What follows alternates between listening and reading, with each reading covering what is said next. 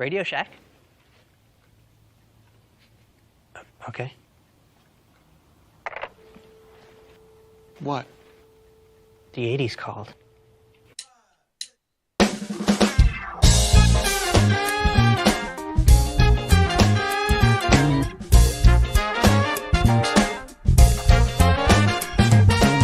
Welcome to the CoCo Nation, the world's first live and interactive talk show featuring the Tandy color computer and its hardware cousins. Today is episode 297. We have Brian Weisler and Rob in presentations. The show starts now.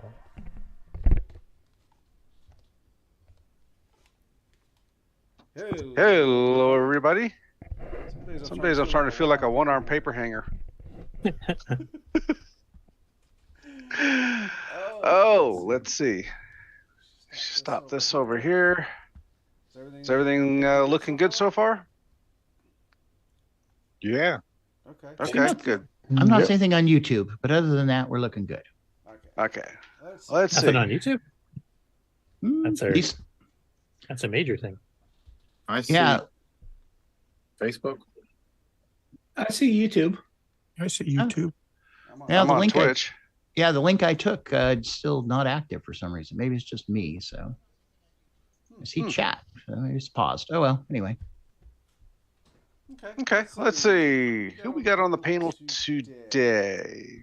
We have a full screen. And I got to turn off that mic or else it keeps echoing to myself.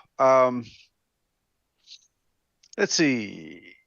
In chat, we've got Frank Linhart, David Croker, and Frank says we are on YouTube. That's good. David and Sharon Beery. Oh, can make it. Tom Eric Gunderson. All right, let's see. On the panel, we have first up Rick Euland. How did I get here? I don't know. Somehow you ended up in the first square. Next over, Own it, Rick. Own it.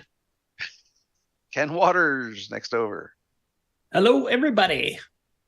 and yours truly next. Hello. Last on the top row, we got L. Curtis Boyle. Welcome to the show, everyone. We made it. Next up, Sloopy Malibu in the cool glasses. Greetings.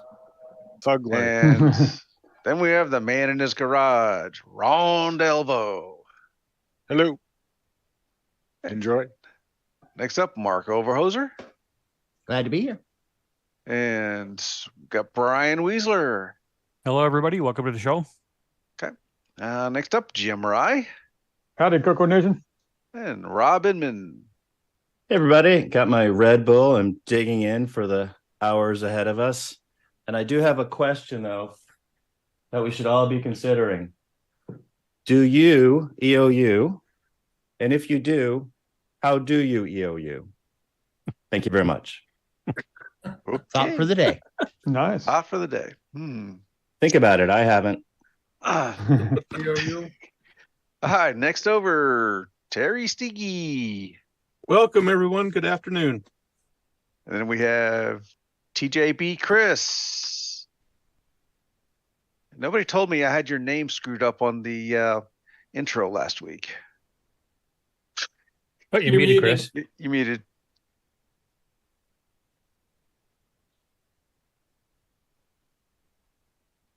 Still muted.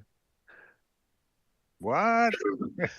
Zoom's okay. Mike's muted. It's Panic perfect. time. All right. It's not a Zoom mute, it's let's other see. Okay, so the panel shifted on me here. Next up, John Bodekar Schaller. Hello, everybody. I am also preparing for the hours of You're going to need bigger beer. Something stouter than that. Don't worry. Only I got one? multiple. Oh, Click on your man, it's mic not when- even noon here for me. Click on your mic when you burp. Let's see. Next up, Fred Provancha.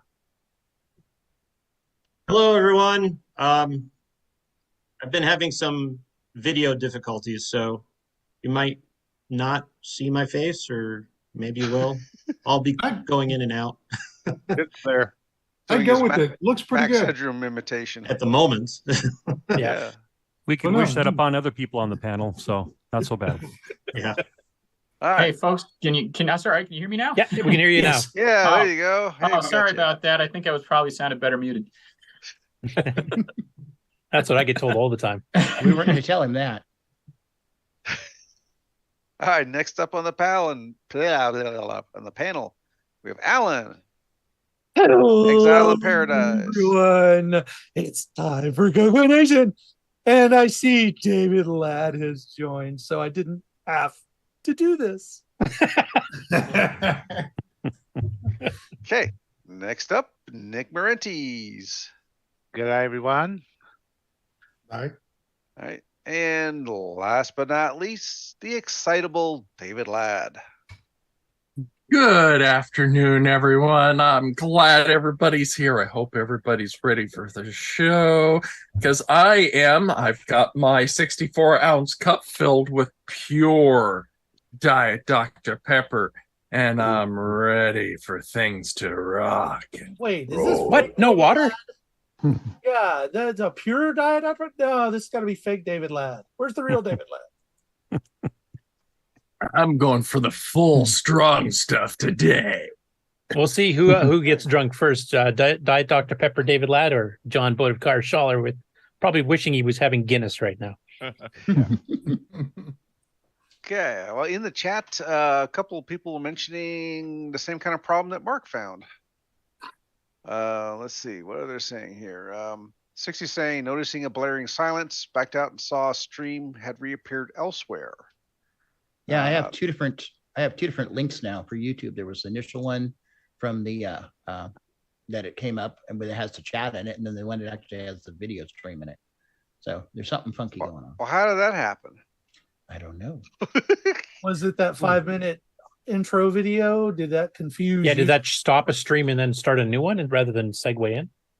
No, because well, it shouldn't have, because it should have just been the same stream, because it's just another scene on here. Okay. Yeah, I think Um, it's that issue we saw, and it's the event that's going through Restream. I'll blow that one away. See I if don't know. that's- It's current on YouTube. it's current on my phone, running fine.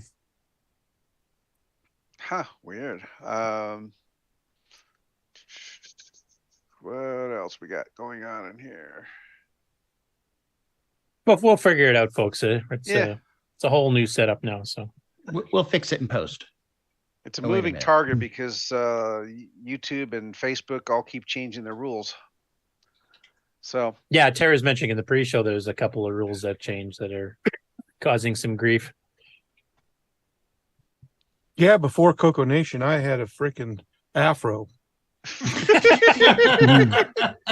And of course, their support desks, they just laid off a ton of people everywhere. So of course, there's nobody Right. left to ask questions about. So Yeah, they let go all the expensive guys who knew what was going on. And yeah, keeping the cheap labor. yeah, the script readers. Okay, let's see. Project updates. Turn on that one. Nope, not that one. How about we do that one? Updates and acquisitions. Let's see. Who was going to be up first? I wasn't paying attention to when you guys were talking about it. I don't have any. So anybody else? No, between Brian or Ron. Oh, those aren't. Well, they're not really project updates. Well, I guess in Brian's case, it's probably an acquisition, an old acquisition. I'm guessing. Okay. Yeah, Well, we could. Brian could whatever go. we call He's it, ready. you guys are up. they're a separate Yeah, deal. Brian. Yeah, why don't you go? Hey, Brian. Okay, We're gonna put you on the spot, Brian. there you go. Okay. Hope you're ready, because here we go. Oh yeah, I'm ready here. I'm ready to go. So, okay, let me switch some cameras here. So, Apparently the Zoom setting didn't fix this little problem. Go ahead. okay, you got it then. Yeah. So recently I was listening to the most recent podcast from Randy Kindig there with the floppy days. Floppy days. Some of you guys may have heard the episode there. Carlos Camacho one. Yep. Yeah, the Carlos one there. And before he got into the interview, Randy was talking about some acquisitions that he recently made.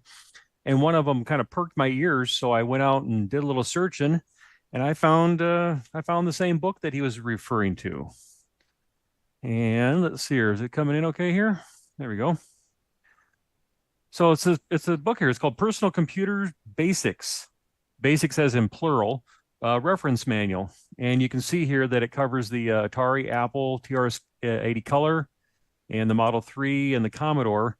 And essentially, I just started thumbing through it a little bit, but basically it kind of shows you how to, if you're looking to port, let's say, a game from one model to the other, it points out the differences between from like one system to another as far as their basic languages go. So it's laid out pretty good. I mean, I won't thumb through exactly though, but they have a lot of these charts in the manual. So it talks about the system and then what you need to do, and it has this little grid. And in the beginning of the book, it kind of tells you how this grid works and stuff. But that's a very good book. I was kind of interested. I'd never seen this one before. So does it just cover basic, or does it cover like graphics and sound and everything else too? Or? I did see some reference to sound and some graphics. It also gets into if you use disk systems, if you make calls to a disk drive, how to make the changes there if a basic program that you're trying to convert wants to use the disk drive from system to system. So. I can see how that book could be really handy. What does it say about the CoCo's Basic compared to others? Does it make any comments about it? I haven't read it fully yet, but I can certainly get back to you a little bit on it. Okay. I only found one reference out there on eBay, and not to say that there's not other sources out there, for finding this book, but I only stumbled across one. And it looked like it had actually been a listing that had been out there for a while, and it actually had made an offer. So I shot an offer out to him, and the seller jumped right on it. So I don't know if this is really a popular book or not, but I think one of the reasons it probably isn't as popular as it could be, and Alan just posted in the general chat here, is that it's on archive.org. You can actually download it. Okay. Yep. I still, me, I like these. Yeah. You like the physical stuff. So isn't it true? Like, this would divide into Atari, Apple, and Microsoft Basic? I believe so. Like I said, I haven't really read too much about it yet. I was just kind of reading. All of the last four are all Microsoft Basic. Right. So there's isn't AppleSoft partly Microsoft too? I know Integer Basic was, but isn't AppleSoft a little bit derivative? I can't remember. It's totally. Okay. AppleSoft is totally. It's Microsoft Basic, and then they added their basic commands to it, unlike the Commodore version of it. But yeah, it's got the same. It even has a little Microsoft, tag that's in the back of the end of the sign table. Oh yeah, that little hidden message to check if it's being pirated. So is Atari related to Microsoft in any way, or is that? I don't think so, but that would be. Would you know about? You're the Atari 8-bit guy, but I don't know how much programming you did in BASIC. None. Ah.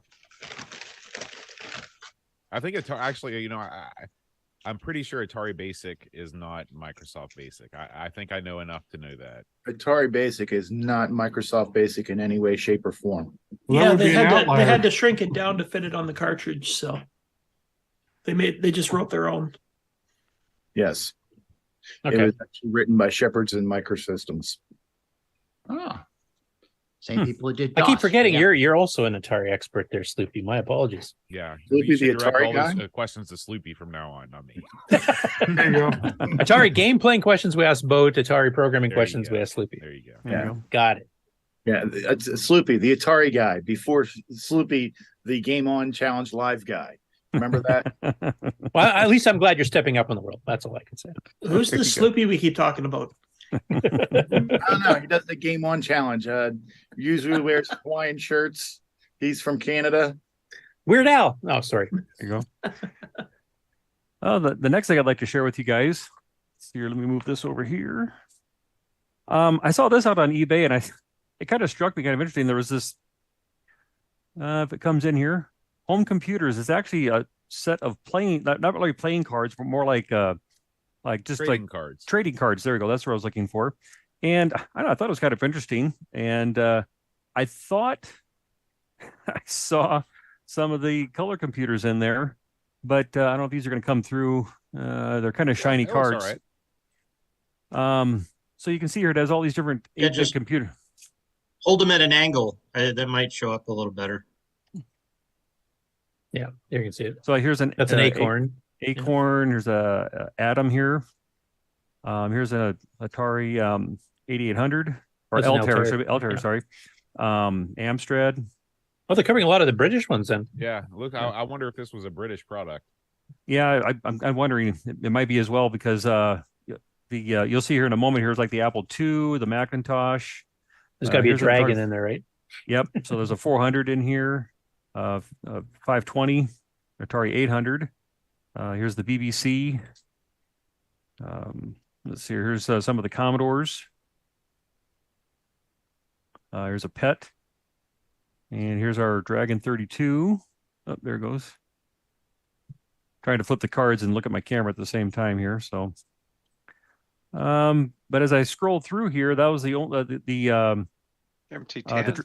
The Dragon there is the but it's kind of was the only one that's close to the CoCo here.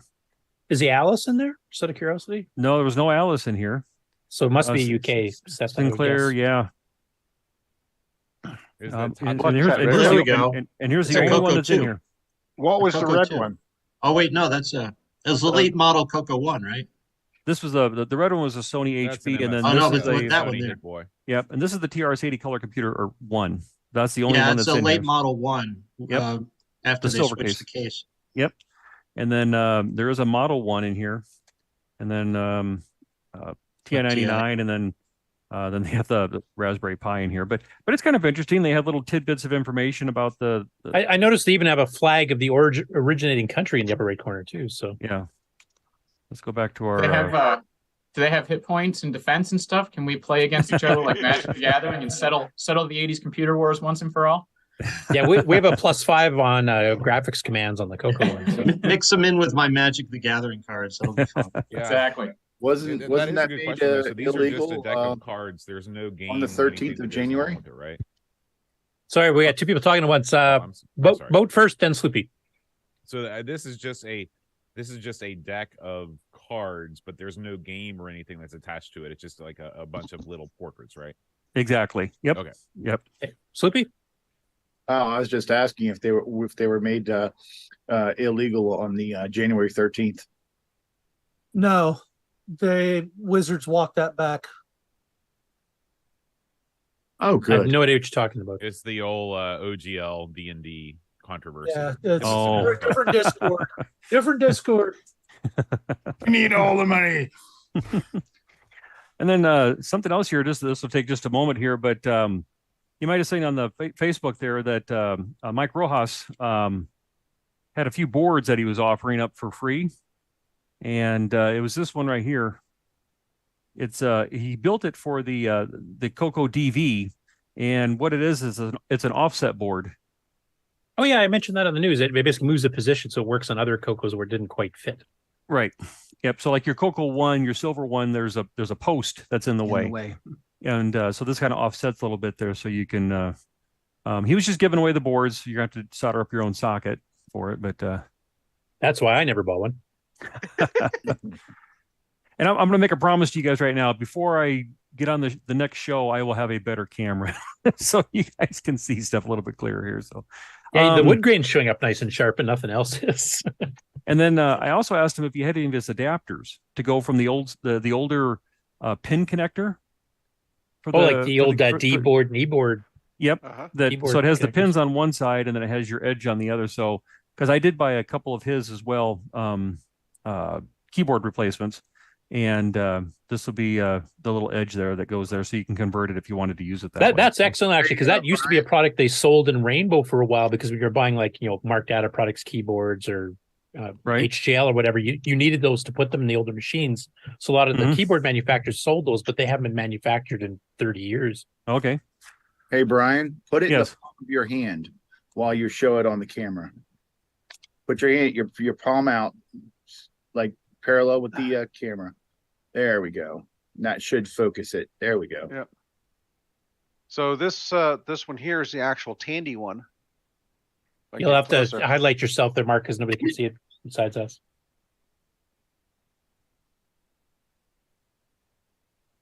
There we go. Whoops. Get closer to it here. So they have a resistor pack in it. Now I'm holding it like this because my this part is unsoldered. There's also a fly lead that comes off of here that you connect to 5 volts. And that was the official, to power the resistor pack. So that's the official Tandy one. I don't know if you can read it. So what is the purpose of the resistor pack for that then? Out of curiosity. On the earlier machines, like the CoCo ones, they used the 6821 PIAs. The later ones used 6822s, which needed the pull-up resistors. Not that it wouldn't work in the reverse, but Tandy felt the need of it and put the money into it. Couldn't they have used that on a sound chip? So while on the F boards, they added the resistors on the board. So that's why we have 2 different PIAs now, one for the keyboard and a almost exactly the same but slightly different one for everything else. Is that what? Yeah. And so the later one needed the pull-up resistors because I think they were open collector or something. And then on the F board and later they added that resistor pack into the design of the main board. Oh, by the way, Brian, Steve Rasmussen, alias Buck Owens, in our chat is saying Center of Computing for Computing History did those cards, and they also have a set of cards for game consoles as opposed to home computers. Okay, very cool. Yeah. The next thing here I want to show here, Nick, are you awake? I know you usually like to sleep for this first hour. Yeah, I haven't fallen asleep yet. Oh, okay, good. I might need a little input here from you on you this wait one till here. I start talking, then he's falling asleep. It's the second hour. So I received this box here from Australia. All right. And in here was this thing. Oh, yeah. And Serial it's a serial parallel, but it's this company called MK1. And I have not been able to find anything. Was that an Australian company, maybe? Does this look I don't know. familiar to you at all? I'm going to say I don't think the MK1 is the company name though. No. Is there a Anything sticker on the back? Nope, it's blank on the back. I haven't popped the cover off of it yet, but What would you need to know? Just wondering what the company is, because the Mark One, which is what the MK1 I'm assuming stands for, is probably just the name of the product. That was a peripheral. I'm not aware of it. No, Okay. I've never seen anything like that. Yeah. Okay. What was that, Boat? Like you're a little bit Do you faint think it compared might to have us been a here. So peripheral to one of the Dick Smith systems. Yeah, I don't think they had anything for the CoCo. Yeah, because a 4-pin serial port, that was unique to the CoCo, wasn't it? Yeah, that's right. Yeah. Yeah, because what I thought was kind of interesting with this one is it has this longer cable with the 4-pin male DIN on it, and then it had this shorter pigtail which has a female connector on it, and so it would allow you to plug in a device and basically put this in series because it has this mode switch here, which I'm not sure if the writing's coming through or not, where you can go between printer and modem, so you could flip between the two. Yeah. And somebody had some money because that's an expensive front panel that's on that box. So yeah, silk screen and everything. It wasn't made by Joe in his garage. It was a company that built that. Yeah. Have you had a chance to open it up and see if there's anything on the circuit board or anything? No, but I mean, I can certainly, if you guys want, I can entertain you here for a second. We'll pop some screwdriver. These were quite common though. I mean, because this is what like the CoCo by default only had the serial I/O, and there wasn't a ton of serial printers besides Tandy.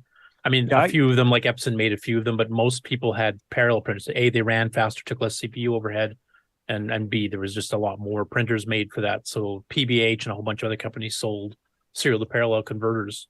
Yeah, I have some of the more common ones that you would have seen like in the Rainbow and Hot Cocoa like a Blue magazines. Streak Ultima or the PBH or Exactly. I just haven't been able to find any reference to this one at all, and so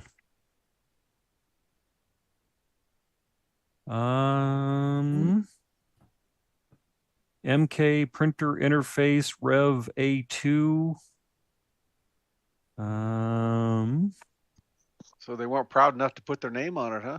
No, that's on the other side. They Yeah, built the switch into the circuit board. That's kind of sophisticated. The rotary switch. Yeah, it was. Yep, it was soldered directly on there. So, and without taking apart these, taking apart the nuts here off of these things here, I'm not gonna be able to flip over to the other side. Cool. Fine. And of course, 6C is absolutely right with his comments saying, see, we just had a parallel port built in for printing. Seems like the thing to do. That's what one of the big advantages of the Dragon besides the keyboard was. There you go. So, yeah, so I thought this was kind of it was interesting. So, Cool. I haven't had a chance to test it out yet, though, but I will. So, but let me. I just had a printer with both serial and parallel ports on it. There you go. Some of the Epsons, some of the Geminis, some of the big management tallies we had at work had both. Yeah. But most small ones for home were parallel just because it was faster. And yeah, well, luckily for us, a lot of the Tandy ones had, well, the later ones had both the 4-pin and the parallel. So the DMP 110 didn't, but the DMP 106 I had both, which yeah, my CGP 220 had both. And the nice thing about the DMP 106 is once I got the Jan M controller that had the parallel in it, oh yes. Easy, breathe. Yeah. Thank God we're not talking about floppy drives. Yeah, I had both serial and parallel on mine, but I wasn't allowed to use it because the printer made too much noise. I was lucky. The CGP was an inkjet, so it was actually not too bad for noise. Yeah, those are really cool. Those the CGP. That's like everybody said though. This is a very well made one. This looks more sophisticated, I think, than any of the ones I ever had. I bet this would be a store brand interface. So someone made these and you would stick your store label on somewhere. Right. There you go. Was this marketed in rainbow? Looks familiar to me. Oh, I just did a quick initial search there and I didn't find anything, but maybe I was too quick for the search. Yeah, I don't recognize this one from Rainbow at all, unless it's an Australian Rainbow. Maybe it's a different one than I'm thinking of, probably. Yeah, the switch is pretty well identical to the PBH one. Okay, that's probably what I'm thinking of is PBH. The rest of it is not. There's no LED. And yeah, I think the Rainbow had the listing for what was it, the Blue Streak or whatever it was called, yeah, Blue Streak Ultimate. Box one. Okay. I didn't look closely, but did that one stop at 9600 or about to go all the way to 192? 9600. Okay, yeah, because the first generation CoCo ones did that too. The Blue Streak Ultima was, I think, one of the first ones that went to 192, which basically just meant double speed poke, and then a print number -2 would go at double speed. So, let's see here. Then another item here that I thought was kind of this one kind of struck me here, so I'll just kind of show you the box so you can see here. CoCo 2. Yeah. It's a CoCo 2 here. Melty keyboard by the looks of it on the box anyway. Yep.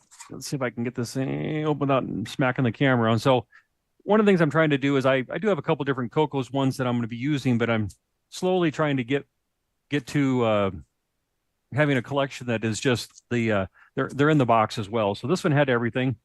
It still had your little switcher here. It doesn't look like a melty keyboard though. No. Is it in new condition?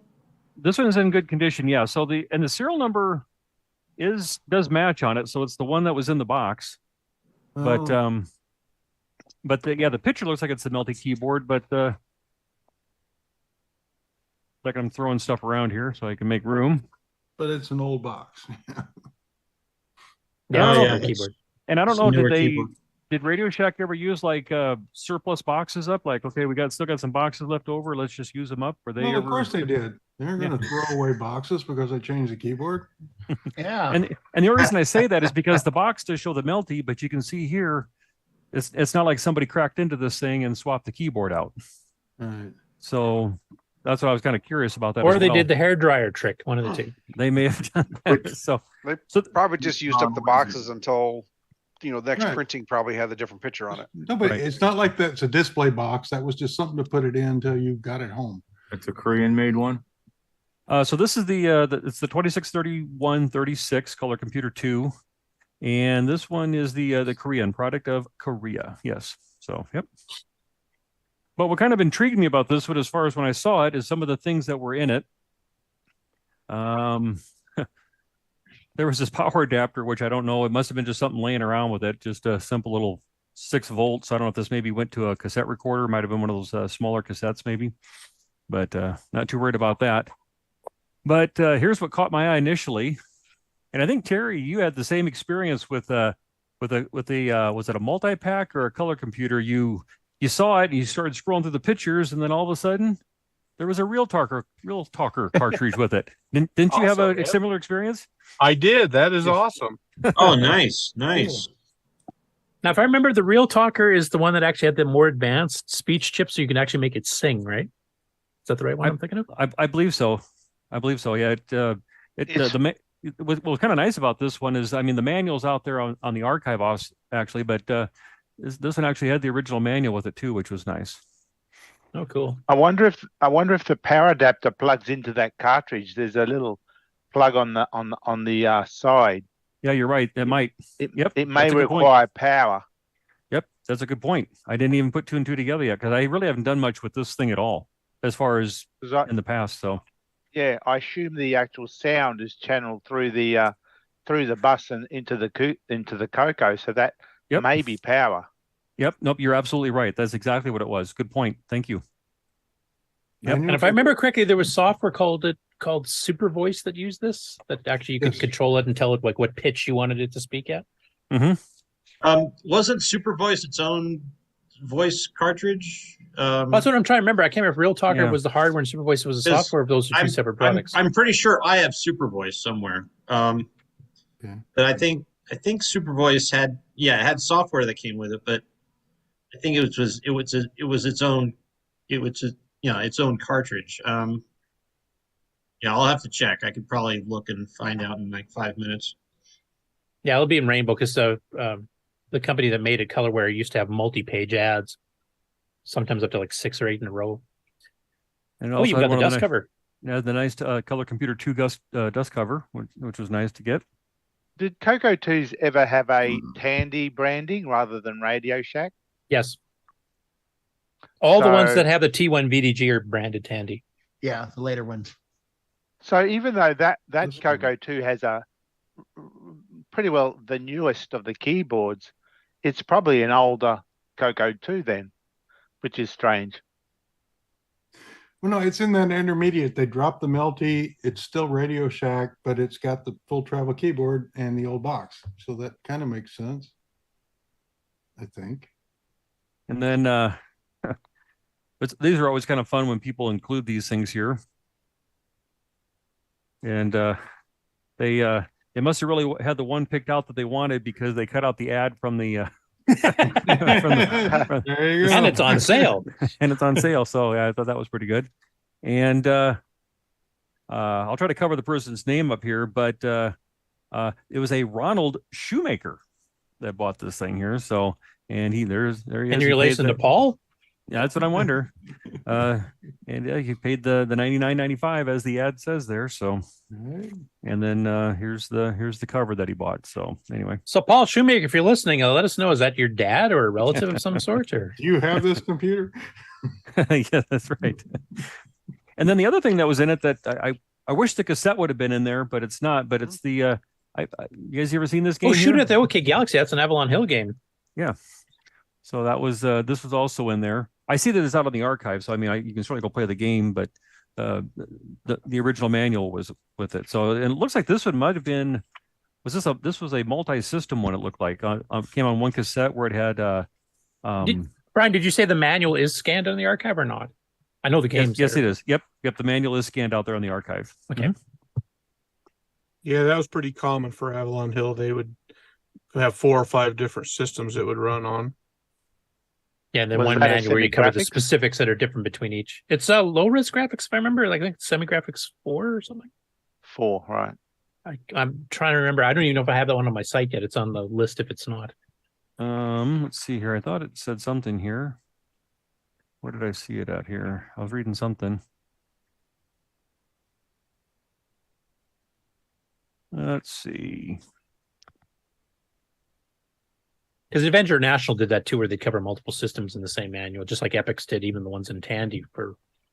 Yeah, they tell you to turn the computer on and then type in pclear1 and then type in clear 20 at H2000. And then put in the cassette and then do a C load. Make a cup of coffee. And then, but it's a two-part though. I thought was kind of interesting because you load the first part, which is basic, they talk about, and then the second part of the game, or that it comes in two pieces, and then the second part is loaded as assembly language. So you had to load two pieces in order to get it to work. Yeah, there's quite a few games that did that back in the early '80s, which is when this one came out. So I think Voyager did that too, if I remember right. Yeah, I think VC I think was pure ML, if I remember. Okay. Fred, you had a real talk or something you were trying to show us there. Yeah, so I found my Super Voice cartridge. Okay. Let me see if I can bring you up There here. it is. Yeah, let me bring you cool. up. There it is. It's all all like speech okay. systems instead of colorware. Okay, so they're different. Well, yes. Well, yeah, speech systems. Yeah, they made color. They made Super Voice. So and yeah, it's mirror image. Sorry about that. It's not here. It's fine. Yeah. So yeah. So that even though it doesn't say Super Voice on it, that's what it is. That's what it is. If you look at the documentation, this is what it's referring to. If you find the documentation for Super Voice, it refers to this. So. Okay, so I was remembering that completely wrong. Thanks for correcting me. Yeah, and unfortunately, it's not CoCo 3 compatible. It only works on a CoCo 2, and so I haven't used it in years and years. Is that due to some ROM on it, or is that the hardware itself doesn't work? I'm not sure, to be honest. Yeah, I haven't really looked into why. It might be the speech sound pack where it's clocked based on the E and Q clock. Oh, right. So it wouldn't run at double speed, just like the speech sound pack doesn't. Could be. Yeah. Yeah, and I think the Real Talker is based on the Votrax SC01, and the Super Voice was based on the 262 or SC02 version of the chip from Votrax. Oh, you know about those chips? So what's the main difference between the two besides the number?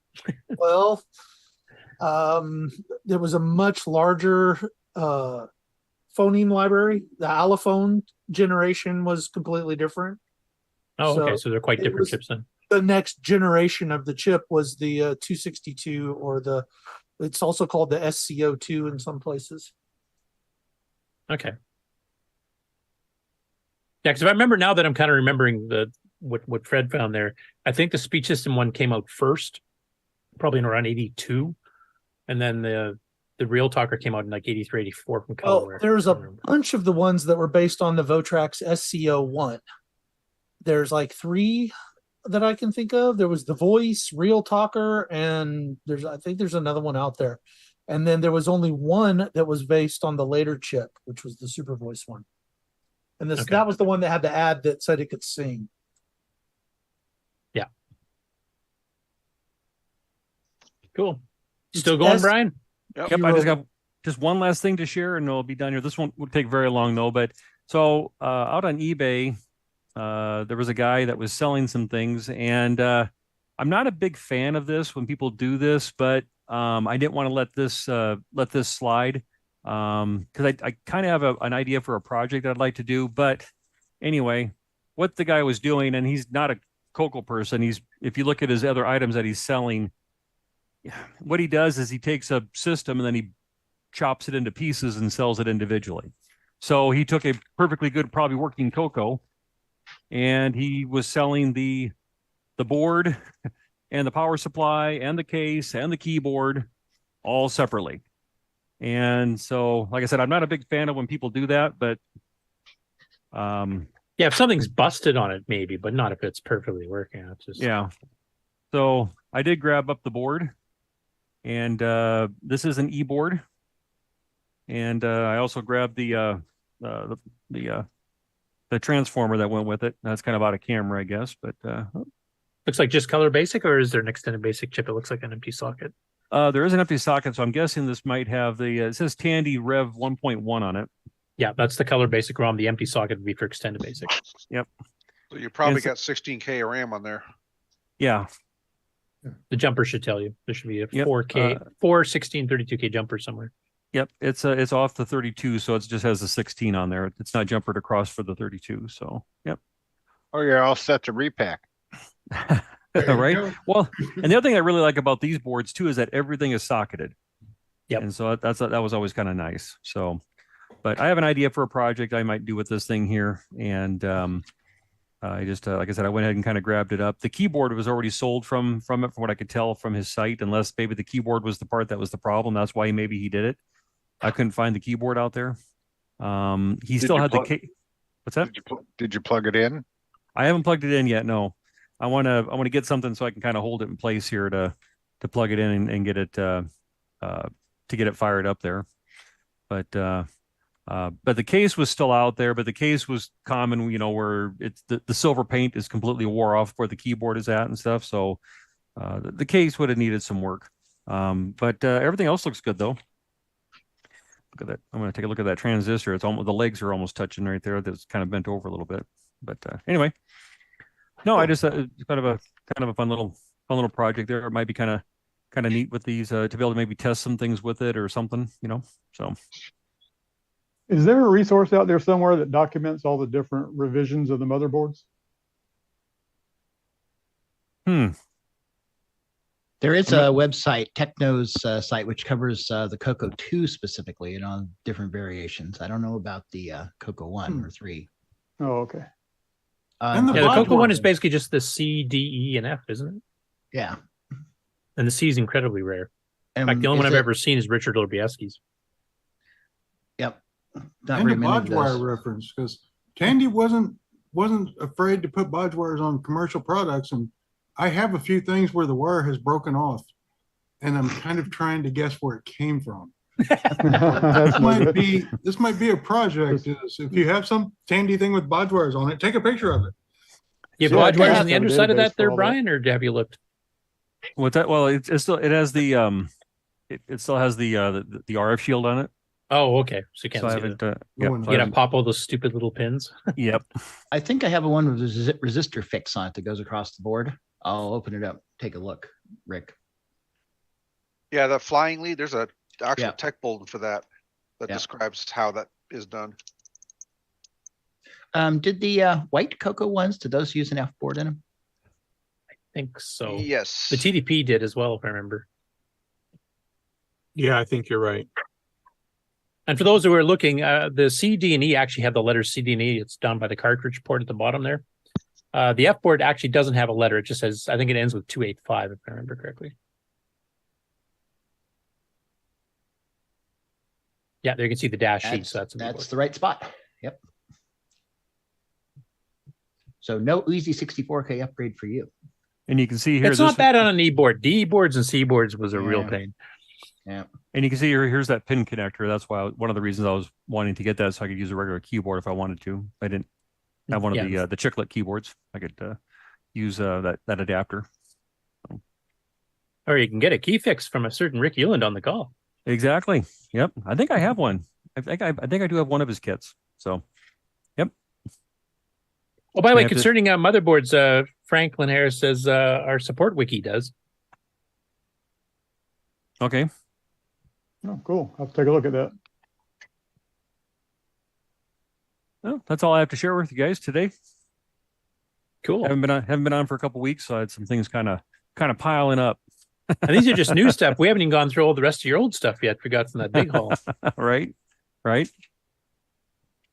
Actually, I was going to ask before we let you go. Have you started, like you were waiting to do some videos on some of that sort of presentation videos to do like pre-canned stuff? Have you had a chance to start on that? Or you just been too busy? No, that's still in the works there. That's one of the reasons why I want to get a better camera that I speak of. So I want to get the camera and start doing some videos and little show and tell.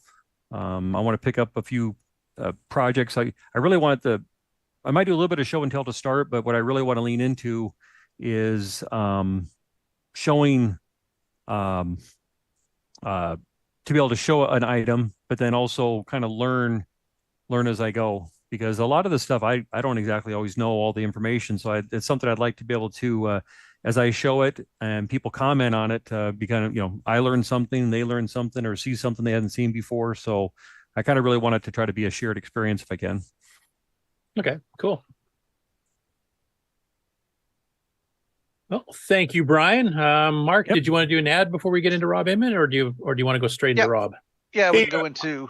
I do have one acquisition if I could share. Oh, you got real a quick. little quick one to update? I Go do, ahead, just, Terry. Just a quick one. So was talking to this gentleman on. Actually, he was overseas. He was looking for a boxed CCR 82, the little mini cassette recorder. Cassette recorder. Yeah. So we got to talking. I had a couple in the box with everything. So we made a trade. He sent me an Alice. An Alice. Sweet. The official Alice Alice cassette Red recorder. cassette Very recorder. nice. That's cool. Yeah, I thought that was kind of neat. It's Do you have a Alice to go with it? I do. I have a couple. I had a tape cassette already. It came with the, the Alice version that has the case and everything. It was like a all packed together thing, but that drive didn't work. So this one does work. I did test it, but came with their special cord and they even had the book with it. So in French. In French, yes. So yeah. And then it also came with, sorry, I should have had these all out. Sorry, dang it. I will mention that 6C says in the chat, oh man, you won that trade. I'm guessing he was bidding against you on it. Well, I don't know. Maybe the guy and I, we just been chatting back and forth, but he's got, I really don't even know what the heck all this is, but. Kesey's mentioning there, so he's. Yeah, looks like he was trying to work on Notes. some project for that. So anyway, All right, I just hand- wanted to share that. Handwritten French. Yeah, we'll figure that. Yeah, out. I'm not going back to school. I think Mr. Dave speaks French, so we can ask him in the chat. You can scan him, he can translate. I might have to do that because I'm not going to learn French. I also can speak French. All right, then I'm going to send you that. But you can you read badly handwritten French? Oh, well, I don't know. I could try reading. I think Fred was going to request that, you have to send the cassette recorder. There Send might the be whole some thing French to him. on there that you might need to read. That's all I got. Thanks, guys. Very cool, Terry. Well, I know Rob's got a fair bit to present here. Does anybody else have any quick updates or acquisitions they want to do before we do an ad break? And because Rob's will be a bit longer, like Brian's, if it doesn't crash.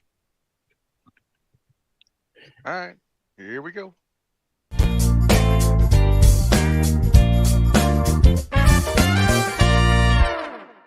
The CoCo Nation Show is an unscripted, live, and interactive broadcast. Anything can and will happen. The views and opinions expressed by members of the panel and the live audience are their own, and not necessarily those of the CoCo Nation Show, its sponsors, affiliates, or subsidiaries. Open minds are encouraged, and a sense of humor is recommended. Thank you for being a part of the CoCo Nation.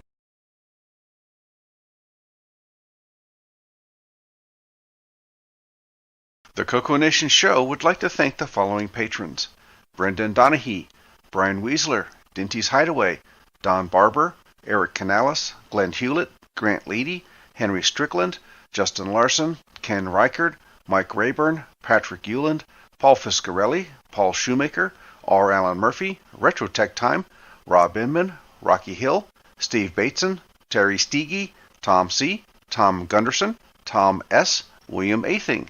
Thank you so much, patrons.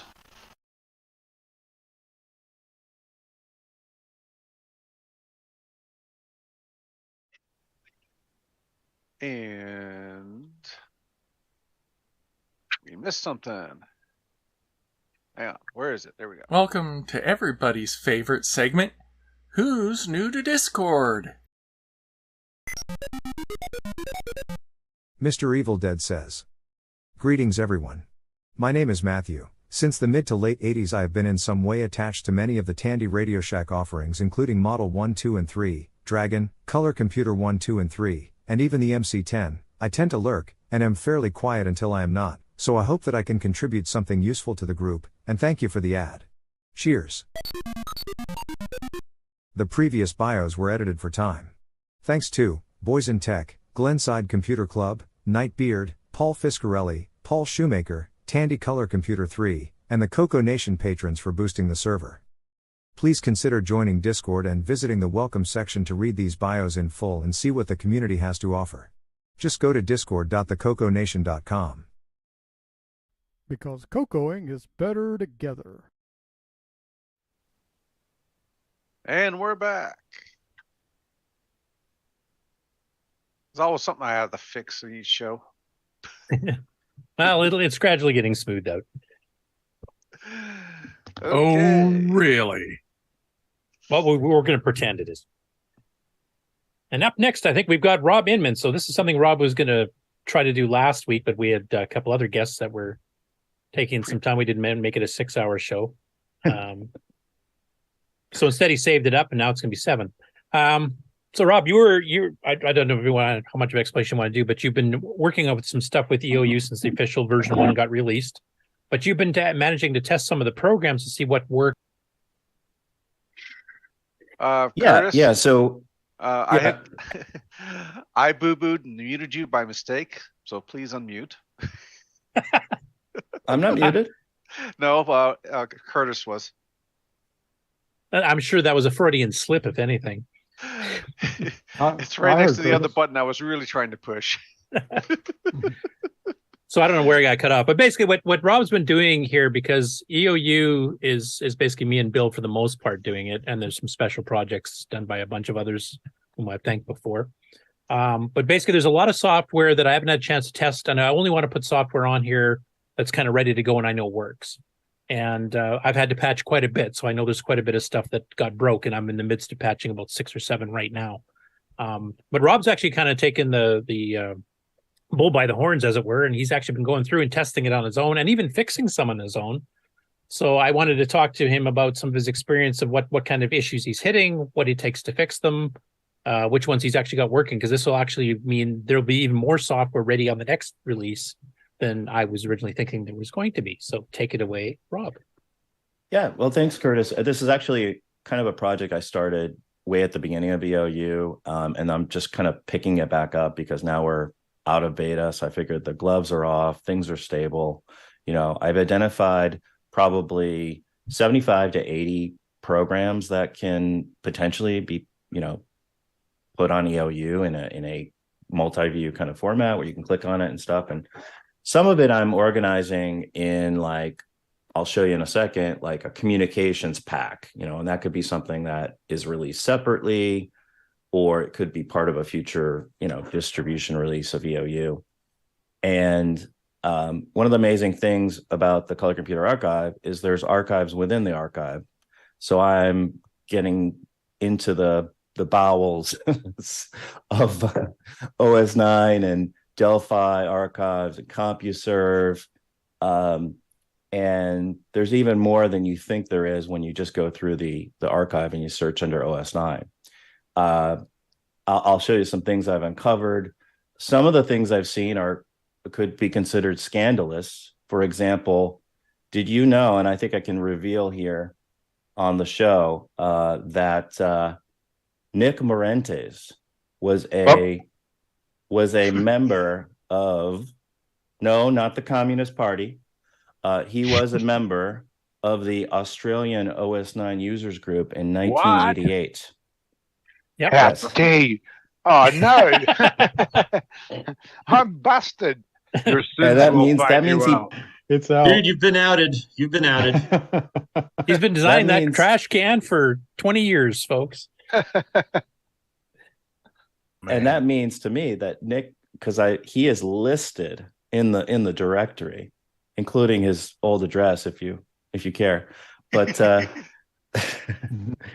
but that means he paid money to be part of an OS9 group. So I thought that was pretty cool. Honestly, I do think he did it for the reviews, because he did reviews for Australian Rainbow and stuff like that too. And like, he shot down Rogue as being old trash. And I think you did like, what was it, Cronus Rift, I think you liked. So you did do some OS9 stuff. Review. Yeah, he's got an excuse. He definitely does. And it sounds like it was free, so no money out of his pocket. And I still paid too much. Well, we should pay you for this segment.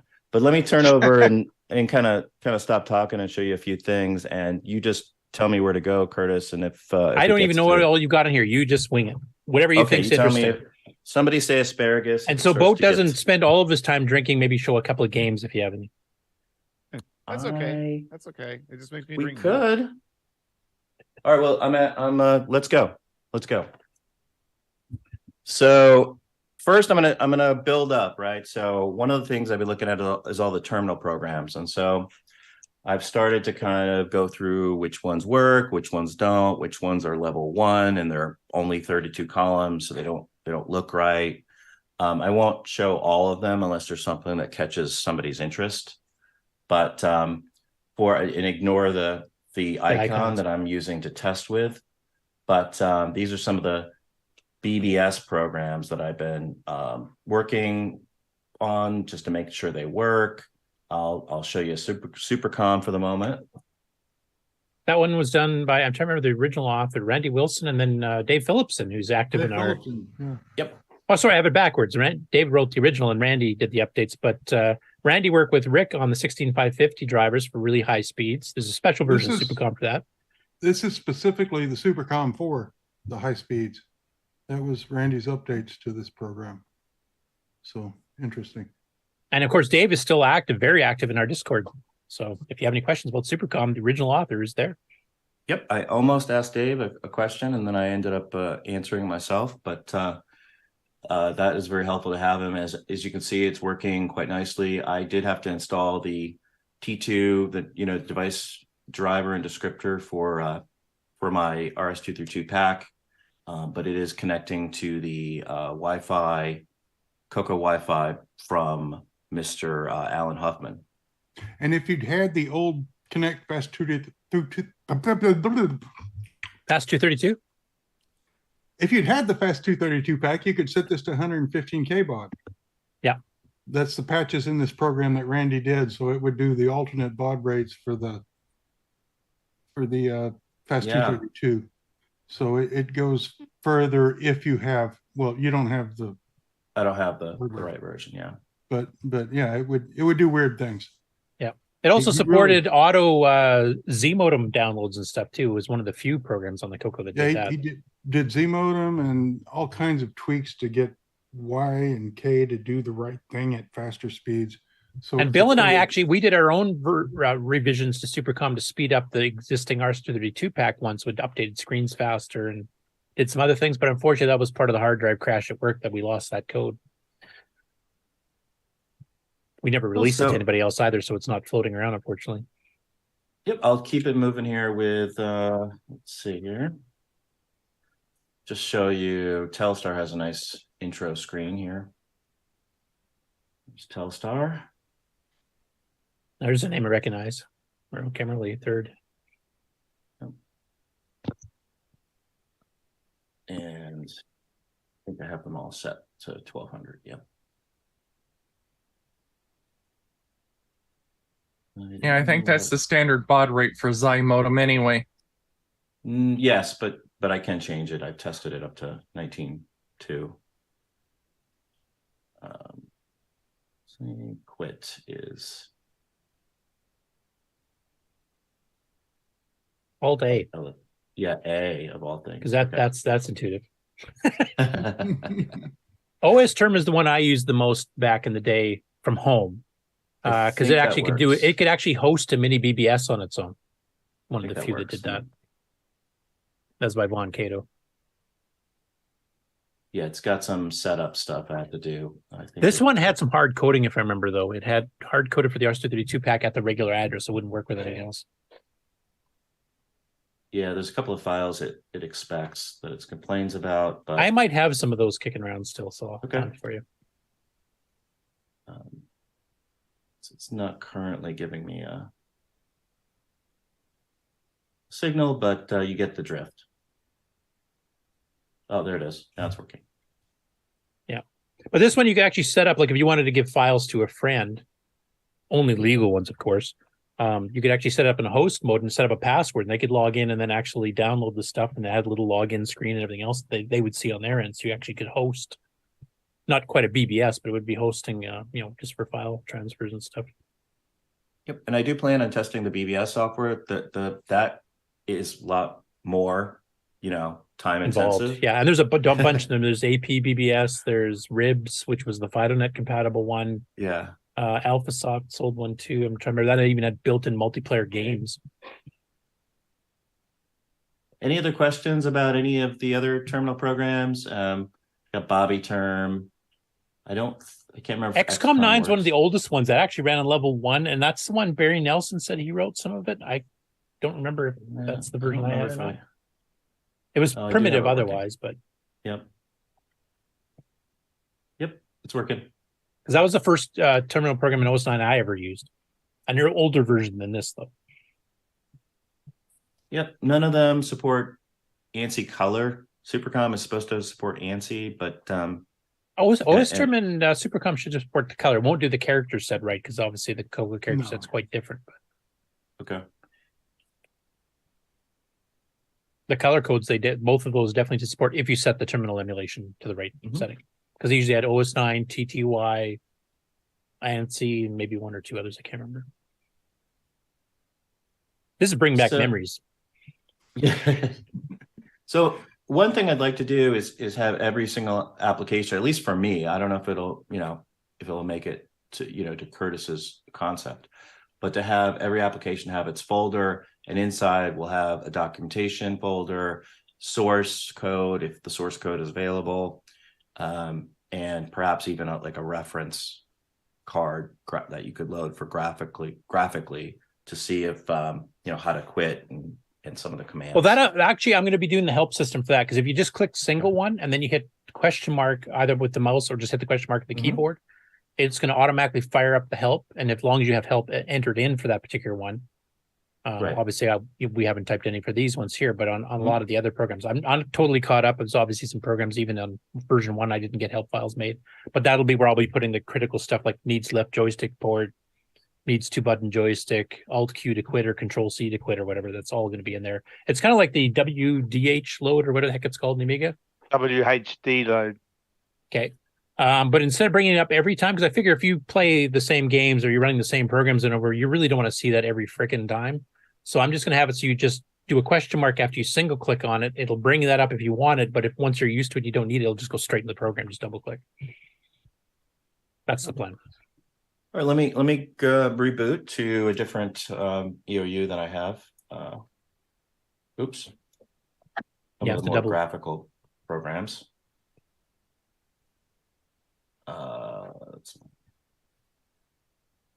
So how big is your EOU disk image going to be after you get done with all this?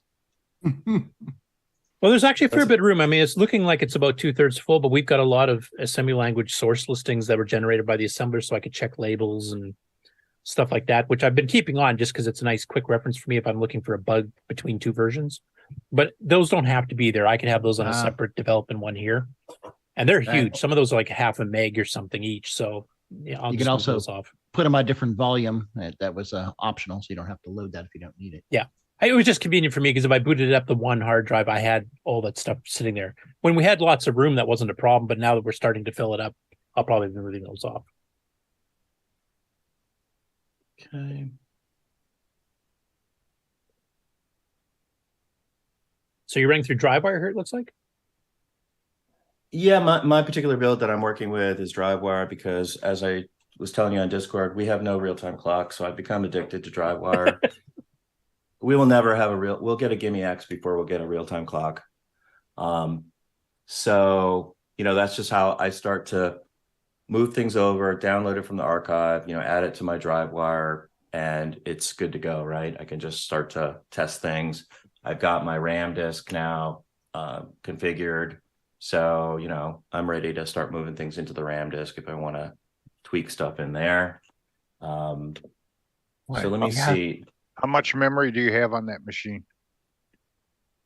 Well, I have 2 megabytes. As we know, that doesn't mean a whole lot when you have a 64K total system memory space. So, I am having some challenges with the other EOU that we were just showing with the terminal programs because I had to add, the communication port. And yeah, and a lot of those are buffers, larger buffers to be able to handle high speed. So you might be blowing like 0.5 K or 1 K just on a serial port buffer. which comes out of that 64K system now. Yeah, I think we're pretty picky. Yeah. So have you Yeah, thought I- about more memory?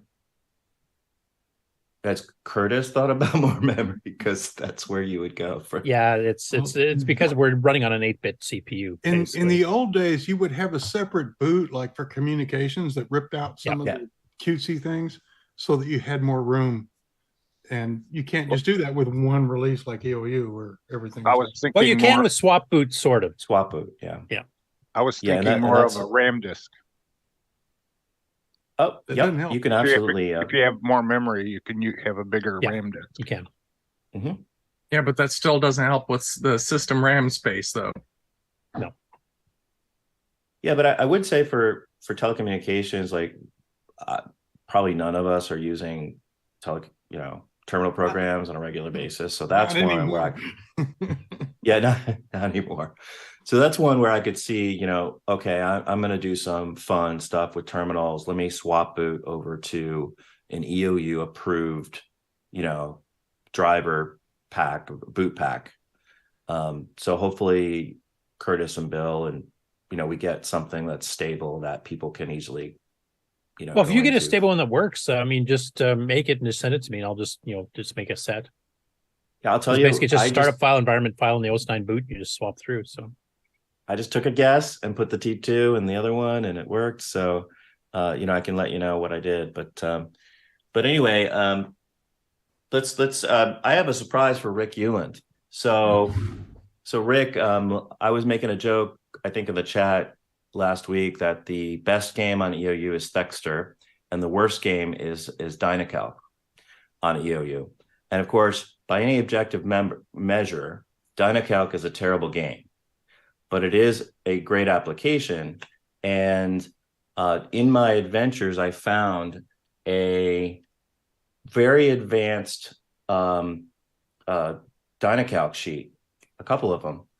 And I think it's much better than the sample one that we have on EOU. And maybe if Curtis likes it and wants to include it, because I think you can see how powerful Dynacalc could be. And I know you said that you ran your business on it at one point. yeah, I've still got to resolve the common extensions. There's a few programs that interfere with each other. The G Calendar and Dynacalc is one. Yeah, so here's Dynacalc and Dynastar. And I can those launched fine. What I'm going to do though is I want to show this form. It's the 1040 tax form.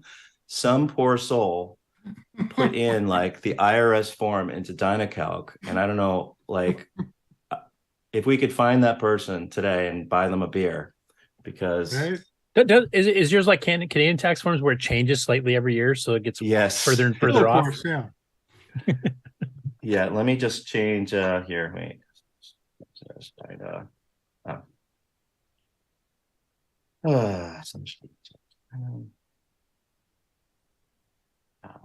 Just use the keyboard.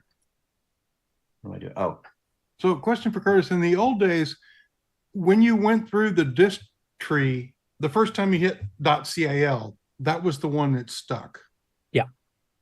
Is that still the case? So if Yes. you cleverly set up your organization, if you go one way, .cal is calculator, and if you go the other way, .cal is Exactly.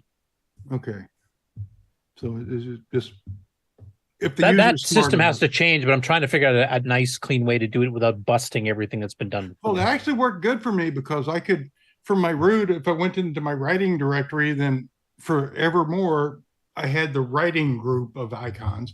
And if I went into my reading directory for Evermore, I had the reading group of icons. And so View did different things, and Doc The did- problem is there's some common extensions, like when you do an AI file meant to be a file type as opposed to a program. That's one problem with Tandy Micro, the way they designed it. They've got the same thing being shared for both purposes, which causes problems.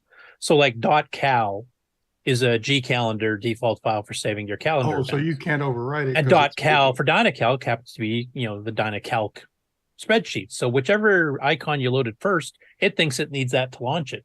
So you might try to load a calendar file into Dynacalc, or you might try to load a spreadsheet into the calendar, which doesn't work. Right. So I got to go through and either patch programs to change extensions or change the system itself to maybe override your current one with whatever the new one is you just loaded, so it at least dynamically adapts to whatever folder you're in. Do we have magic numbers on files? What do you mean by Linux magic does? numbers? So a magic number, so you don't need to know the extension to know the file type. Do we have anything? There's like nothing like that in there now. No. No. It's totally based on the 3-character file type. I would go in there and change to line 7. Married, smoking a joint. So I bet you didn't expect at the beginning of the show we'd be looking at tax forms, but No. it is tax It's season. tax season, yeah. Yeah, so make sure you do your taxes. I do not recommend using this one from 1986. I would Unless definitely you're go- filing back for 1986 because you're really late. That's true, and I still probably wouldn't recommend it. But if you want to see kind of Dynacalc, there's no graphics at all other than the cursor, so it's totally made for like a terminal, 100%. It actually will run on a text-based. terminal. It actually has a terminal cap file. Yeah. So it's not sexy when you first launch it, and we had a sample in there that like has, I'm going to buy eggs and milk, and it's not very. But if you want to see what it's capable of, the tax form, is very impressive. It's got, you can look at the different formulas that it's doing. We don't need to go through it, but if it's something that Curtis, you want to perhaps include in a future release in that folder, so people can kind of look at what a So where would you possibly find a file like this? so it'll just be where if it gets put in the A release, and I Dynacalc sort of- directory or something, yeah. yeah, it'll be right in the same directory. No, I mean, how did you find it? Oh well, He going was trying to do his through- taxes and he did a search. No, I'm just kidding. Yeah, I googled Dynacalc IRS. No, I'm going through a archived. I don't know which archive it was. So it's an archive within the archive on the Color Computer Archive, right? So it's just like D, and you don't know what's under D, and you got to search for D, and it's like something.ar. So then I go, okay, well, I'm curious. Let's move it over to in DriveWire and put it in my RAM disk and unarchive it. Oh, somebody, and there somebody it is. made IRS tax forms and put them in Dynacalc. This is very interesting. Well, to in me. fun fact, if you want to play with old computers, Dynacalc is VisiCalc, so you can get old VisiCalc stuff and play with it on your CoCo. Oh, okay. I didn't know that. So that's another idea. But And anyway, to be honest, Glenn's site I think still uses Dynacalc. Like some of their sign-ins for your memberships and stuff was done in Dynacalc for decades, and I don't know if they've completely switched off that now, but I think it's probably still in use. Is VisiCalc for Model 3.4? It was for all kinds of stuff. Yeah, it started in the Apple II, but it got ported to just about everything. Yep. So yeah, there's all kinds of stuff that you could sort of mash into this to play with. So anyway, it's just something interesting. And let's see if I can just quit this. Let's see what You else want the we got. manual for this one. Yeah. Indeed, you do. Yeah, trust me on that one. Dynastar. Now I don't know why Dynacalc and Dynastar, and they seem like they're different companies. And then Dynacalc was sold by Tandy, but then it was sold by another company. So I don't know if they're related, but I put them. I renamed. Yeah, I renamed the folder Dyna, and here's Dynastar, which has been ported to the CoCo 3. And that's a word processor, right? My word Correct. processor of choice for my entire life until. That's a word star clone. Yep. If I remember correctly. Same as ScreenStar by Computerware. It also works great over terminals and every other thing you can imagine. Yeah, the Dynacalc Dynastar stuff actually came up before the CoCo, if I remember. That was like OS 9 at the beginning, maybe even Flex, if I remember correctly. Like that was on 6800 and 6809 systems way before the CoCo came out. Yeah, Dynastar was like a big gimmicks app. That I tried playing around with Dynastar a few years ago, and maybe my memory is failing me, but wasn't it originally for OS 9 level 1? Yes, I Yep, believe. it worked on the word pack, 80 column card. Yeah, and so Well, I yeah, had this- trouble running it under OS 9 level 2 for some reason. I just couldn't get it. Well, it was Right. originally for not CoCo. Yeah. And I remember, like you could buy it from Frank Hogg for $300 or something. And you get it for gimmicks or Smoke Signal Chieftain or all these Yeah. other. So, six so I different never things. could get it working right under level 2, but apparently, obviously, you have. So that's Yeah, there's a term like these. A lot of these programs use a term cap or term set or these different things. They basically define terminals, and you have multiple ones. So you could define like CoCo 1 32 by 16. What screen codes move the cursor? Oh, clear the okay. screen. Then you make So another there's- one for level 2 with Windows, and then you make another one for 132 column VTE whatever terminal. So there's some settings file somewhere that I need to edit in order Yeah. to make it work, essentially. Yeah, term set is what you need to change. But yeah, I'll get with you. I So can make yeah, that if we could extra get work. this program available on EOU, that would be great. Yeah. It's already Yeah, it's it already almost working. Is it already there? Is it already there? There's a it's not on- problem. It's not not on. iconized, but is it on there? I can't remember if I put it on there. It's There's not a- on there. There is a problem with the way EOU does term set and the way DynaCalc wants term set to be done. I'll Yeah, there's I'll have to term try it cap, out there's again. term set, there's a few of these different standards. Yeah, no, it's you want to combine all, EOU wants to combine all the terms together, and Dynastar wants them to be spelled out specifically. So I made a term set that works, but it's not the one that you've got. So we'll talk. All right. But anyway, sorry. Okay, Rob, let's go. Yeah. So anyway, just to answer the question, it's just me digging through the archive. I found the Dynastar that's been patched for the CoCo 3. So Yeah, there should be I a can- Dyna spell somewhere around there too, a spelling checker. Right. Yeah. So I can let you know where that is, Fred. Okay, cool. Thanks. I'll send you that. Okay, let's go to something sexier. Let's see. Guess we can go right to my Holograph. favorite app. Well, let's see. Yeah, let's go to the pointer editor. This is the one from Sean Driscoll with the GWIB. And this one I did have to re-merge Basic 09 modules, and of course I put the new ones in. It wasn't a big deal, but I really wanted to show this one off because it fully embraces the vision of multi-view. Like it just adheres to the whole, every multi-view rule, and I've never seen an app that's done this before. So one thing, it's currently in the system colors, so the colors aren't correct. But one thing I discovered as I was, and I think it's this particular app, when I launched Fred's control program, it ended up kind of correcting all the colors back to the G shell colors. So if I do this, there we are. And by the way, Fred's program works wonderful in within this program. But let me get back to the main screen.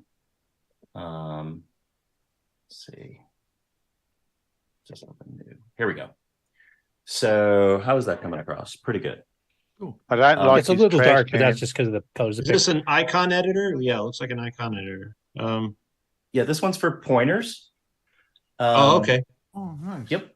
So I'm not a big pointer guy. Like when I see it on the, there's a pointer editor on Windows, and I'm pretty happy with an arrow. But there's other reasons to have pointer editors. Like if you're having programs, you want the mouse pointer to do different things when you're clicking on various parts of the application. So this is definitely something that I would think, would get some use. Trash can is I think the original multi-view. Yep, that's the stock multi-view one. Looks lame. But if you ignore that that it's not the improved Nick Morente's trash can, you launch this from G Shell multi-view, and all of a sudden you're in a very familiar environment. The trash can's in the same place. The menus are in the same place. You've got your Tandy menu with, you could open the calculator.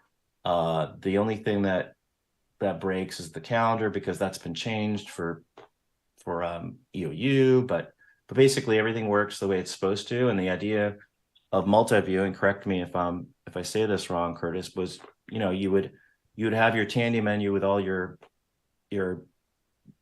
quick launch, applications that you'd be able to launch from wherever you are in the operating system. Yes. And so Mike, forgot his last name, starts with an H, Holland. from Hypertech. Yeah, Holland. I think that's how it's pronounced. I've met him a few times, but I haven't seen him in quite a few years. Guy who did MV Canvas. Oh yeah, that's right. So this might be fun once we can figure out the how to tweak the the color setting.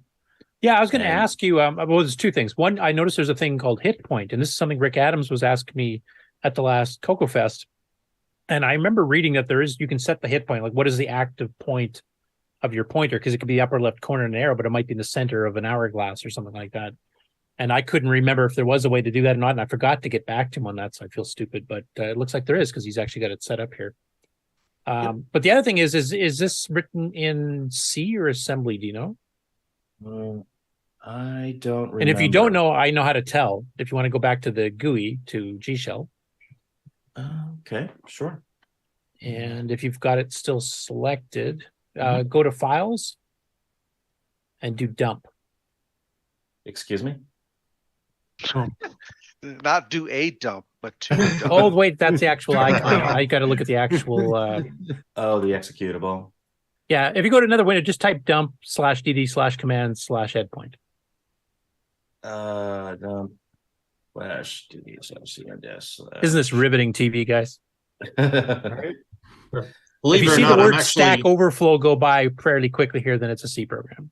I'm actually fascinated by this. This is good. I'm liking this. Hit space. Just keep hitting space. I just got to do about the first two sectors worth. Yeah, Stack Overflow. That's a C program. Okay, you can control E and get out of that. He didn't happen to upload the source for that, did he? Possibly. I can't remember, but I'm keeping track of that on my spreadsheet. So I'll let you know. Let's go to something for Ron Delvaux. Let's go. Oh. So I think, Ron, you're a big fan of that cartography mapping program that we have now. Well, there was astronomy program, astronomy program. And I found another program on the web. Now, it's not very it has a very good icon. It's not particularly impressive, I guess. That's supposed to be the world. Yeah, it's supposed to be the globe. But maybe this is something that you can play around with, Ron. To I've entered some of these. I don't even know what half of these mean. I don't know what half of it means. They're projections of maps, different projection types. I recognize Mercator and orthographic, and the rest. Nope. So I'm not going to do it, but basically you provide the input it wants, and then it says, okay, I'm going to draw something, and it will draw it. And it says, this might take a while, but this is a multitasking OS. Go do something else, which is kind of funny. So I'm not sure that it's doing what it says it's doing, because what it draws is not very interesting. It's very small, but it could be because I'm not understanding what it's asking me. So that might be something that Ron could look at in the future. And if it was more visual, I would continue it, but it's not very visual. Another thing that seems to be popular with the community is the Mandel. What do you call it? The Mandelbrot. The next release of EOU is going to have Fred's Hyper Mandelbrot program in it. Okay. Yeah. It's uses a multi-view style environment. And it also generates Julia pics, which he does two different sets, not just Mandelbrot. Yeah. So I found this one called Mandel 09 for Basic 09. I think there's that sounds like mine.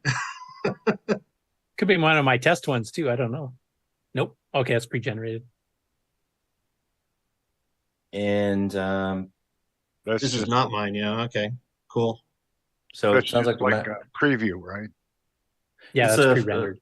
Splash screen. Yeah, that's pre-rendered. And then it asks you, you want to dive in deeper. if you're going to change the color palette, all this good stuff. And if I select zoom in deeper, it gives me a mouse icon. I can click on a section and it will start to,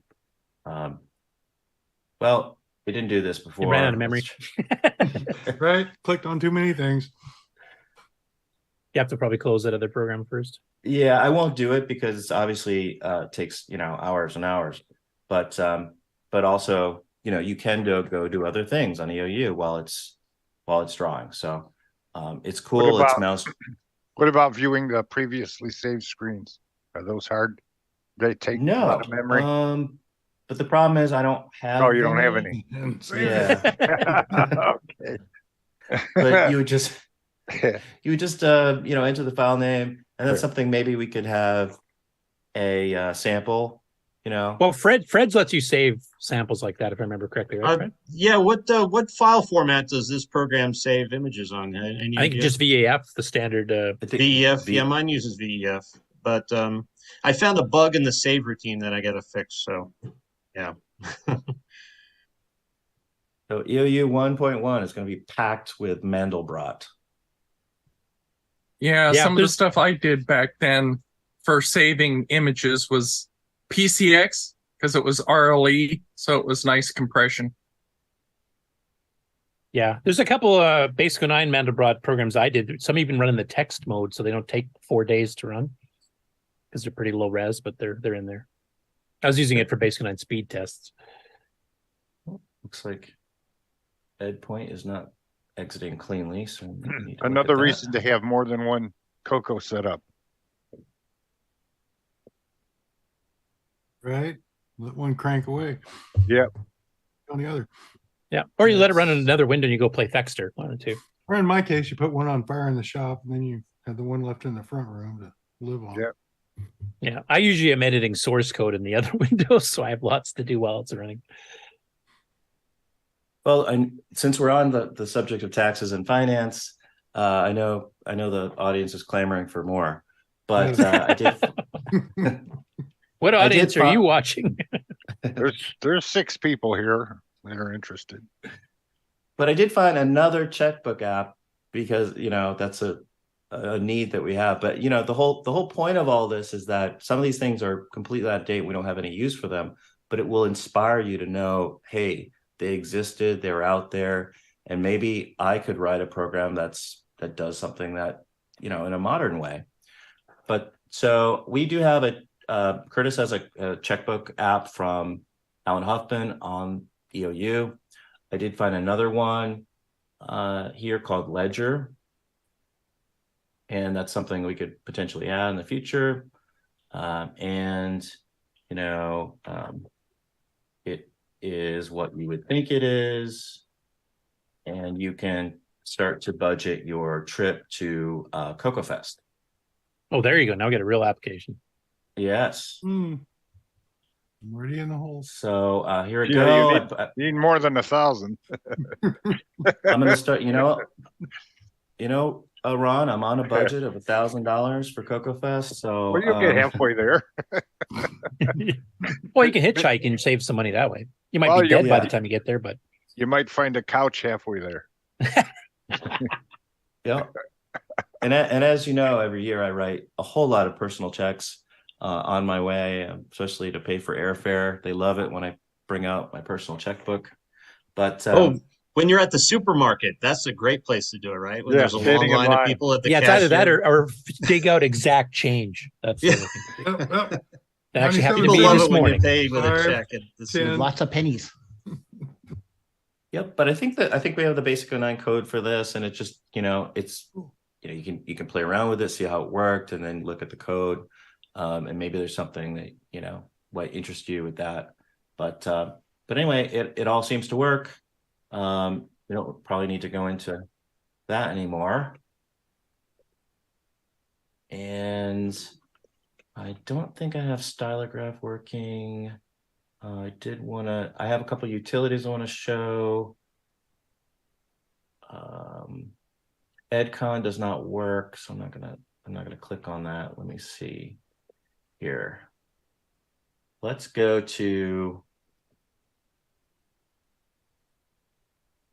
Let's go to data windows. Database programs. I was, you know, Yeah, there's Sculptor. There's I was trying data to find. windows. I was trying to do this myself a few months ago, like trying to find alternative database programs that run under OS 9. I've got D Windows that I see you have there, and Sculptor, but I was kind of looking for something else too, and so yeah, I'm really interested to see what you found here. The late Sculptor has SQL, unlike the early Sculptor, and you can get Sculptor with SQL for the CoCo. So SQL on the CoCo is a thing. I've got Sculptor, but I haven't really ever used it because I looked through the manual and I just had a hard time wrapping my brain around everything in there. Yeah, that's a major program. There's also a DBase 3 file exporter. You can actually read DBase 3 databases and have an export as, I think it's called comma delimiter or tab delimiter, I can't remember, but you can read from it, but you can't write back to it, unfortunately. I haven't tackled Sculptor yet. There is OS 9 Profile. There's a bunch of others that would be part of like a database pack. You got to tell one Brian thing- there's an inventory program there.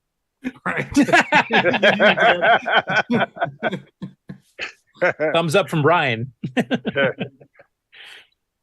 So since data windows was mentioned, I will launch that.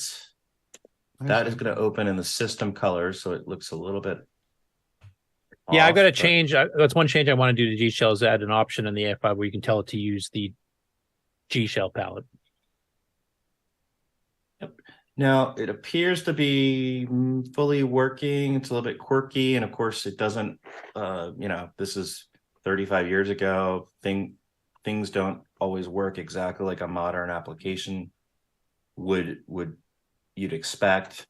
But I think the idea was you could have many different databases and open multiple windows on the screen. Let's see if I can get it's some of the way that they love the word window. So in this program, so let's say like open window, and you're like, well, what is that? That just means open a database, open a program that it's, that you've created. You created a database, and the window is just a layout of your database. Let's see if I can load something here. Okay, I think magazine. I think we want to open.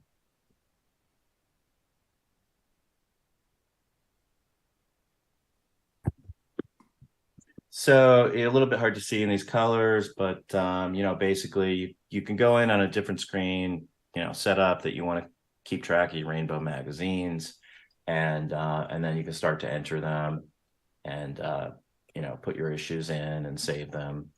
And there's other ways to merge different databases of different sizes, to import and export databases, and then flip through all the different records. When it's in a little bit better color and easier to see, and you can play around with it a little bit more, that might be something we could revisit if there's interest around some of these database programs.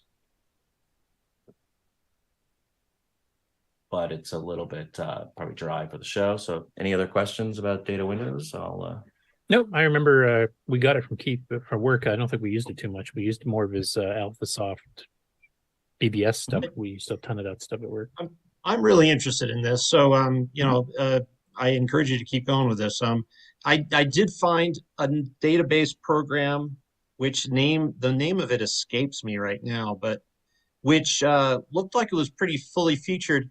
It didn't run under a multi-view style environment, but it did have it was like in a text environment, and it had pull down menus and stuff. But I couldn't find any documentation for it.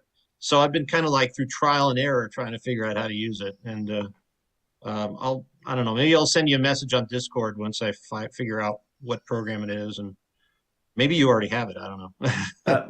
Maybe I have. I'll tag you to the marketing channel where I'm kind of keeping track of that stuff, and maybe we can put our heads together and find some of that. Okay, cool. Yeah. And as mentioned in the chat, Mike Miller said he says, I have Sculptor, but it's definitely pre-SQL, but I know there was multiple versions of Sculptor for the CoCo.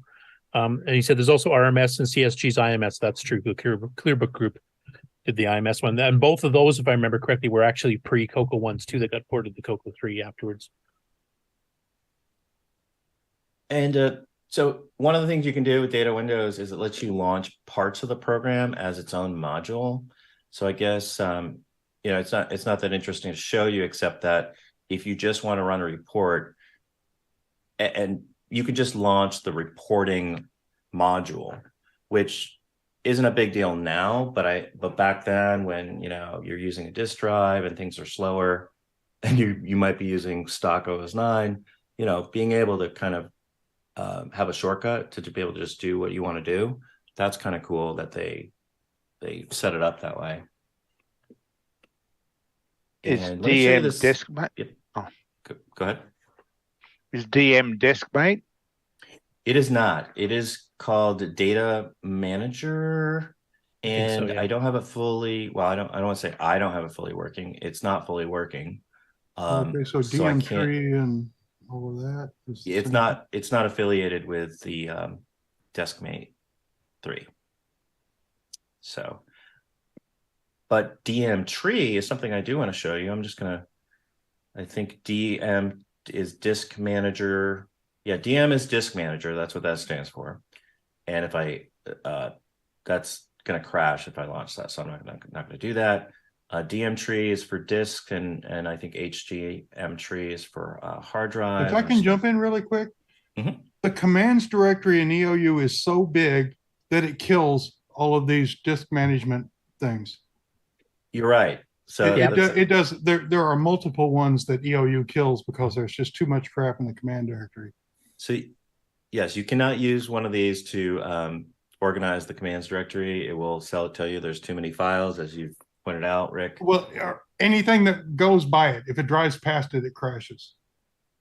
It's something that needs to be addressed, but it's all because. Though to be honest, the file system was designed from day one to handle a directory that size. The program should have been written to handle that. Right, but they weren't. So yeah, we got to budget something. Even level 1 allowed that. So that's just sloppy writing.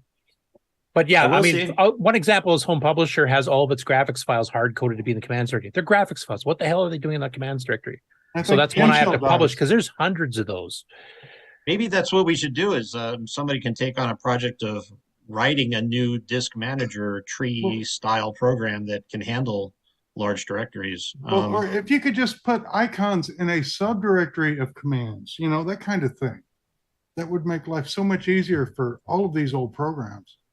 But I don't know how you do that. Yeah, the system would have to be changed in order to know how to access those subdirectories, though. Well, right, but we have guys here that change the system all the time. Sounds like you're volunteering, Rick. You're looking for things to do. So well, yeah, you might have to teach me a few things, but okay. Put hours in. This is why I've not put everything on that I've tried, because if I find any glitches and weird things, I try not to put them on. There are some stuff on there, like LS, for example, bombs on big directories too. In the author's defense of this program, it will say, I found too many files. I can't do this. It will not crash. It will let you, exit gracefully. Exit gracefully. But I've been using it because, as I'm testing out these programs, I got to go back and forth to DriveWire. Here, I just asked it to search this archive disk that I have in DriveWire. So I told it X0. And now I've got, all of the stuff I want to go through. You can see this is the A's, and some of the programs you recognize and some you don't. So you got to move them over the one thing that makes this not a killer app for me is that for some reason it doesn't want to copy to the RAM disk, which is the number one reason I needed to do that. But it has been useful, off and on. I've been able to kind of save some time and be able to go through some stuff quicker than I would have.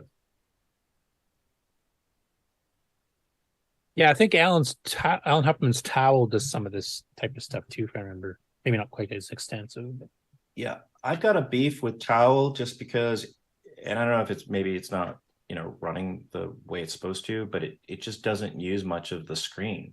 So I don't know why. It's just kind of, it doesn't, like, the whole rest of the screen is totally blank. And with this one, I feel like, you know, it's kind of more efficient in terms of screen real estate, but that's my particular bugaboo. Hey Rob, I found the name of that that database program I was talking about. Data Master. That's okay. I have that installed. Have you found any instructions or docs for it? That's the one by Surcomp, isn't it? Think so. Yeah, let's see. No, it's by Computerware. Oh, okay. Yeah, no, sorry. To DM, sorry. DM stands for Data Master. Right. And I can launch it for you, and if it crashes things, I just might have to reboot. And I have it. I can run it. I just don't know how to use it because it didn't come with any documentation. Let me know. Oh, there it is. Yeah, DM. Yeah, that's it.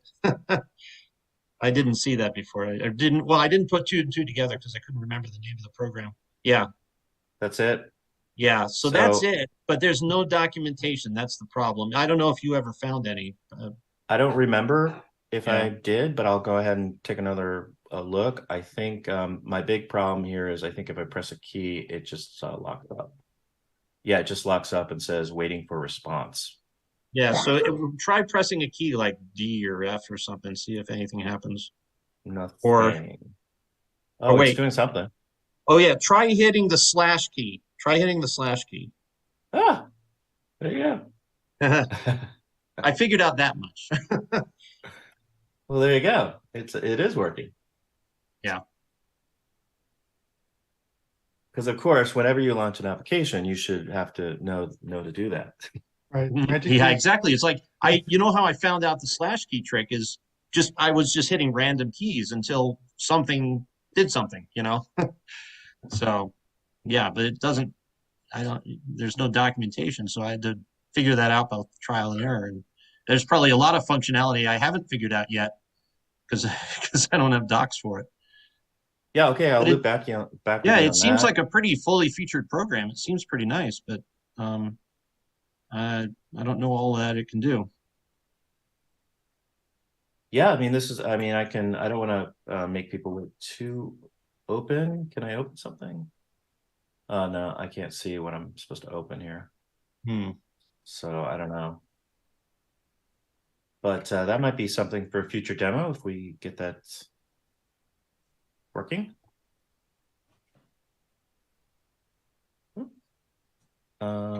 And then you go ahead and quit this. All right, let's see. I only have one or two left here. Let's put anything in utilities.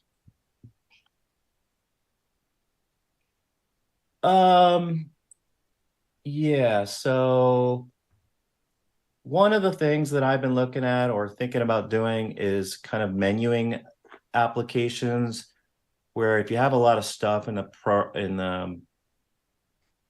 anyway, I'll launch it. I found a few menuing programs that have already existed, and let me show you them. And I have some sample icons, so ignore the icon, but this is PT. And basically, I don't think it works with the commands directory, but I think it's not really a directory. You can use it that way, but it's really you can set up a list of programs that you want to launch. Well, this one's a file actually PT is a file management, is file management. And then the other one I'll show you in a second. Let me see if I can go into command, see what happened. How about that? Change /vd/commands. Oh, it worked. Okay. So who was saying you can't do this on here? Rick Euland. This is your application. Anyway, as long as it didn't cut it short. Yeah. This is the whole commands directory right here. Nope. No, there's more than that. Oh man, there's pages and pages and pages and pages of commands directory. Oh, I got so excited. All right. I apologize. It's all. Like I said, It's a these types of utilities should have been designed within the OS limitations because the OS was designed in 1980 with those limitations built in. Right. They were all thinking floppy disks. How big yeah, is the that's command the directory problem. on the floppy disk going to be? That's what I need to handle. Like the gimmicks people, when they wrote stuff, didn't do this stupid mistake because they were expecting hard drives with large directories. The thing is, you can't just tell the user after the fact, well, by the way, move all your commands around and put them in separate directories and set up all your scripts to do that. Right. Because that's just a real pain in the butt, and they shouldn't have had to. Because if the operating system lets you do stuff, the programs running under it should be able to let you do that too. Have you played around with a multi-menu? I think that one's coming up. Ah, okay. All right. Sorry. Oh, cool. Stay tuned. Didn't mean something to. else. Didn't mean to. Well, let's get off this one because it's buggy.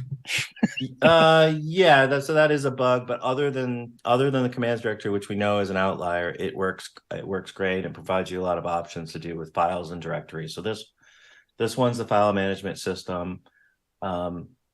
And let's honestly, go for this back. kind of thing, I would probably use mshell because it actually does handle huge directories, and it also handles drive wire.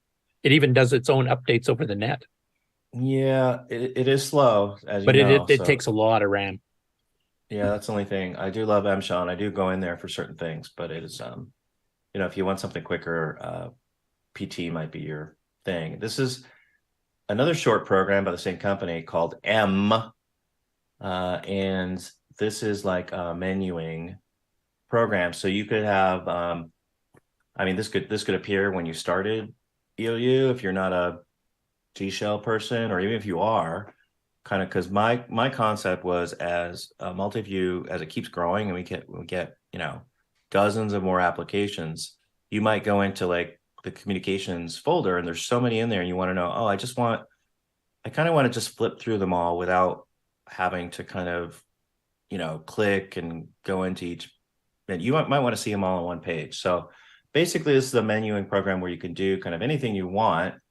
It'll do directory stuff, it'll launch programs, it'll, like, if I go down to this games menu, I think it will it's not really set up, but it will send me to sub menus so I can launch different utilities. It's totally configurable with a text file. And anyway, it's just something cool. And like kind of most ideas, right? Most ideas have been thought of before. And as I was thinking of kind of cool launcher utilities or things that I might want to do, it turns out, it has been done before, and it was kind of a cool little quick and dirty way of being able to launch stuff really quick. And when you launch it and you quit, it'll go back to this menu, and so you can kind of go through perhaps your if you only play a couple of games, you don't care about the rest, you could just put them in here and you don't have to navigate through G shell if you didn't want to. And then maybe you could actually have a menu item here that says launch G shell. So you can be like, okay, I want to go into G shell. But when I open EOU, I just want like a couple of things that I usually do, and I want those to be immediate as a menu. So any questions? Hey, Rob, the natives are getting restless. They're starting to throw vegetables. Are they? We're getting asparagus? Asparagus? Yep. Okay. Broccoli, asparagus is a bunch of them. Another All right. curiform. You want to see multi-edit and then one more? Here, who was asking about multi-edit? Fred? I mentioned multi-menu. Okay, this is something different. Because multi-edit, I'm trying to remember, is this the one that edits the icons and the IF file simultaneously? So I think you're right. That would be cool. Okay. Yep. You're right. Yeah. So, this one I think I tried, and there's something I have to patch for it. Yeah, I believe this is the one where the hit point is not lined up with the mouse pointer. So I think. Yeah, there's a scaling problem if I remember. Yeah, like I'm clicking. Like probably have to pick a color other than white. Yeah, well, that would help. Yeah. There we go. but it's not. Well, it's not quite right. Yeah, I had to fix this in Super right too. Some of these programs were left scaling on, but they considered it only be a 192 pixel high screen, and now a lot of the Windows default to 200. The scaling gets off, and the further down you get, the further off it gets. So you start clicking, and it's like lighting up the pixel above where you're supposed to be going. But Floyd Resto, the author of this, the same guy did Gem Quest and some of the games we've got on there. That space app that just came out in EOU 1 is his too.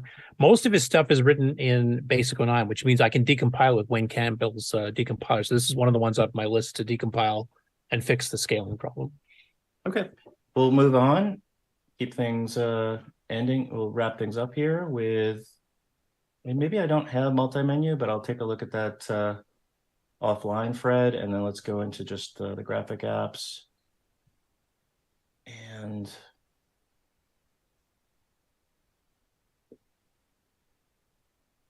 just pick Win. I'll show you what's going on with that, Curtis.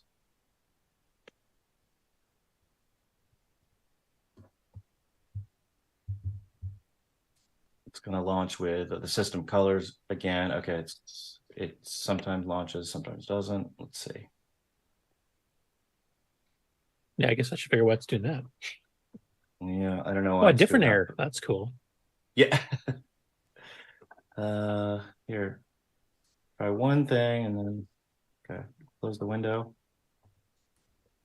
Yeah, if it's a memory thing. Yeah. Let's see. Might be something else though.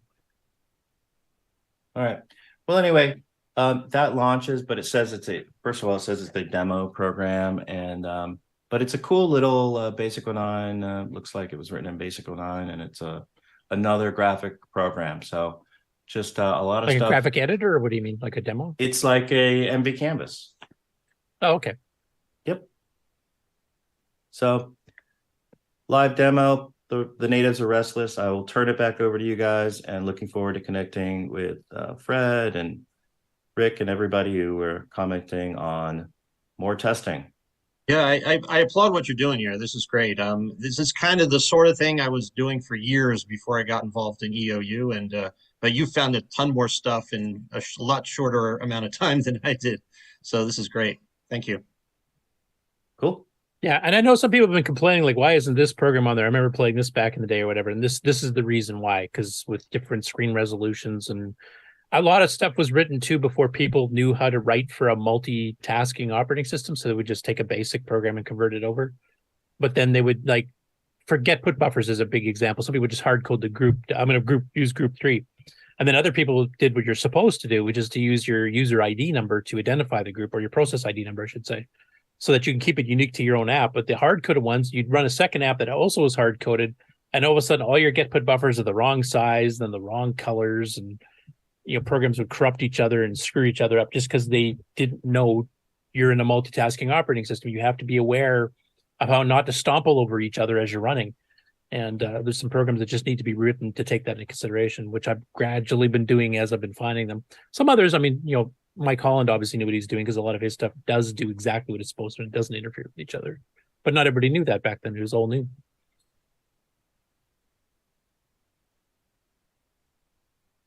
Do I need to show Dexter for Boat, or to wake him up, or? Well, I didn't know if you had any new games that you'd found that no, aren't on there.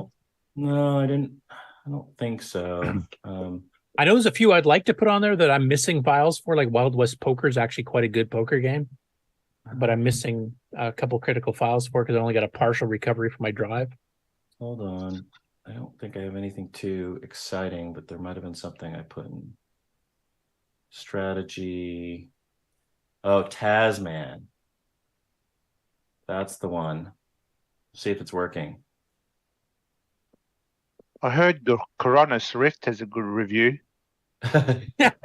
Rogue didn't, though, to you, though. No. So here's Tasman, which is a very graphical. I would say it's a version of one of those BBS games where you got to manage all of your spacecraft and stuff. It's an economics game, buying and selling and establishing new markets. But it's exactly. It's like out in the galaxy in space. I've played it a bit, and I found it really hard to find new planets to explore and to trade with, and gave up after a while.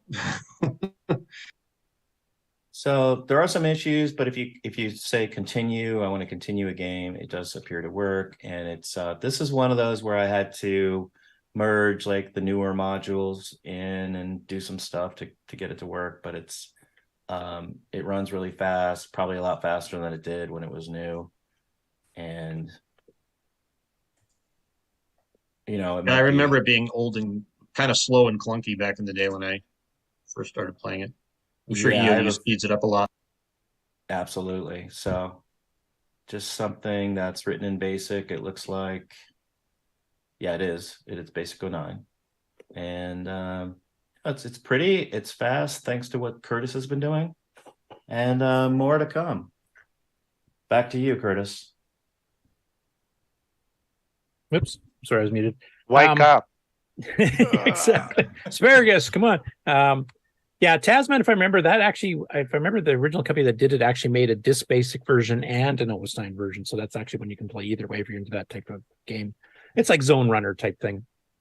And I can already tell from the way it was kind of painting, trying to do your selections, and it was missing in chunks. Probably another scaling issue where it's scaled from 192 is what the program author did it for, and now we're running in 200s. So the scale's a bit off. So that's probably why I know I had to fix the Qbert 09. Actually, that wasn't due to scaling, though. That was due. Robert Galt did a change to the line command to make it more accurate. But some of the programs that were written when it was less accurate tried to do like paints and stuff based on the inaccurate one, and now it was missing. So instead of painting a little square when the Qbert hopped on, it would paint the whole friggin' screen in the background instead. So yeah, there's just stuff like that I gotta go through and patch, and that's what I've been doing. That's my life these days. But as long as you guys are enjoying like the releases and having fun with it, then it's I guess it's worth it. Oh, it's absolutely worth it. Some days it doesn't feel like it to me, but yeah. Well, hopefully we can take some of the burden off your shoulders when it comes to testing and things like that. Yeah, at least it narrows it down. Like I have a chance to try half that stuff, so at least I know which ones need to be fixed and which ones actually we just need to get organized where they're going to go. Get the help files made, so when you do that question mark thing, you can quickly learn how to get out of the darn thing or what you need to plug in to get it to run. Do you want a commercial break there, Mark? Several, I think. Cleanse the palate a little bit, yes.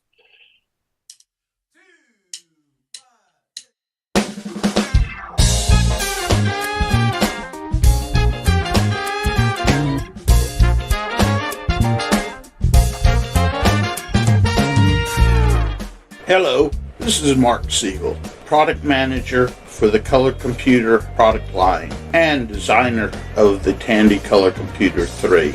And I'm proud to be a citizen of the CoCo Nation.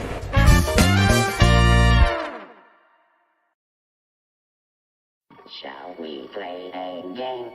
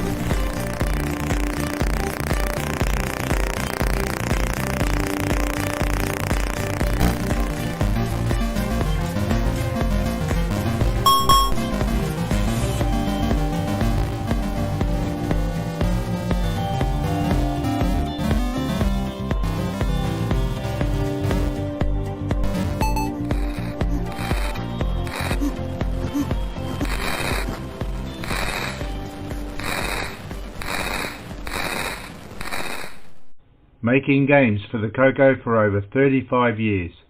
go to my CoCo Games website at www.nickmarentes.com for information and pricing of my later games, as well as downloads of many of my older games. CoCo 2's got personality, lots of practicality, fun, it's sensational, learn it's educational. CoCo 2's expandable, so easily commendable. It's programmable, so term exam grammable. Just you and CoCo 2 do what you want to do. CoCo 2, the color computer with personality from Radio Shack. Sale price for Christmas giving from $149.95. Radio Shack's CoCo 2, do what you want to do. Just you and CoCo 2.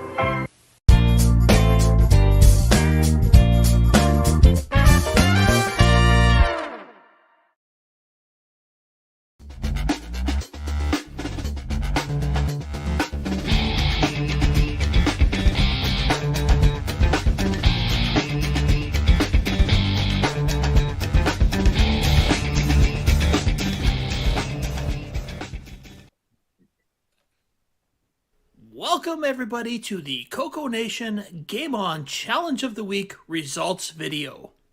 This week we played Slay the Nereses, or however you say it. We had a total of 23 participants. We had Exile in Paradise with 1151, David Craker with 1480, Coconut Bob 1505, Pedro Pena, 2992. Sloopy Malibu, 3816. Nine Finger Tom, 4242. Mark B, 4393. Terry Steggy, 5722. Choked on mine. Share Squid's son Michael, 6465. David Ladd, 7319. L. Curtis Boyle, 7789. Canadian Retro Things, 8440. Fred Provencha, 8960. Ed Rhodes, 9919. Share Squid, 9998. Kieran, 10329. Jim Rye, 12414. Sabhead, 12709. Mr. Dave, 6309, 13339. Boat of Car, 16977. Tasman, 23166. Rich N, 23365.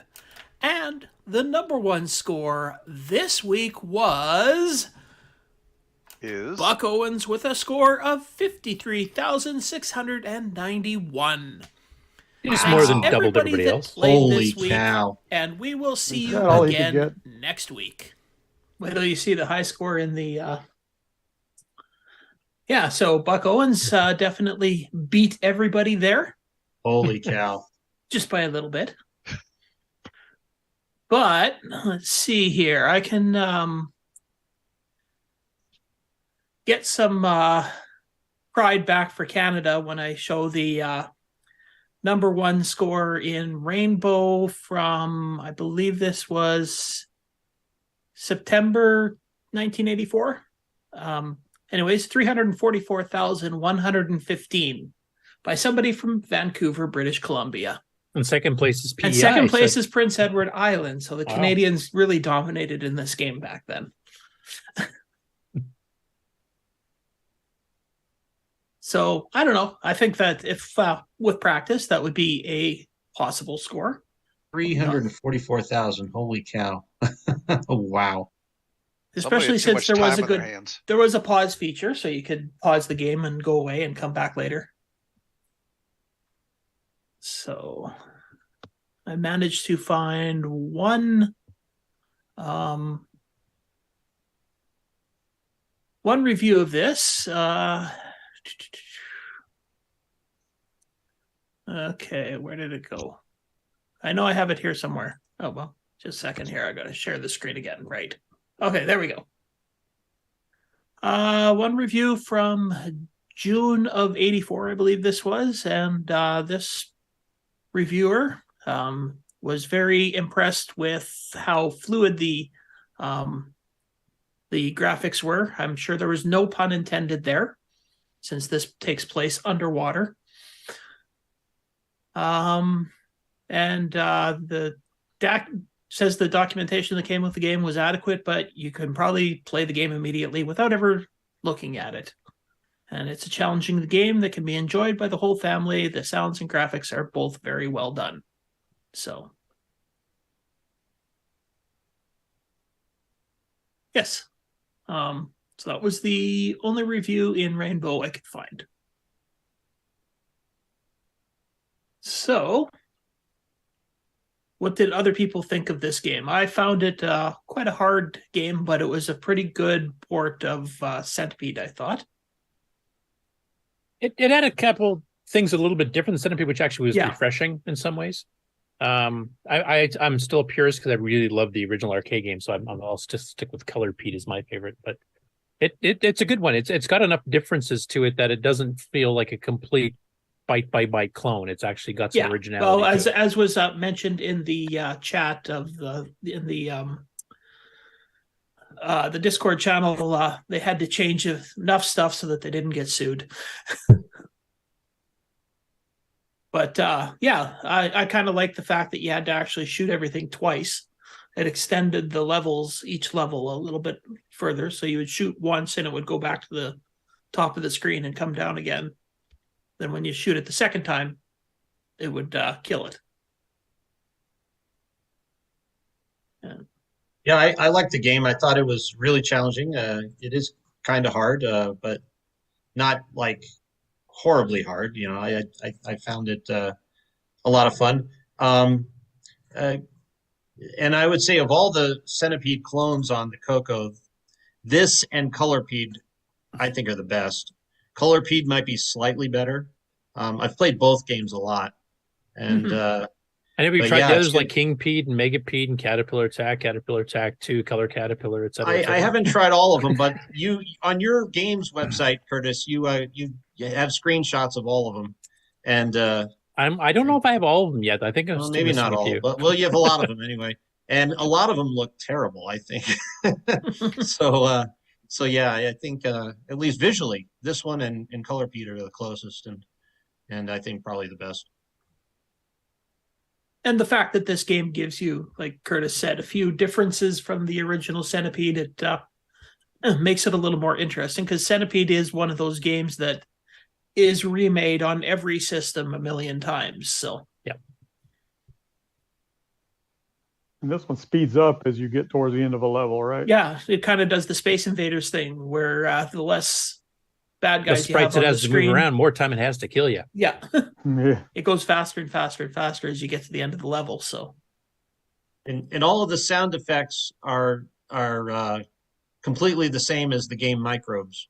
Yeah. That was the Spectral Associate sound that I think Tom Rosenbaum originally did, because he used it as So it probably Lancer doesn't and have Pegasus and yeah, it probably doesn't have the best sound effects of the various clones, but you know, because to me it's like just a rip off of the sound effects. It's got very familiar sound effects.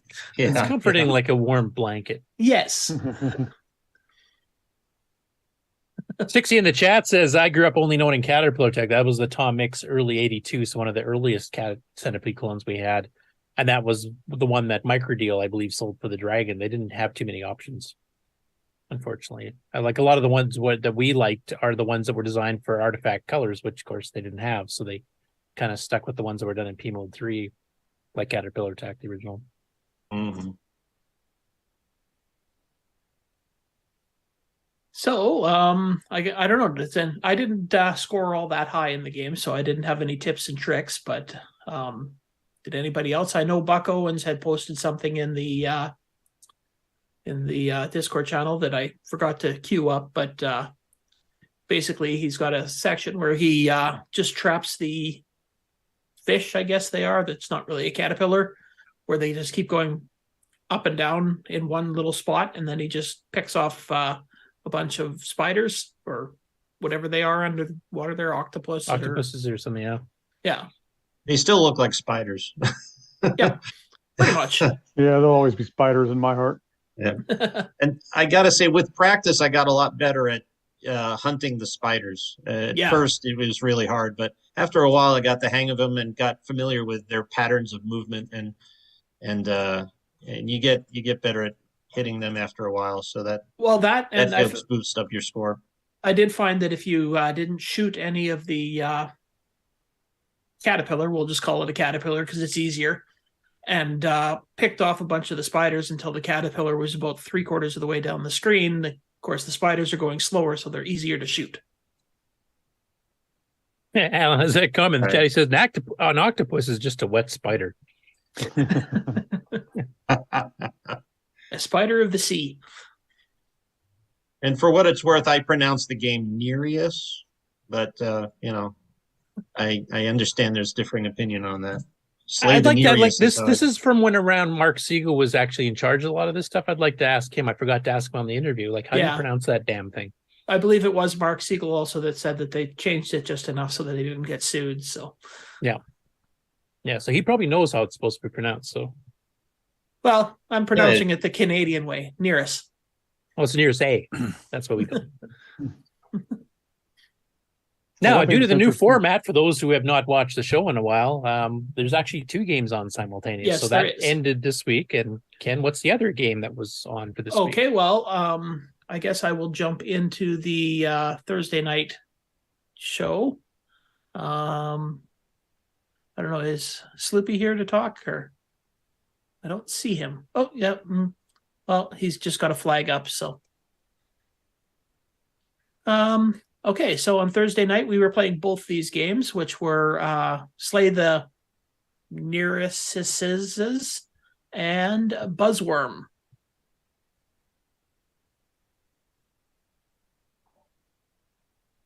So, Buzzworm is, I guess, what's the name of the game that it... Nibbler from the arcade. Nibbler, yeah, Nibbler. Or as many people found on their old cell phones, the old flip phones usually had a game of Snake on it, which was similar. So I see a theme here with this week's games. Both games feature creepy, crawly things. Yes. That's exactly what I intended. Totally intentional.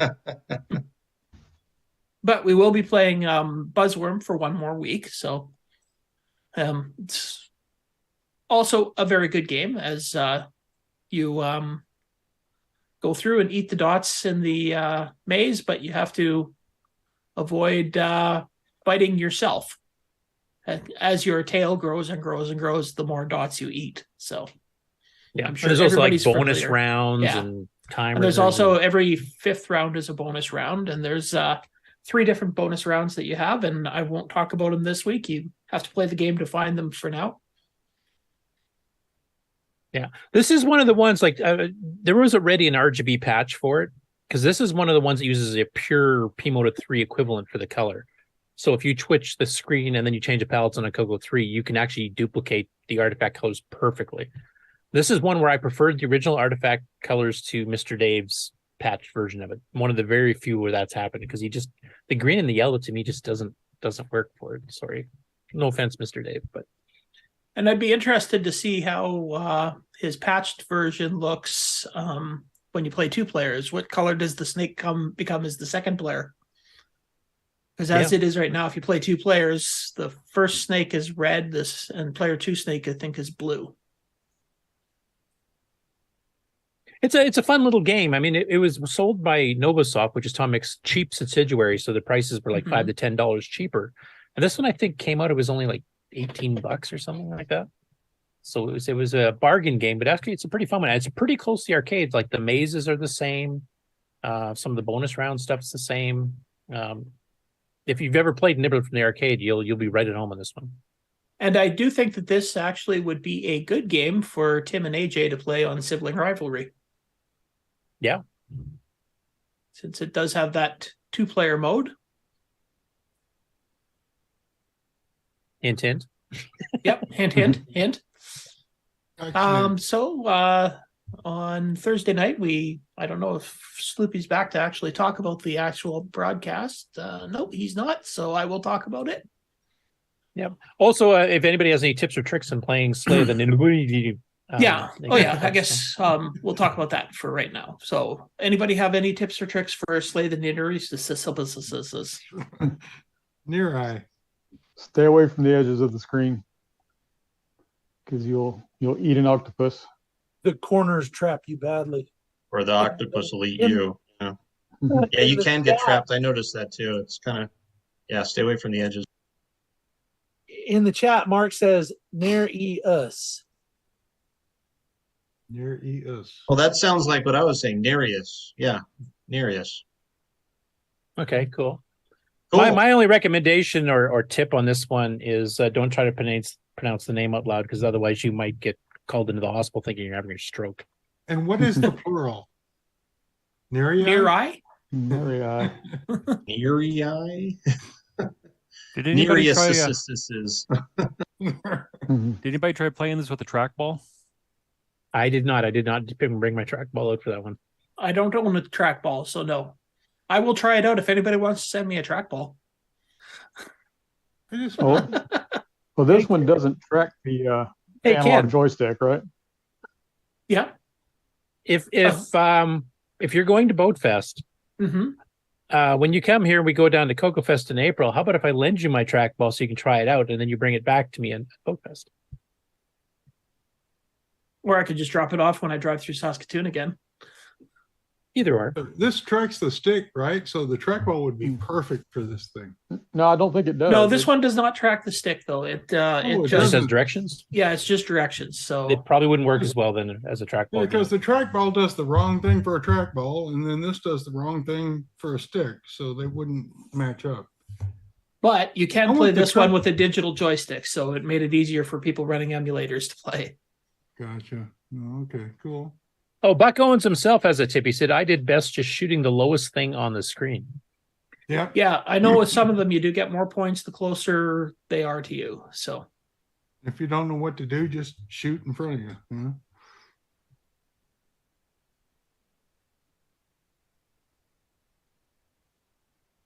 Well, apparently Samuel Gines has some thoughts. I don't know if we want to know what they are. Run for the hills. Give it a whirl. So, Ken, I have a question for you. Just in general, on now that we're doing these two games staggered a week apart, do we allow tips and tricks for the game that's still going for a week, or does that kind of like hold cards to your chest? And I don't see why not. I mean, the whole idea is for people to have fun playing the game, and some tips and tricks. Yeah, those things could help people to play better. So I guess, does anybody have? Or if they're getting frustrated, it tricks? might help them. Like, if I do that, I can play much better. Yeah, okay. Yeah, exactly. I just wanna And so for Buzzworm, I don't know what any tips or tricks could be other than don't die. I guess the only tip and trick I noticed when I played it briefly, because I wasn't able to join for too long, is steer a little bit ahead when you're trying to go around, because if you let it go a little bit too long, you'll skip past where you're trying to turn, and then you'll like chomp your own tail or something.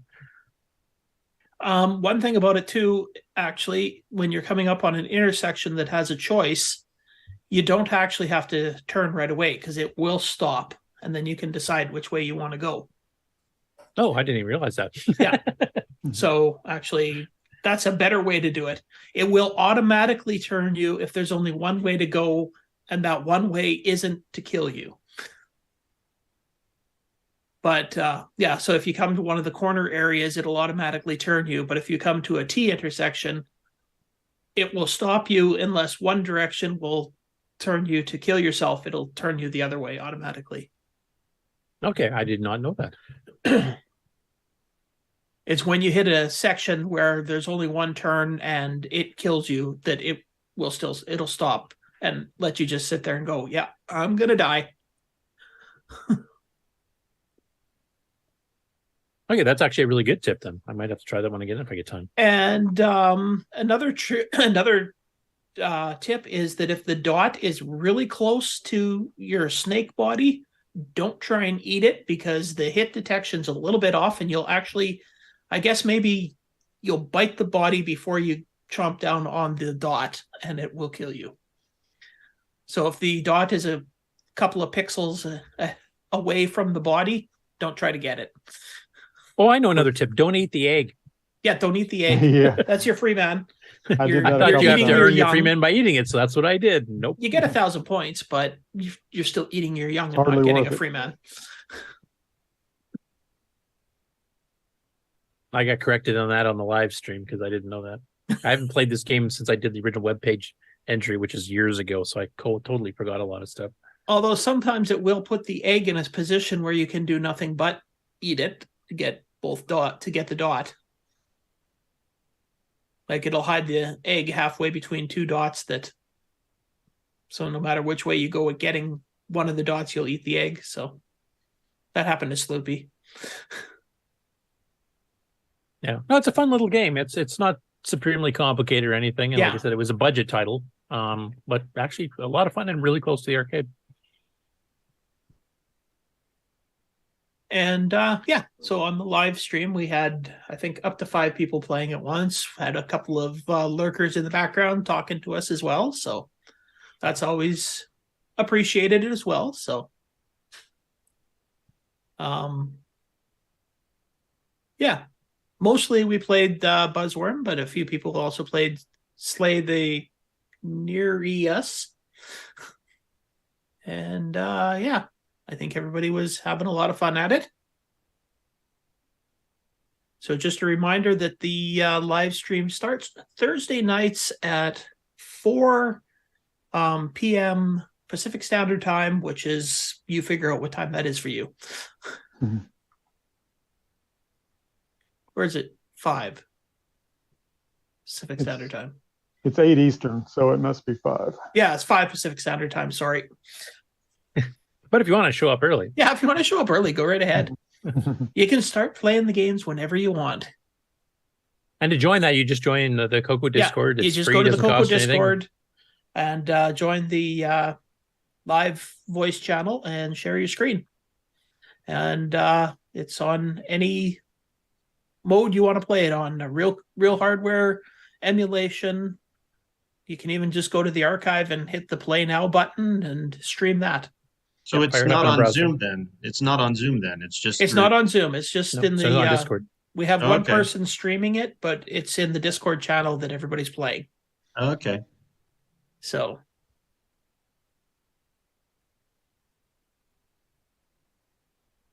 yeah, I guess Now, Mark, I'm getting some hints here that Samuel Gimes has something to say about the game too. Mark Mosley, I should say. Did you receive that? Not that made it before showtime. Oh, okay. Yeah.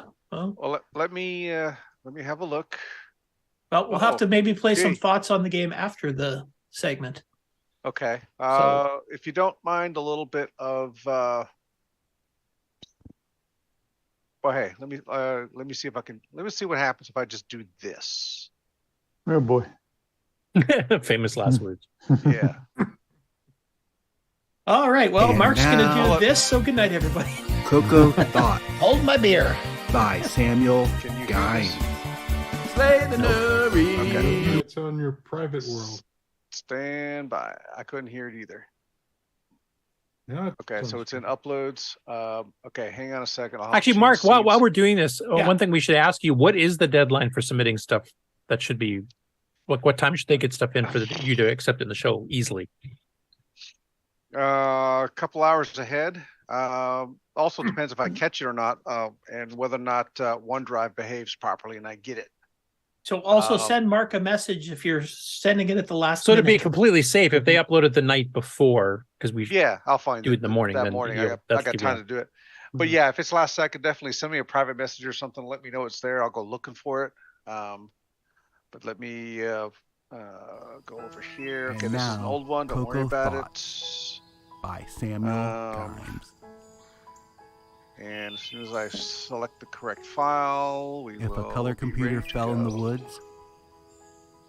And now, Oh, Amiga's CoCo retro game Thought here in the chat says it was by working, so I guess the Samuel stream heard it, but we didn't. slay the Nuri. You have to fight it undersea. Slay the Nuri. The manta ray wants to kill thee. Slay the Nuries. Depth charge fall to the sand. Slay the Nuries. There's no one to give a hand. Slay the Nuries. Why didn't you just stay on land? Slay the Nuries. Sit on the beach Pretty and get a good. tan. Slay the Nuries. No, you had to make a stand. Slay the Nuries. Slay the Nuries. They hold you, they hold you, they hold you in greatest repute.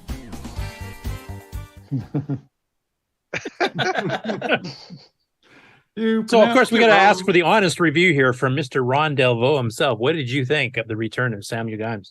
It's the Sam rap.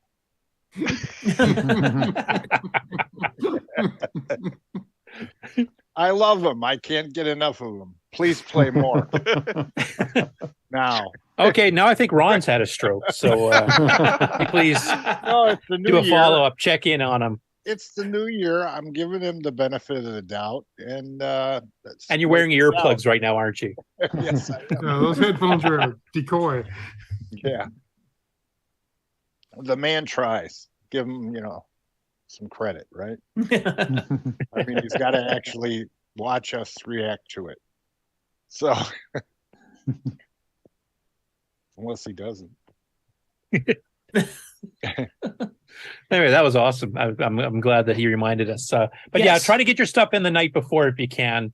Just because Mark's, I mean, especially, I don't want to get into too much personal stuff, but he's got some personal stuff going on that he might be yanked away at a moment's notice. So he needs some lead time to be able to try to handle this kind of stuff for the next while. Yeah, and it's just I didn't see it in time to add it. So And somebody wants to know if there will be a Samuel Gimes concert at CoCo Fest. By all that's holy, I hope not. We're recording every We one will of just these. have a We could Samuel have a Gimes sing-along. corner where there is Samuel Gimes 24/7 sing-along. going on for the entire CoCo Fest. You're Samuel giving me- Gimes karaoke. you're giving me We're recording ideas. every one of these, so be nice. Now, I know some people have complained that the jam session this last year was too loud. That's because Samuel Gimes was about to come on and sing. So we tried to drown him out. We were helping you all. That's what we were trying to do. All right, well, Put Samuel, who- oh. put Samuel in his own room and have a concert in there. I think the lavatory's free. Some good echo. Yeah. Samuel says he actually has to wash his hair that weekend, so it sounds like he won't be able to attend, much to our dismay. Oh, I'm just surprised he has hair. all right. So we see what the new game is for the next 2 weeks. No, yeah, please. Okay. What the heck? Whoops, hang on. I gotta fix this damn Zoom again. Go 60 ahead. 60 said he heard Samuel Gimes Coroner, which sounds like a better idea. Okay, as I said Okay, go ahead. before, we've got Buzzworm, which is going for another week. So this one will be ending this coming Friday. And the newest game that we will be doing is Tetra. And the reason that we are doing that is in 2 weeks, the author of Tetra, Brian O'Neill, is going to be one of 2 guests. The other guest will be Chris Spry, who wrote the music for Brian O'Neill's third game, Pack Dude Monster Maze. Obviously, And that one we've already covered. Yes, we've already done Pack Dude Monster Maze. So, yeah. So So Brian and Chris will be on in 2 weeks, like not this next Saturday, but the week after that. Brian has done 3 CoCo 3 games specifically. The first 2 he did were Tetra and Pack Dude. Those were both freeware. You could just download them on CompuServe Delphi. So he was actually releasing machine language games for free, which was a bit more rare back then. And he was, kind of doing stuff within the first couple of years of the CoCo coming out. And then, of course, Pack Dude Monster Maze is a great game. 512K, vertical and horizontal hardware scrolling, multi-voice music that Chris Spry wrote. Mark, the screen is a little screwed up. Oh, yes. Sorry. You can see the top of our heads. Yeah. Okay. Thank you, Zoom. So that should be a really interesting interview. I know we've been trying to set this up a couple of years ago, and then we couldn't get a hold of Brian at the time. Chris is actually in our Discord, and he's actually working on some hardware projects, which he'll also be talking about during that. And we'll also catch up with Brian to see where he's at, what he's doing. And I want to mention Brian, Pack Dude Monster Maze came out late enough in the CoCo's life. I think it was only 1992 or 93 it came out. So it didn't have much advertising in Rainbow because Rainbow shut down in 93. So he eventually decided with Chris to release the source code, and you can get that on the archive or on my site. So if you want to see how to do a game with multi-voice music in the background with full hardware scrolling vertically and horizontally for a maze that's much bigger than the screen, you can actually download, take a look at the actual commented source code from Brian himself. So we might even discuss some of that. And then I haven't got official confirmation from the other person that we're going to have on, but Ron Delvaux helped line up an interview with a guy named Joe Sigler. He was a Radio Shack manager, but he was a Radio Shack manager in the San Francisco area in the mid 70s. I think he said he started with Radio Shack in 73, but he was right in Silicon Valley. So he was attending some of these early meetings that, Wozniak and Jobs and Steve Bjork and others were at the time. And he's done an interview with the Trash Talk, the TR80 show several years ago, I think 3 years ago, maybe, where he talked about some of the history of that. But we're going to try to get a bit more into the CoCo specific if we can. But he was one of the ones that when Tandy, before the TR80 Model 1 started to take off, they actually sold computers made by other people very briefly, and then they got shut down. And then he helped upset the actual computer centers that Radio Shack had. So any of you who've ever been to a computer center, he was one of the people integral in getting that going. So we'll probably talk a bit about that too. But it sounds like he's got a lot of interesting stuff to talk to. He stayed with Radio Shack until about 84, 85 when the Tandy 1000 came out. So he definitely was there for the first few years of the CoCo. So we'll see if he has any interesting CoCo stories or setting up exhibits in the computer centers for the CoCos, etc. So we're hopefully going to get that confirmed this weekend for sure. But it's planned to be that's the interview next weekend. And then the following weekend after that is Brian and Chris. And Mark, I've only got a few stories for the Game On News, so I think I'll just go straight into that. Don't even bother playing an intro if you don't want to.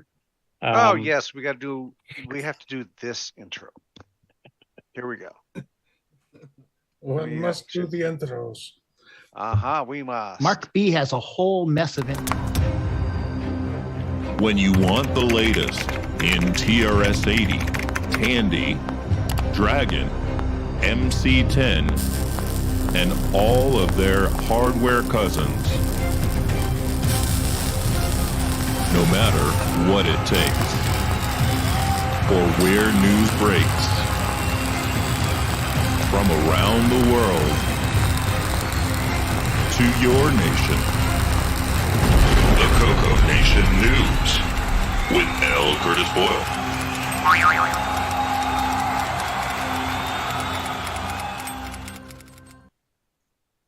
I disagree. We really didn't have to play that at all. well, that was revision 2.1, so that's a premiere. That was epic. None of your hair burned on that one. Yeah, It used to flow. It used to be much longer. I'll say that. Obviously photoshopped. Yeah. Bring back the mullet. Yeah, if you could dig through Alan Huffman's old pics, I definitely have some of those kicking around. Mm-hmm. Okay, so let me grab the window I need here for the Game On News. There's not a ton, but enough to cover a little bit. And then I've got a bit more on the news side, but not as much as last week. So you guys seeing that? Yep. Nice graphic. Yeah, so this is the channel Chronologically Gaming that I've talked about before, and he's basically going through every video game made on every platform, every console, arcade games. The only thing he's not covering is like minis and mainframes, and he's not covering anything that's extremely adult, let's say. So he's in the late part of 1981 this week, and he does this 5 times a week. He's at 8 p.m. Central Time, I believe, he starts live on Twitch, and then he posts on YouTube the next day. So if you don't watch it live, but he's actually interactive in the chat. So I've been helping him with some of the CoCo history. In fact, I am working on an update. If you look at my games webpage, I have one of the clickable links there is to what I was planning originally of having a chronological listing of CoCo games. And actually, because I've been helping him with some of this stuff here, I'm actually going to finally update for that first time in probably 10 years. And I'm actually going to try to go from 80 through 81 complete of every game I can find advertised at 68 micro, 80 micro, Rainbow, Color Computer News, etc. So hopefully I'll have a more complete list. Some of the games we do not have anymore. I will mention them on the page, but some have been missing in the sands of time. I'm actually going to start compiling a list of those and see if we can have anybody digs through some old disc and can find some of these missing ones, especially these really early ones. So the one you did here is Pac Tech by Computerware, which was our very first Pac-Man clone, predating Ghost Gobbler by, I think, almost a full year, if not more. Have everybody on the panel, I'm assuming, has seen this at some point and heard the great sound effects when you die? It's like, oh yeah, fingernails in a chalkboard combined with a blender. So I'll just play a little clip there, but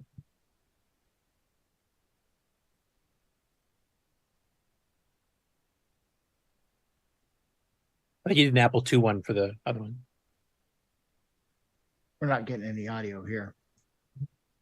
What's that? I'm not hearing it. Can't hear him. Oh, okay. Let me stop sharing and try resharing it. I thought I had clicked that.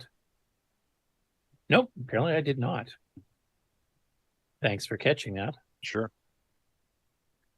Let me know if you can hear it now. City, CoCo.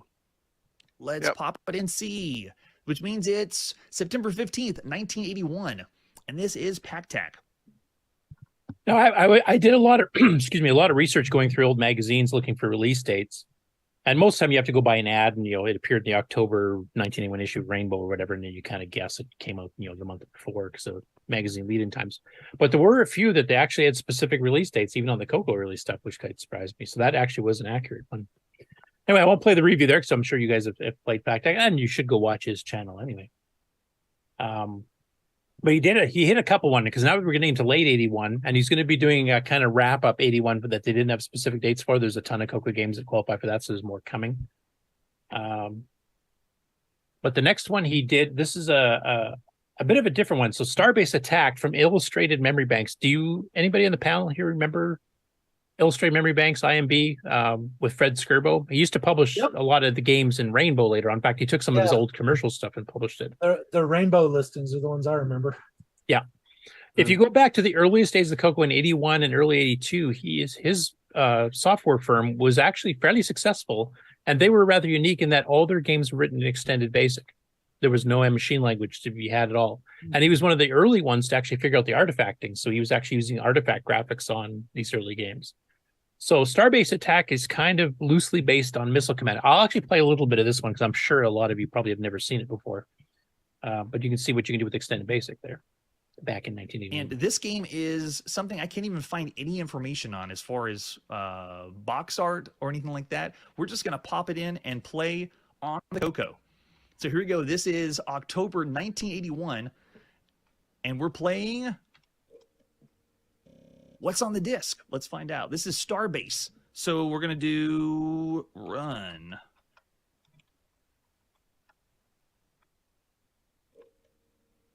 And you can barely hear it. They're trying to give us some disc sound effects in the background.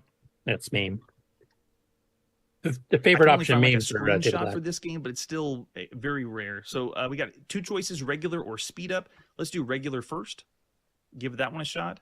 And IMB game. There you go, Starbase Attack for your TRS-80 CoCo. All right, you got two different options, Warhead Attack or Asteroid Attack. Let's start with Warhead Attack. If I remember right, he did that font. And like the other games in the CoCo, and this one released uses that as a analog program. controls. Yeah, I think he did. So I am not firing anything. Right now I'm just moving the joystick around. It's automatically selecting a position. Oh, interesting. So I'm moving the joystick around, and I'm not firing. It's automatically shooting a shot, kind of like, I guess, in the same vein as Missile Command, but it's the cursor is moving where I can't see it, and it's automatically shooting a shot out for me in the direction. So it's almost like I have to anticipate where it's going to be on the screen. Oh, they got me on one of them over there. They blew up. Now, one thing you figured out later is you actually have shields for your center city there that you can actually turn on. You can see the counter on the bottom there. Shields, and that you have 5 times you can set it up to actually block shots. And then the other one just has different shapes coming down, just asteroids. But I mean, for an extended basic game, and especially considering this came out in late '81, a year and a couple months after the CoCo was first released, and extended basic actually was a bit delayed, so it's less than a year after extended basic came out. I was just wondering for you that I'd never seen it before, what did you guys think of it? I also want to mention that Phantom 8-Bit in the chat here mentioned he had several of the IMB games, and he said he doesn't remember any packaging other than the cassette case, and that this is one of the games he had. So what is your guys' opinion? Because I mean, most of the time we're used to the CoCo games being machine language, or at least a hybrid of the machine language and basic. And these were commercial. These were sold for like $15 to $20 at the earliest, couple of years of the CoCo. But it's masterful. I couldn't have done this in basic at the very end, 87, 88. This is great. This is, and he's living within the limitations. Like rather than having to move crosshairs and stuff that would take extra CPU time in basic and slow it down, he just has it so that you're invisible wherever you're holding the joystick. That's where it's firing, and it auto fires every time, so it keeps a consistent speed too. Which it made it a gameplay element, not a shortcoming of the computer, which is one of the things they did back then. I like it. I would have liked to bought this back in the day. It would have especially at the earliest time. Because go ahead, Dave. I was just saying it would have saved a lot of money I spent on other games. Well, the thing is too, I mean, because these were selling for like $18 to $20 on average, 15 to 20, I should say. There wasn't a lot of third-party software out there at this point. This is very, very early. So you would go to Radio Shack and you see a cartridge for like $40, and then you can get like 2 or 3 of these for the same price. Yeah, it was kind of like the type-in book games where they were a little bit more than what you would find in the magazine most times. Not quite the same as a commercial cartridge or something, but the book games, especially the ones from up in Canada, those book games tended to be a little bit more on the high-res graphics side, and they tended to be a little more out there with trying stuff. That's definitely what this reminds me of. It's like the Color Space Adventures, all those where it's always high-res graphics. There wasn't anything semi-graphics about it, even though it was all still in basic. Yeah. And for doing early experiments with artifact colors, I mean, this one, he didn't super design the artifacts. Some of it's just kind of accidental, but definitely the cities, he had figured out odd and even pixels. The cities are blue. The rockets are generally red type things. So he had kind of figured that out. So this is one of the earliest ones. I think Color Berserk was the other one I remember that early on, because most of the time, people treated it as a 2-color mode like the manual said. You just get fringing because that's just TVs, right? But the Apple II people have been working on this. Because if you just pick random pixels and set them white, you can't read it. He did some effort to make it's fringy, but it's nice. It's readable, even though the colors change, which doesn't just happen. You have to do that. I like the city rendering down there. Sorry, go ahead. I like the city rendering down at the bottom.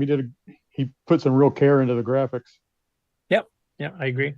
Phantom 8-Bit, I think that's James Diffendaffer, if I remember correctly. Said he ran a deal with a 2-for-1 price. I do remember those. And he got this one in a Space War game. And one of his magazines was Star Trench Warfare. And then he had Advanced Star Trench Warfare. So there was one he sold commercially that was more advanced than the freebie version he gave in Rainbow.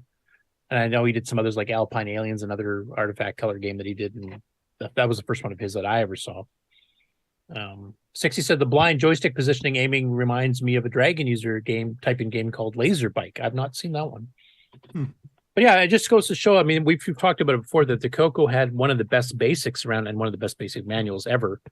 And this kind of shows you could actually write an arcade game. I mean, it's not going to be smooth or, for voice music or anything in the background like in a machine language game, but you could make a playable game that's actually fun. And you still can. So I know some people like Richard Kelly are still doing that to this day. He keeps posting new stuff up on Facebook. So it's cool to see, even back in 81, which is now 41 years ago, we were doing that already. Next up is he did another stream where he did Polaris, and this one's done by Device Oriented Games, which is basically Robert Arnstein, the same guy that did like Project Nebula and a bunch of others too. He also did Racket 2, Bedlam, and Pyramid 2000 for both the Tier City Model 1 3 and the CoCo. It's one of the ones where he didn't sign his name to it, but Device Oriented Games was his company, so I'm pretty sure it's him. But he's pretty impressed with this one because not too long before this, he'd played the arcade version, which is a classic. And then he played the Atari 2600 version, which of course it's like defense, like the one Ron likes. You have the one shooting spot in the middle and everything comes from there, just reloads missiles. This plays with 3 separate keys like the arcade. So I'll just play a little bit of his reaction here. We're now playing on the TRS-80 CoCo, and this is Polaris. Polaris? Let's see what Polaris is all about. Taking a look at the box first. And right off the bat, this is I find funny because it never had a box. Somebody faked the box here. Every other cartridge game on the TRS-80 color computer. Let's see if the back of the box is anything exciting. And no, it does not. Radio Shack just has liability, responsibility. It's pretty much looks like a contract on every CoCo box. TRS-80 CoCo box. All right, so for the manual, let's see what Polaris is.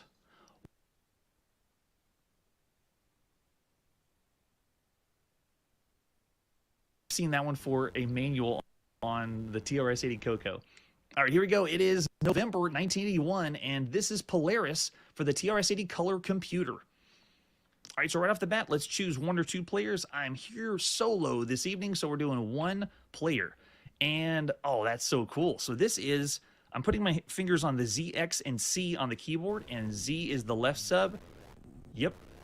It's just like we're playing Missile Command. And keep in mind, when we played this on the Atari 2600 and the Atari home computer, there was only 1 base in the center, and you didn't have the choice of having 3 different places to shoot.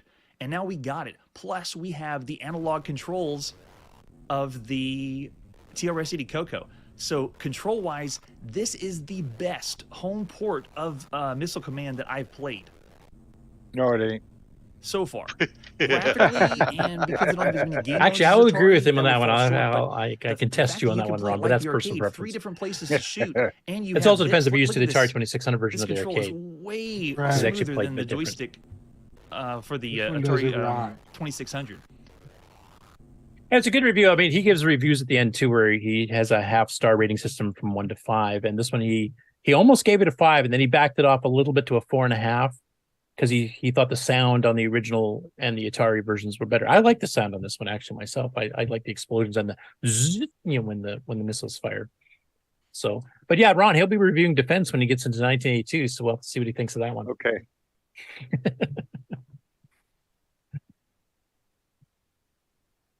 So anyway, yeah, 5 days a week, 8 p.m.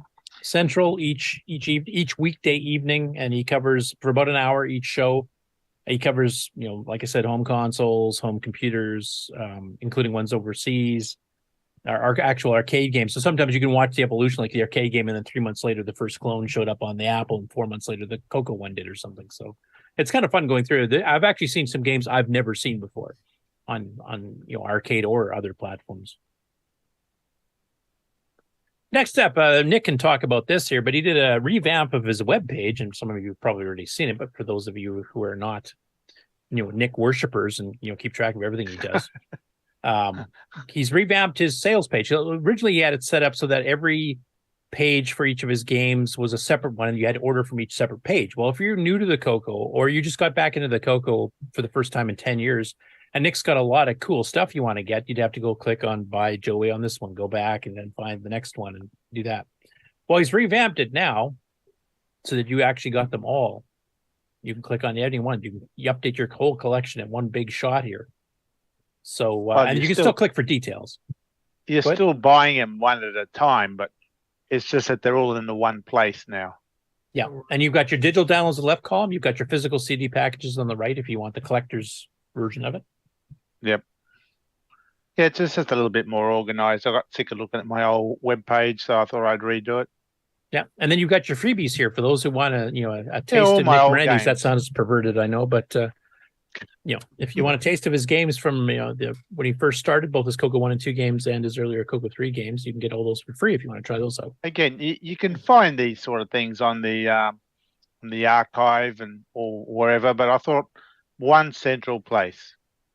Yeah. Nick, don't you have inflation going on down there? We always have inflation. Yeah, the games are twice as much as they used to cost. Yeah. Yeah. And you still got your bundles too. Like Jumping Joey, you actually, if you get the physical CD package, you get a couple games with that. Oh, I just bundled all my semi-graphic games on the one CD for the one price. Yeah. So if you want to get caught up for CoCo 1 and 2 games, or Dragon for that matter, the semi-graphics pack, or whatever you want to call it here, is actually a really good deal. That's this one right here that my cursor's waving around. Nick, which of these games do you like the best? I like Gunstar and Zero Hour. They're my biggest games, I guess. They're also some of the most complex ones you've built. Yeah, they're Yeah, I like Gunstar because it uses a 639, and I always encourage that. So yeah, you of probably course you probably, do. You probably the rest should of them suck. No, I'm just kidding.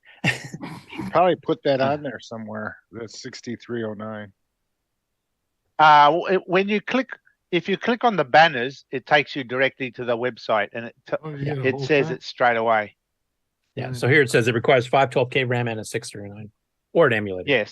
So from that other menu page, if you click on any of the pictures, it takes you to the main website if you want to read more about it, because it doesn't actually tell you anything about the game from here. This is just meant to be a central site. This basically, you'd find this root page here, and if you've just got back into the CoCo, or you just got a CoCo for the first time ever, you can go through and click and look what games you like, and then you can come back and do all your ordering in one shot. Yeah, I just set it up for. Yeah, sales and downloads are all in the one location, and you can just jump to the relevant page to read more about it. I thought it'd be a bit easier. Do you do all of your artwork yourself? Yes and no. Yes, I do compile them myself. The actual drawing, though, is just pictures from the web. You just do a Google search. You do a nice job. All of your titles look nice. They look. It's all I've just cobbled them all together. So yeah, it's a yes and no.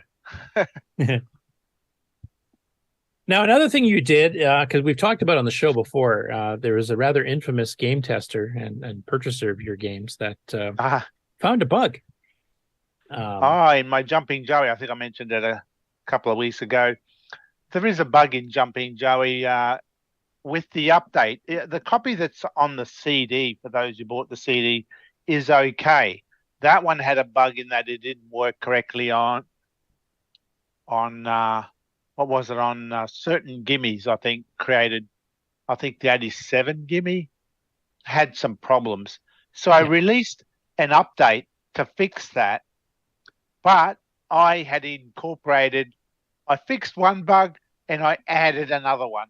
So that other bug is when you get to level 6, it would crash when you tried to, when it's about to enter level 6. And it was a stupid bug. It crept in while I was trying to fix the last bug. And these pokes, which anyone can do, just adding those lines in the loader program, will fix that bug. But you've got to get to level 6. And as far as I know, the only person who ever has gotten to level 6 is, no surprises, Buck Owens. So so he's the one who alerted me to that bug. So that's been fixed, and you can easily do it. For most people, I wouldn't even worry about it. But yeah, if you're getting to be as good as Buck Owens and you can get to level 6, yeah, you'll need to do these pokes. How many levels are there? It keeps on going. Sorry. From level 6 onwards just keeps repeating. It is pretty hard at level 6. Even and for it keeps Buck. repeating. Yeah. Yeah, Buck hasn't gotten past 6. Because basically the game keeps speeding up, or that adds extra, things or whatever on different levels. Level 6, by that point, you do have to be pretty good. And I figured, well, rather than just constantly make it even harder, I figured it's hard enough. Let's just see how far they can go at that point. And so Buck can get to 6, but he hasn't gotten past it yet. And what's your personal best? You got up to 4 or 5 or something? I get to 4. I think I've gotten to 5, but not through it. And that's where Buck found the bug in level 6. So anyway, I could have found it if I had having the code. I could just cheat my way there, but I didn't think anyone would get that far. I thought it was so hard. But yeah, I forgot all about Buck. So. So anyway, for the audio listeners here, basically, if you've already paid for it and gotten the game, if you go to Nick's new revamped website, click on the Jumping Joey icon to get into the Jumping Joey page, scroll to the bottom, and there's basically one line of basic code with 2 pokes. You basically load the joey.bas, you add this line 46 with the 2 pokes in it, and that just corrects save the bug, it out again. and then save it back, and then you've got a corrected version. So it's that's easy. it fixes the bug. It's no BE, but yeah, it's annoying. And that's why you do beta testing. Well, I did have the best beta tester, which is Buck Owens, but he hadn't got to level 6 at that point, I don't think. There you go. But anyway, there it is. Yeah.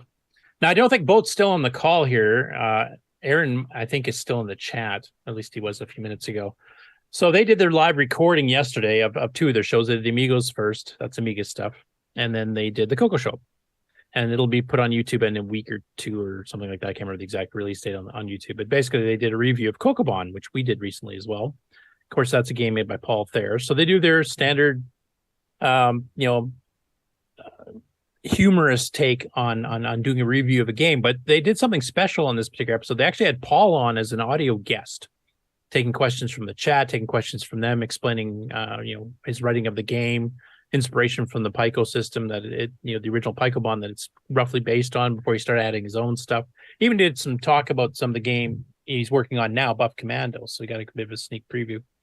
I'll play just a little bit here just so you can kind of check it out. But if you want to check it out now, you can get it. It's one of the latest streams on their Twitch channel. Or if you want, you can wait until the YouTube version comes out a little bit later. Show me, show you, CoCoBon. It's the CoCo Show, episode 40. Obviously, you've been listening to Samuel Gimes too much.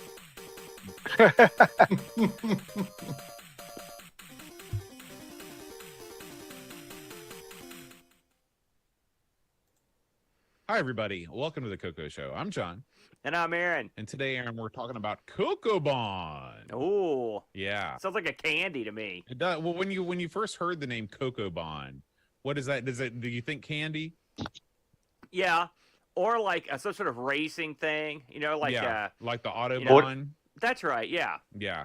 What if you combine both candy and racing? I'd be a professional racer. That's what you'd get. That's how it'd go down. That'd be awesome. Listen, Coke, Bond.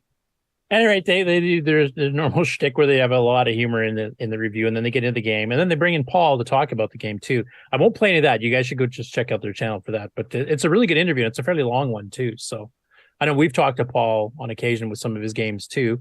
They also went through the fact that last year's Boat Fest, they have these competitions of playing games with trophies you can get for 3 different systems, and the CoCo game chosen was Paul's Timberman. And then they had to have a tiebreaker because they had a dead heat tie, and they had to bring in Ghost Rush, and then they tied on that too. So then Boat had to just make a choice. But they're planning on doing that type of stuff again this year for Boat Fest, and I know a few people are planning on going to that. It is a fun time if you're into retro gaming of any sort. They bring in video pinball games. They bring in all kinds of systems with custom hardware to hook up 8 players at once, and competitions and all kinds of stuff. There's seminars, trivia contests, all kinds of stuff. It's a great time. So if you are into gaming at all, I would highly recommend attending Boat Fest in beautiful Hurricane, West Virginia. I think is how you're supposed to say it. Where the Mothman was, basically. And that's it for the gaming news this week. A little bit of a short one. Do you want me to segue straight in the news? I think you kind of played the I whole already news did theme there. the main intro, so go for it. So let me switch over. Make sure the share same one to share this time. Okay, you guys are seeing that? The black and white graphic? Yep. Okay. So TerraCity Retro Programming. He's been figuring out how to use P copy for certain effects there. I was kind of helping him in the comment chats because he couldn't quite figure what the heck use this command was. So this is one where he's actually starting to use it. So he's got a P mode 4 screen up here, and this is his early attempt of doing a kind of a Ghost Saga game. And he's basically using P copy on the 5th page you can't see to copy the background on the bottom row. So the house and the trees. And then he's doing put for the animation of the character. So I'll play a little bit so you can kind of see what it's doing, and then I'll show you his sequel video where he did some changes. Okay. So that's where you actually can move So around. I have a little game going on here. The sound's a little bit out of sync with the video, unfortunately. This is my character right That here. woke me up. And I have my sprites. I was trying to wake up here. Nick, sorry. Basically, on page 3, I'm using page 4 right now for the. So that's for a little bit here. I kind of just gave you an explanation, but he's moving in increments of 5. If I increase them, he would go faster, but I don't want him to go any faster. And then he takes a hit like this, and you can imagine this goes to. But it shows a nice technique where you're restoring the background, then you draw your put. Now the put will still have the little block around it. So if you were trying to mask it onto the background, it's obviously not going to do that. But for something like this, it actually is not too bad, especially for a base game, because you're keeping some pretty good speed of your character walking around. He's actually got little animated legs as he walks and he swings his thing with the sound effect. But since you're restoring the background, it actually does not, rip the background out and wipe it out as it's going across. So you can actually do some pretty cool effects. So he did this in P mode 4 as an experiment, but he's much more, he likes using the 4 color modes. So his second video he did this week, he actually redid it and he decided to fiddle with the Puyan palette, as we like to call it here. And he shrunk it down to a P mode 1. So this is basically 2 pages that you're viewing at a time. And you'll notice some little oddities here. So when you did the shapes of his person with the halberd there, he's got an orange background. So of course the orange block will show up as you're walking across a purple house or the cyan sky, etc. But he did notice some oddities here when he starts walking across the trees. Now, some of you that might know some of the basic ROM code better than I might explain what's going on here. Fast forward a little bit here. And I'm just going to talk about this a little bit. So what I have going on here is, and the reason I changed to low res is because I 0.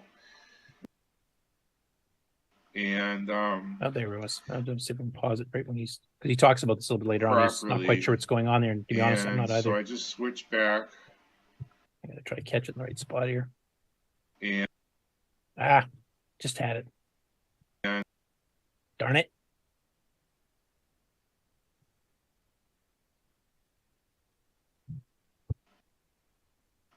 There.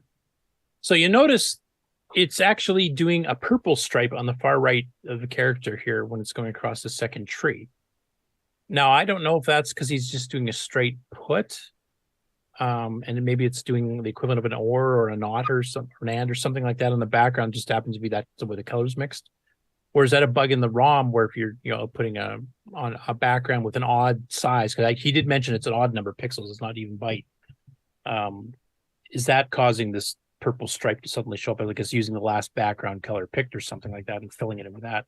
Does anybody here who's fiddled with the basic ROM code or looked at it have any idea why that would be happening on a put?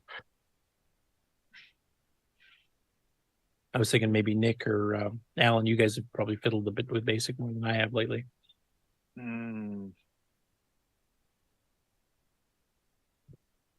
No, not up front. I mean, both ideas are good ones. The odd numbered size of the buffer, and it's got nothing left to do. It's only doing that one half of the row, And since all the other pixels were white next to it, you've got the orange on and then white and orange and white.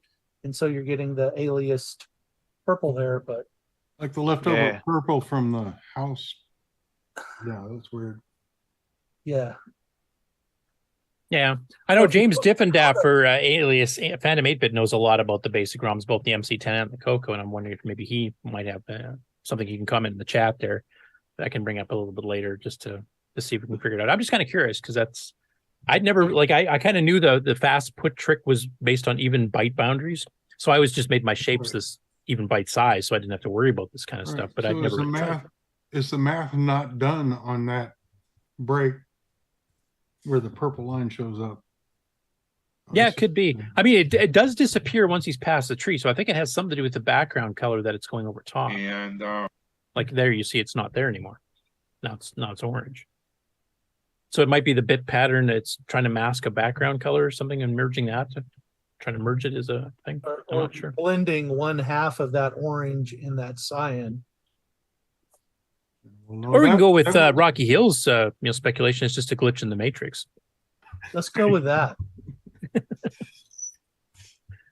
Anyway, it's cool to see him using this technique because it basically lets you restore the backgrounds without having to redraw the whole background. You just basically p-copy it. It's quite quick. I haven't looked at the code. You could optimize it even faster yet, but it does leave a little bit of flicker when you're doing this. But if you saw his old Tales of Suburbia game, where he literally use get put to get the original background, and then he redrew the character, I think using draw statements or something like that, it's way slower. And it doesn't look arcadey at all.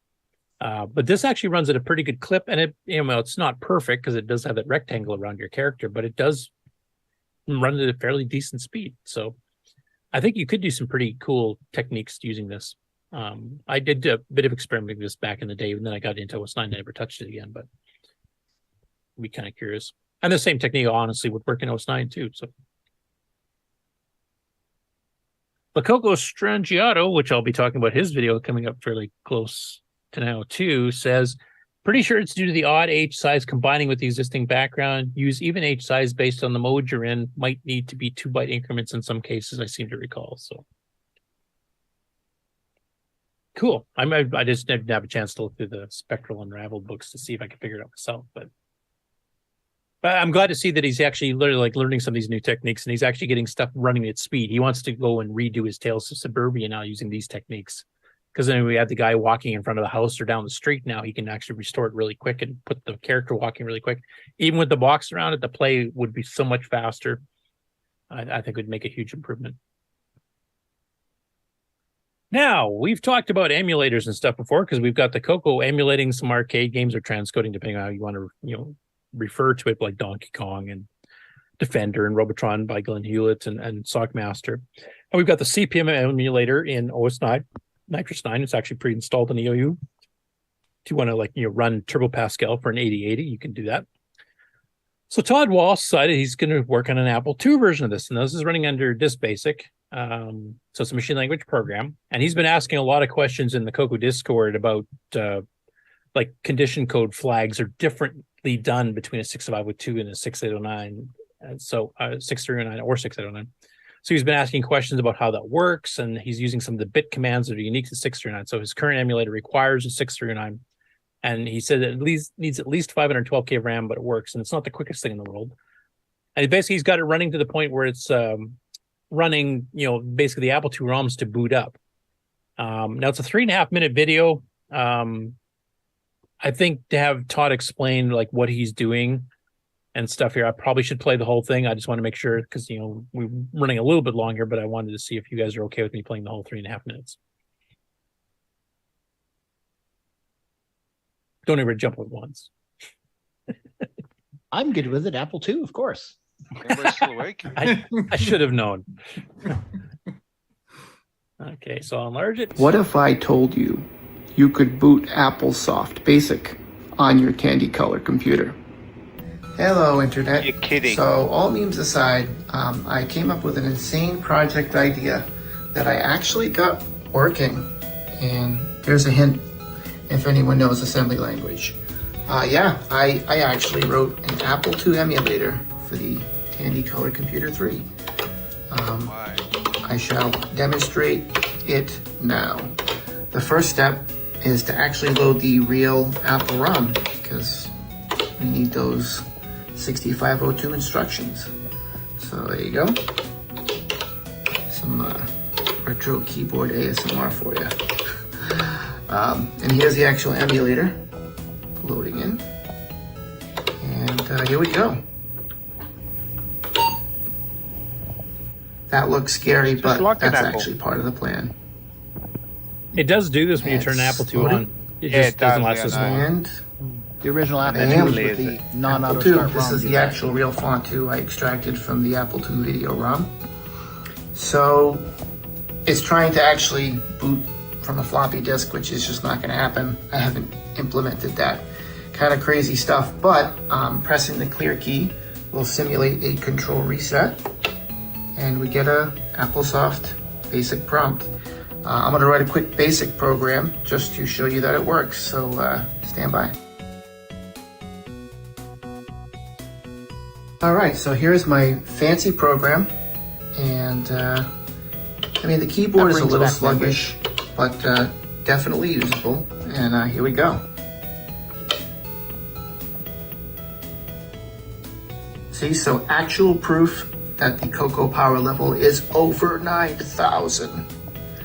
But anyways, yeah, it's pretty slow, guys. It's not going to win any benchmark performance competitions, that's for sure, but it's, you know, doing a lot of math inside there. So this is actually the upgraded CPU, the 6309. That's the only upgrade. Everything else is just a stock Color Computer 3. But I needed all the efficiency and stuff that this upgraded CPU offers. It's technically possible to do the same thing on a stock CPU, but it would be even slower. But I can press break and yeah. But I mean, you can see how long it even takes to recover from the break. But I'm sure more clever people than me could improve on this and turn it into like something more responsive. This is just kind of a proof of concept. I just wanted to show the kind of stuff the CoCo 3 can do. I'm not quite sure if anyone has written an emulator like this before on this platform, so, but it's doing the things. So yeah, anyway, I will also be releasing the source code to this, so if you guys want to check it out and maybe improve on it, or yeah, that'd be great. And hope you found it interesting. Catch you later. Cool. Yeah, that's pretty cool. The only other emulator we have like that is a CPM one, and that one, depending on the program you're running under it, can emulate faster because CPM has a bunch of API calls.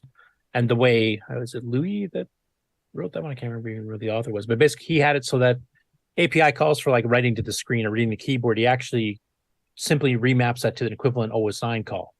So basically that runs at native speed, that little bit of code, and then it comes back and then you emulate, you know, the Z80 or the 8080 or whatever it is, and then you emulate the rest of it. But basically if the program is written to make a call to the CPM call to say write an entire line of text on the screen, it may take a fair bit of time to build the line of text, but once it gets sent, it gets printed instantly. So things like Turbo Pascal actually run, you know, they're not great, but they're much more usable than you saw here.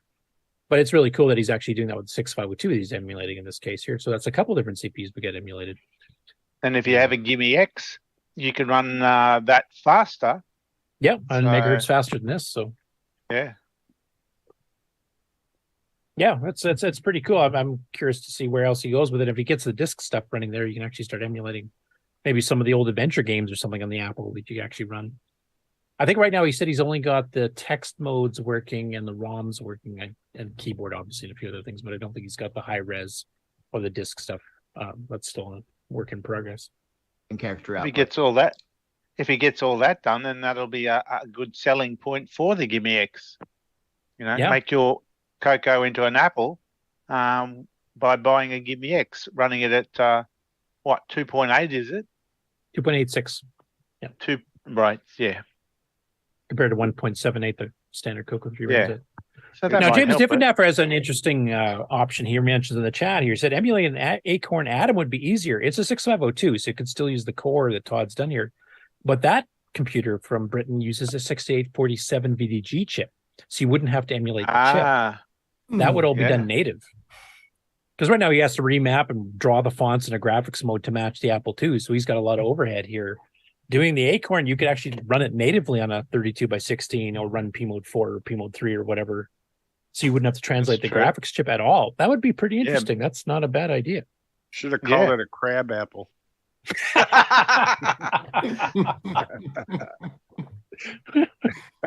Are you crabby about it, Ron? Well, one thing you could do is you could start patching the Apple ROM. So instead of running native routines, that it jumps out to the CoCo ROM, because again, the CoCo Basic is based off Microsoft, just like AppleSoft. So there should be some commonality.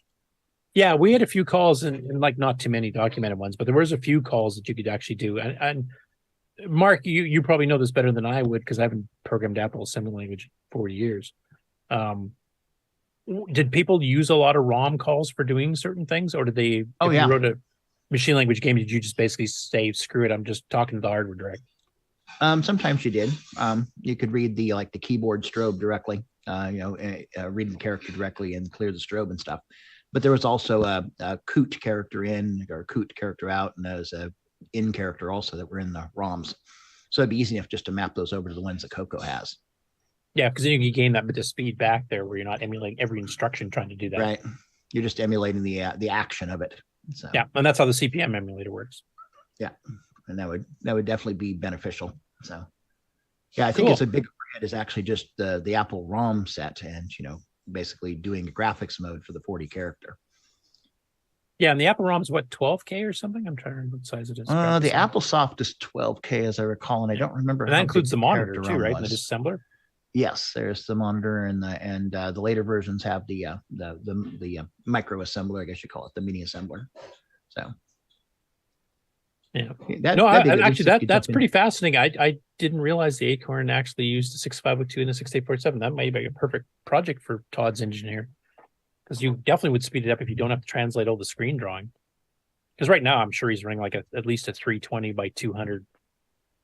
Well, if he's going to be emulating the low res graphics, he's going to have to do a 16 color screen. Anyway, yeah, that's 32K. You got to shift around to draw stuff. So. Sure, that's where a lot of his speed is being lost, is doing all that in graphics mode, basically. Yeah. James also mentions here, he said the 8080 was emulated back in the 70s on the 6502 and on the 6800, by the way. I've heard of them, never seen them in action, so I don't know how well they ran. And Alan, you're saying the 8080 is emulated on the CoCo as well, downloaded from the CMOC site, so that's separate from the CPM emulator that Louis, I can't remember his last name, did. Yeah, there was a retro competition, and someone did it's on the CMOC site. Someone did an 8080 emulator in CMOC. Cool. I never thought I would see the CoCo being a hot emulator host program platform. I just never pictured that in the old days, ever. So if you run this on VCC at 78 megahertz or whatever it is. Yeah, it might run as fast as a real Apple II or even faster. Yeah. Who knows? Yeah. So it'd be emulating an emulator, emulating emulator. Well, I've done that. I've ran like the CPM emulator under OS 9, running on a CoCo 3, emulated on VCC or MAME. So I've done that. Jeez. It gets to be stupid. Right. Stupid but cool, I think is what you meant to say, Ron. Yeah.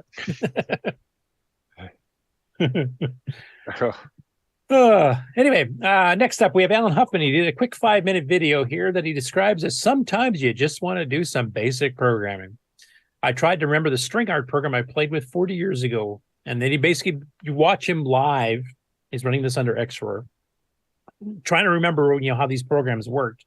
I won't play the whole thing because it's almost 6 minutes long, but I'll play just the beginning so you can kind of see when he's playing around. And I don't believe there's commentary on this one. So we just did a for next loop with using X in step 2. He's doing some lines. He makes mistakes now and then, so you because this is really live. It's not edited for clarity. So good. And here you see some of the more AA patterns that you get when you do step 2s going across like that. You get kind of this funky color artifacting stuff here. But he does some stuff with circles and other things too here. So it's the kind of stuff that you can see in the extended color basic manual, some of the sample programs. But he's just doing it from memory and fiddling with it. I would already be back to that manual 7 times by now.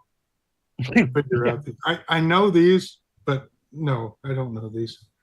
Yeah, try to remember the exact syntax. Do I need parentheses? Do I need the dash, or is it the word to? Especially if you switch between platforms.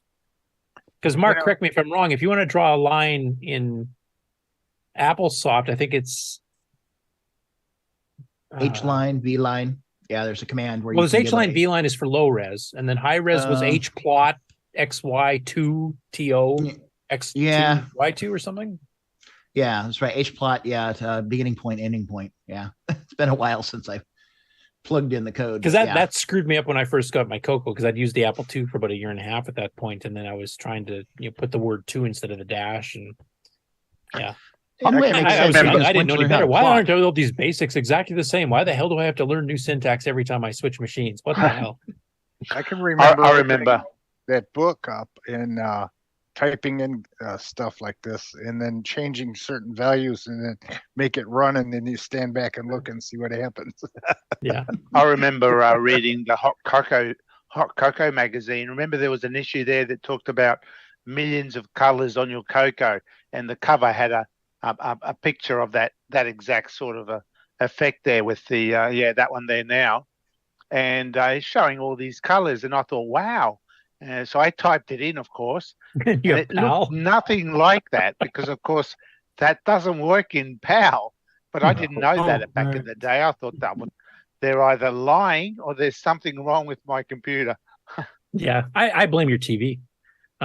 Well, it was that really, but back then we're talking about mid-80s. Yeah. Now, James actually also said here, we were talking about, it's a stupid thing to do this type of thing. I think he's also talking about the emulator back, running how slow they get here. And he says his last comment was Dare to be Stupid, which is an awesome album by Weird Al Yankovic. I just wanted to point that out. So, yeah. All right. Couldn't you do stuff like this and then put lettering over it for the beginning of a program? Yeah, some people actually did that. I remember Rainbow used to publish some games and some graphic demos that actually did do exactly that. They did this little background graphic and then they throw text over top of it.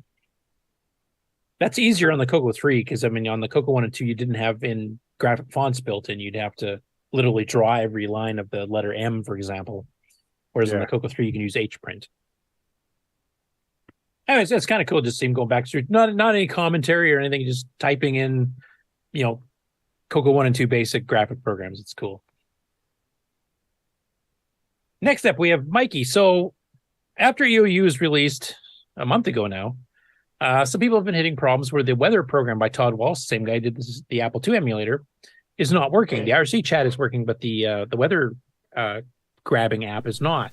And it turns out that is because he was using a beta, not released version of Pi DriveWire by Mikey. And Mikey's been busy. He was doing DOSember, so he's doing a lot of DOS-related videos for a while. And then he was busy, I think, with work and stuff, too. So he hasn't been able to touch it much. He's in Hong Kong. Oh, is he in Hong Kong right now? In this video, you'll see it toward the end. Oh, okay. I didn't catch that. Yep. So anyway, he's been busy. So he gave this basically 6-minute video, just under 6 minutes, explaining that he has basically got it running, and obviously he has because Todd's actually tested it. And he's doing what he considers to be roughly the last week of testing to make sure he didn't break anything else. And then he'll be releasing it. So in about a week, hopefully by the next show, if you do have EOU and you do run DriveWire and you want to run the weather app, it should be able to run fine once this new DriveWire is out, because there was a bug in it that is causing the problem. So I'm not going to play the whole thing here, or the technical explanation. I'll just show it so that he can show it actually running. And also, since I'm demonstrating CoCo WX, it has the virtual serial. And there it goes.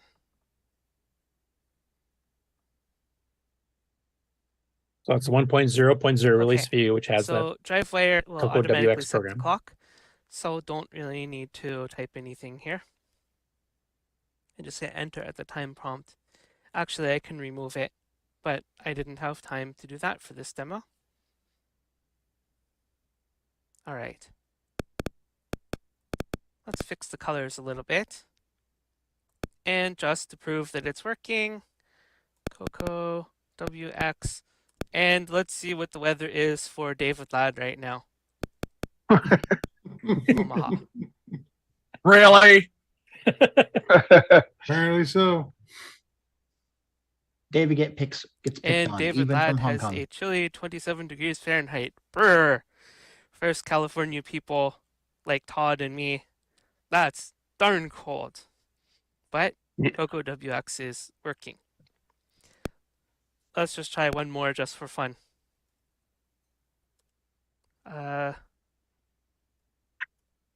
Saskatoon.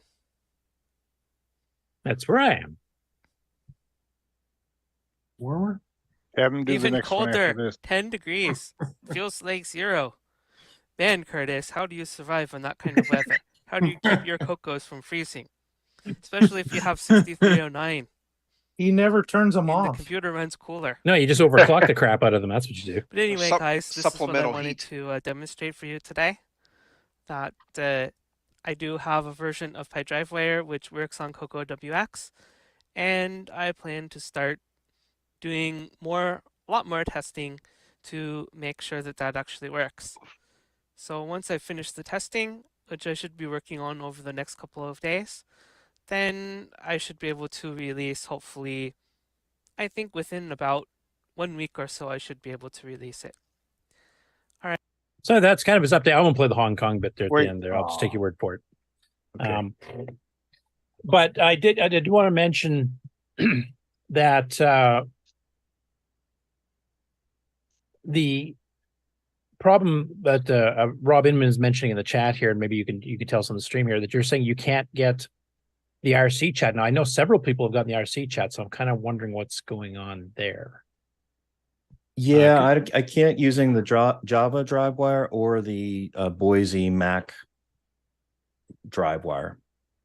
Nothing happens. It times out. I can't connect to the server. So maybe it only works with the PyDriveWire. I don't know. Yeah, because I know he's been adding some stuff there to specifically get it, a bit more advanced. So maybe that is something unique to it. Have you got PyDriveWire to try it with, or? I don't have it set up because I got a new computer a while back. So I will, test that. Okay, because I know several people have actually tested it. Rick, I think even you did, didn't you, at one point? CoCo IRC works great. Okay, and that the common thread here, I'm guessing, is PyDriveWire then, right? I'm on PyDriveWire, yeah. It works great for you. Yeah, and that's what matters. That's all that matters. So basically, Rob, this is a personal problem for you. It is. Yeah, it is. Great comeback. To me, it sounds like though it requires PyDriveWire. It won't work with like DriveWire. Or what is the last version? 4 or 3 or whatever like it is. 4. Yeah. So all right. I would guess if you want to report back to us next week and see if that solves the problem, I'm guessing it will. Of course, isn't the older DriveWire being stirred around right now and put on the new Java versions and stuff? So this may be in flux. That's the Pedro Pena story. Yeah, he's been getting it because basically the problem with the older versions of DriveWire, they required a really old version of Java. And people didn't want to install 2 versions of Java to run their modern apps plus the old ones. And he's got it recompiling with the newer version of Java. But I don't know if it has whatever functionality is needed for CoCo IRC and CoCo WX. I don't know if that's even in DriveWire 4. I'm not sure. But it might be less craptacular. So Yeah, DriveWire 4 should have the network support on it. Cool. Okay, so we'll have to see if that ends up running so that you can run those 2 apps through that version as well as PyDriveWire. That'd be interesting. Cool. And thanks, Mikey. I didn't realize you were away, so that's probably why you haven't got the CoCo 3 FPGA version of EOU ready yet either. The next one here is by ShareSquid, who's actually a member of our Discord as well. Excuse me. And he's actually more of a Vectrix guy. Now, the Vectrix, of course, with the CoCo share the 6809 CPU. So he's doing a demo development here. He's been working on a demo for the Vectrix for a while for the 40th anniversary of the Vectrix because it came out in 1982. if I remember correctly. And this is part 1. Now it's a 17-minute video. I'm not going to like cover the whole thing, obviously, but he actually does some comparisons with the CoCo, because the CoCo was his first home computer machine he had, and why he's familiar with 6809. So he actually does a little bit of a comparison of how the graphics work between the two systems. So fast forward a little bit here, roughly here. Is different than drawing lines on a standard computer raster TV type display. To highlight that difference, let me bring up this emulator of the color computer that I had as a kid, the TRS-80 color computer. Now, drawing on the color computer is fairly straightforward. The only thing to keep in mind is the Y coordinate system is inverted or flipped. For example, here in line 25, you're drawing a dot at 0, 0. That's the top left corner of the screen, and you're setting the color to 0. And then in line 30, you are moving forward on the x-axis, 20, and you're going down the TV screen, 20. That's your XY, basically, 20, 20. And then you're drawing a line to another XY coordinate of 140 and down to 140. So that draws a diagonal line down. And then we want to just draw straight up from that line, starting at coordinate system 140, 140. This is typical like algebra you've had. You're starting at 140, 140 on an XY graph. And then you're staying at the 140X, and you're going all the way back up to 20, which is near the top of the screen. Okay, and that looks like this. There it is. There's the dot in the top 0, 0 position. And then we went down to 20, 20. And we draw a diagonal line down to 140, 140. And then we go back up to 140, 20. Easy peasy. Easy to understand, right? What did not change through this whole thing was the coordinate system. And that's where the Vectrex is going to mess you up. Because the Vectrex coordinate system is going to change every time you draw a line. It's going to reset it. Let me demonstrate that. The Vectrex follows the Cartesian coordinate system, where going down the y-axis, you're going negative. Going up, the numbers go positive. If you go left, the numbers are negative. If you go right, the numbers go positive. So this is where the Y is basically inverted from what we're used to. Like ours, the 0, 0 is the upper left corner, and if you increase the Y, it goes down. Whereas on normal math in class, negative goes down, positive goes up. Now, I will mention that the original GFX module for Basic 09, I guess they were planning it for classrooms doing math, because they actually set the coordinate system there to be the same as you would take in a math class. The Y is the opposite direction we're used to. But so many programmers, I think, bitched and moaned about that, because all other basics did, the way we're used to nowadays, that when level 2 came out, they switched it back to the traditional way, where increasing the Y value goes down, not up. But if you're doing any programming on Basic 09, or actually in OS 9 level 1 period, in the equivalence of the PMOD 3 and PMOD 4 screens, you have to take that into consideration. Your Y is going to be flipped, where 0, 0 is the lower left corner, and you work your way up. X is the same, but the Y is a bit different. But that's even different from the Vectrex, as we'll soon find out. Positive. The other interesting thing about the Vectrex is you start at 0, 0, it's dead center of the screen, unlike on a raster game system where you start the top left corner. In the Vectrex, you're starting right dead center in the middle, and then you tell that electron beam where you want to go. You can go anywhere you want to with that electron beam. You don't have to go left to right scan lines like you do on a TV. But here's where it gets very interesting. Let's just go ahead and start by showing you how to draw, and then I'll show you what happens to the coordinate system as you begin drawing. So we're going to replicate the graphic that we did on the color computer. And the first thing we're going to do is set the drawing speed. And so here I've got this variable called myDrawSpeed. And it's basically telling it how quickly to draw the line. What was that, Mark? So how fast does it move that sounds like electron something we just beam? need to go watch. Here we're setting it to 80. And then I'm calling this function called dot is that here. an asparagus call you're It's a doing? little subroutine that you can get to. yes. It's in the Vectrex.io. So this makes sense if 0 is the center of the screen, negative is down, positive is right, negative is left, and Well, they give you the Cole's Notes version. Basically, once you've drawn the vector to a new spot, that is now 0, 0. and now that is 0. And so the edge of the screen is who knows. Yeah. So basically what you're doing there is you're giving it offsets. You're not giving it coordinates on the screen in a fixed grid. You're telling it go right 20. Though there's not really pixels either, so that it's like almost like a time delay. But basically you're going relative. I'm going right 20, up 5 or something like that. You're not. There's no set. We know why there aren't that many Vectrex games now. And it gets even worse too, because the deflection of the beams causes drift over time. So you have to reset the magnets and put the beam back in the center and then restart your drawing. But yes, it's like a cursor where basically it's relative coordinates everywhere you're at. Oh, now, when you plot Vectrex games, you can plot it using an absolute coordinate system. And there is support in the executive ROM for doing display lists that work with that more global coordinate system pretty straightforward. So if you're drawing on the fly, then yes, you have to keep in mind where you've drawn to, and you have to occasionally reset to the center with the beam off, reset the deflection, or else you just start getting drift and it gets more and more horrible the longer you let it go. Or you use the executive calls like you're supposed to, and it takes care of some of that for you. How do you hold the fly still? Really? You basically just poke a value into a register and then it stops. It was a joke. I know, but it was an electric fly, and so on that the fly. I'm drawing on the fly. Yep. Poke it in the register. Yeah. But for those of you who may be interested in programming Vectrex, because it does share the same CPU as the CoCo, I will mention that OS9 Level 2 does have relative drawing commands, as well as absolute drawing commands. You have all relative line, regular line, etc. So you can actually tell it wherever you're currently at, go up 20 and write 5, draw a line. So you can actually translate, if you wrote a program in Basic 09 or C or assembly on the CoCo 3, using that coordinate system and using the relative draw commands, you could actually translate that just about directly to the Vectrex or vice versa. So it would actually make porting some of those things easier back and forth. So, and to get even more easy, CMOC supports Vectrex output. LWASM will support, of course, the 6809 piece and is callable from CMOC.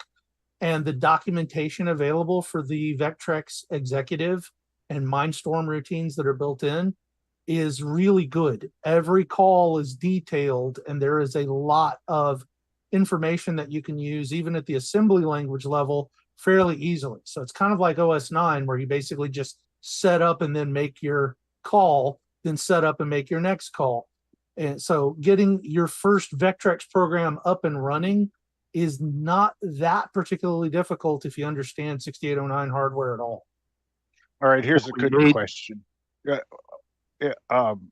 We have a VDG chip. What do they have? Math and a vector beam. Lots of math. Yeah. No chip.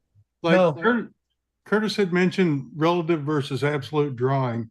That Risk game that I did a while back, well, many years back, but we recently talked about, was an example of that. I would set an absolute spot, but it was much more efficient to say 12 left, 18 right, than to say this absolute, byte wide position. And yeah, we have to do the math to figure out, like, okay, I'm currently at 100, 10. If I'm going right 20, it's 100 plus 20. So you have to do math. Well, whereas on the relative, it's longer in the source. It's shorter in the code to say, okay, 12 left and 8 right. These are all very small numbers, and literally that's how the draw command works by default. You go right 20, up 5. You can give it absolute coordinates with M for move, but it's actually shorter and easier to scale, etc. If you want to like increase the size or something by using relative, because I can go times 2. Well, now I've doubled the size of the shape I'm drawing. So all the fonts are drawn the same way? Yes. Yes. There's actually a built-in font ROM that is draw commands effectively on the Vectrex. But if you catch me on the Discord, Ron, I can tell you about the difference between the rasterization and the vector drawing. Because what the VDG chip is getting for you is drawing in line with how a television scans, right, and picking up the font data and drawing it for you. None of that really exists on the Vectrex, nor does it need to. It leaves all the drawing in your hands. But wait a minute. Couldn't you put a VDG in there? You could, but it has nowhere to display because the monitor itself is different. It doesn't have the same scanning and flyback circuitry. So vector display is totally different to a raster as far as the whole point of this thing is not to raster scan. You can do a lot of things on a Vectrex you just can't do. And a lot of people have used oscilloscopes to reproduce the display from the Vectrex because, that's same idea. So you're not spreading the beam out, you're just using the point. You're directing the Aiming beam the in any point, direction yeah. you want, not just horizontal scans across like a TV does or a regular CRT Yeah, monitor. basically you are just directing the point, and the phosphor glows for a little while so that you can move the point around, light those pixels up as you're going, though they're not really pixels. You light those phosphors up as you're going. They glow for a little while you move on and draw somewhere else. You have to remember to come back and redraw, and that's where that reset the beam to the center while it's off and then start drawing your display list again. That's where it comes in, is you're effectively having to decide what you want to refresh as well. Okay, So, I got a question And for you. this is why it's screaming fast, because you aren't drawing anything you aren't drawing. You don't do every pixel on the screen. You go from where you want to where you want to where you want. So you couldn't do a duck hunt type game on this machine, No, or could you? you can get kind of close, yeah, but not exactly. And for the light gun part, it does have a light pin, but it works differently in the way it's coded. Okay. Yeah, and as Rick mentioned, and I think Alan mentioned, and James Jones in the chat is mentioning too, you have to go and redraw stuff because the phosphor will fade. So if you're drawing a complex scene, the more complex it gets, the more time it takes to draw everything you're drawing. When you go to redraw it, it'll have faded more, so it'll get lighter and lighter, or sorry, darker and darker, eventually fading to black. Getting to the point where it's better to use a raster and just draw the whole screen anyway. 60 times per second, yeah, just redraw them. And where some games it's better to just draw what you need to draw. This drawing that's on the screen right now, you could do that a million times. Well, picture it like this, Ron. In real life, sorts of things wrong. You have a sparkler, and you're swinging the sparkler around, and that delay in your eye and your brain, you can spell out stuff in the air with a sparkler. Yeah. That's all you're doing is moving the pen around on the screen. Well, actually, doesn't RTVs, I want even to though see it how has many lines I could do on the rasters Vectrex, so that I goes made a back grid. and forth, it does it faster. Well, but the thing is, you're using all the processing time to cover every possible dot, where the Vectrex only covers the dots that it's writing. You tell it to draw. Yeah. So you can skip all the black spaces and just draw the rocks. Yeah, because on a raster one, basically you've got a chunk of memory that it knows how to map to drawing rasters, and it scans that entire memory block and redraws it 50 or 60 times a second, depending whether you're on PAL or NTSC. So it's drawing 200 scan lines continuously, 60 times It's per drawing second. the blacks, it's drawing the whites, it's drawing everything. And this is skipping all that. It's only drawing the parts you see in white. It's like you've got a pen and you're drawing directly on the screen. Like So- you're drawing the outline. Rather So than that's how- waiting for it to scan from the top to the bottom, you say, go here, now go here, now go here. On the CoCo, it scans from the top to the bottom over and over again. And when it gets to a particular piece of memory, it knows, okay, that piece of memory gets drawn at this particular place on the screen. So you're on the Vectrex, you just skip that loop and you're just saying, take the pen right here and draw right now. You don't have to. But you as a programmer don't have to concern yourself about all that. That's what the video chip does. That's what the video chip is handling. Right, but it's so slow because it has to go.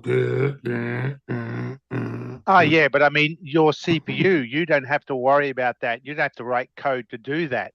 The video chip is doing that. But the Vectrex looks so cool because it can just bang things around. One big advantage of vector-based systems too is you get perfectly formed diagonal lines. Because on a raster, you can see that stair step, especially if you're on lower res, like we saw that earlier demo, Ron, where you could see the little dots to connect it. You notice here the angles are just dead straight. Yeah, it's like not only infinite that, resolution just about. but It's basically it'll- phosphor size. It scales up and down perfectly. Yeah, exactly. You ever see a Tempest game? Well, I use CorelDRAW, and that's vector based. Exactly. and it's AutoCAD vector or something like fonts. Yeah. But even those, we've got really high res monitors like 4K and 8K displays. It's still not perfect vector. If you go up really close to the screen, you'll still be able to see small pixels. And here it's basically it's just a straight line. Now, what we need is an emulator on the CoCo 3 to emulate the Vectrex. I think you could, as long as it wasn't too complex of a shape. You could do with a really fast line draw, but trying to duplicate the tint, not the tint, the darkness, the brightness of the line. We have to take into consideration, like, how long has it been since I last redrew this asteroid? Right. And that'll make it, darker gray or lighter gray or white or whatever. That would be the tough part to duplicate.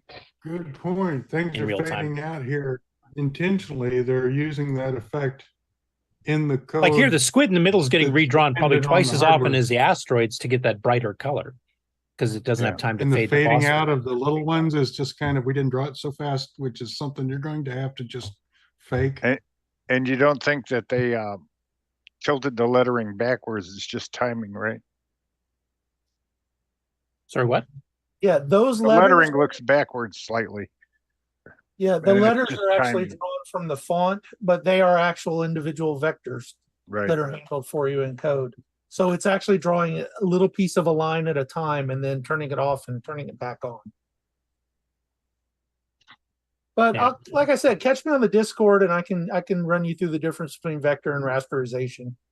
Or Ron, if you can make it to Boat Fest, Aaron actually has a Vectrex, which Frank of Retro Rewind actually fixed for him, and it's running. He might bring it again, and you can actually try one in person. Yeah, you can't see what it looks like by looking at it on YouTube because that's a rasterization of the vector. You have to see the thing live. Yeah, literally, that's true. Like, you will not get the full effect of it unless you actually see it on the actual. Well, have you ever taken a monitor or a TV and put it in the service screen where it just has a dot? It's that, yeah. It's that, yeah. It's that. Yeah. Right. Anyways, a whole bunch of stuff going in the chat. I'm not going to go through everything on that too, but there's a lot of discussion on how some of the stuff works here. So a lot of people actually know quite a bit more about vector graphics than I do. I know a rudimentary amount of it, but yeah, it's pretty fascinating because it's a completely different way of displaying a screen using phosphor than a raster. Speaking of James Diffendaffer, here's his blog. And he did a quick port of a running cat animation. And this is based on a GWiz Basic, a GW Basic for the PC. It's only 37 seconds, so I might as well just play the whole thing. You guys are still seeing that when I zoom it up? Because sometimes that breaks. Yep. Okay. Whole bunch of data statements. Whole bunch of puts. So the data statements, I think, are basically building the cat at different animation frames, as you're seeing it's drawing here. For the audio listeners, of course, you can't see that, but This is just like taking a tablet and drawing a picture at the bottom and flipping the pages. kind of. Yeah. It's the same principle. Yeah. But there you can see the little cat getting animated running across the screen. So that was cool that he actually took an IBM PC-based basic program to do that. But we'll revisit this subject a little bit later in the news. Yeah, it's got cats too, which we're rather famous for in our show. Speaking of which, Mark, any barf reports to let us know about? No, not today. Oh, good. Look at that cat go. Next up, this is a channel I've not seen before. It's called This Got Made, and it's I guess basically talking about stuff that people are a bit surprised actually got made back in the day. So season 4, episode 9 is covering the Tier City Whiz Kids. That we have covered before. Retro Hack Shack has covered it before as well. And this was a cross promotion thing between Radio Shack and DC Comics. And they would publish these comic books that featured their major superheroes and supervillains. And they would somehow have to be helped to defeat the villain by using a Tier City computer of some sort. And the Whiz Kids were these two teenagers in high school, or maybe it's even elementary school, I'm not sure, would write a program to help Superman solve something or whatever to defeat the bad guy. So they're covering one of them here, and this particular one is covering one of the ones that featured the CoCo as opposed to a Model 1 or a Model 3. And he has an interesting presentation style, which I'll let you see here. It's a 3.5-minute video. I don't know if I'll play the whole thing, but I'll play at least a little bit at the beginning here.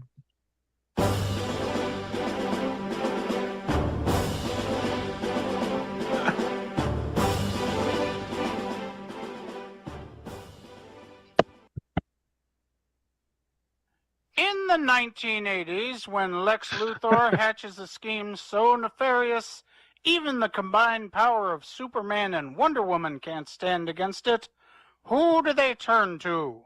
The Flash? The Teen Titans? Aquaman? oh, I'm sorry. I can't even read that one with a straight face.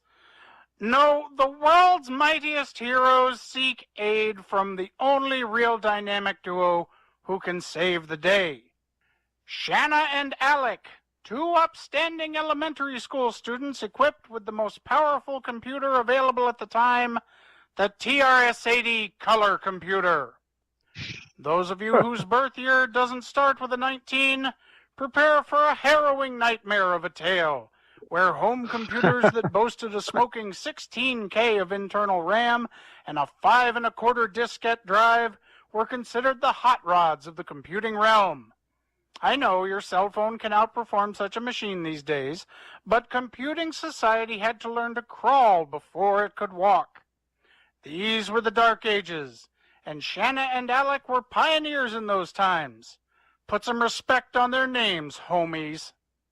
When Wonder Woman shows up to personally escort the digital duo's class to the World's Fair, nobody had a clue that Lex Luthor planned to destroy the expo. Fortunately, the business mastermind and technological genius hadn't counted on pitting his experience and skill against two kids who had just mastered Tandy's Network 3 controller that allowed 16 color computers to network together. I mean, the writing was on the wall there, Luthor. You see, children, back in the day, there were these things called shopping malls. Look at them all. And they had things. Actually, you know what? I think I'm just going to play the whole thing. I normally let it keep going. But this is gold. This is comedy gold, so we got to do it. But definitely go view this person's thing so he gets the views too. He definitely deserves it. Things called Radio Shacks in them. And amid all the transistors, citizens band receiver transmitters, and ham radio equipment, and you guys have no idea what I'm talking about, do you? Well, anyhow, they sold a device called the color computer, nicknamed the CoCo or the Trash 80 by the Philistines who didn't own one. Don't do that. Most likely godless wife-swapping atheists who own Commodore 64s or TI 99 4As. Plug this machine into your television, switch the UHF to 3 or 4, and nothing, huh? Speaking a foreign language, right? Like Fortran or Pascal. I guess I could go back to programming in BASIC. No? Nothing? I weep for the future. Anyhow, this book got made. You can probably still hit up any former Radio Shack employee for a copy or 3, but no doubt they'll force you to sit through a tale of their glory days when geeks owned them all and electronic gadgetry reigned supreme. I'm Carlton Tetley. Good day and good reading. It's also going to require your name and address. Yeah, I gotta see that. So what do you guys think of that? I thought it was great. Wow. He made no attempt to make his lips follow the words. None. Zero. I wonder if he's in the witness protection program. Is this really Samuel Gimes? Yeah, maybe. Maybe. Holy Could cow. be. I quite like that. I've never seen the show before. It popped up because when I did a search for Coco, it showed up. I'm kind of interested in seeing what other episodes covered in the same type of style because it looks funny. But yeah, the part when they were showing like the bloodless heathens and that they were using the other computers and stuff, and they sold some ogre thingy. I literally laughed out loud the first time I saw He had to that. say Trash 80.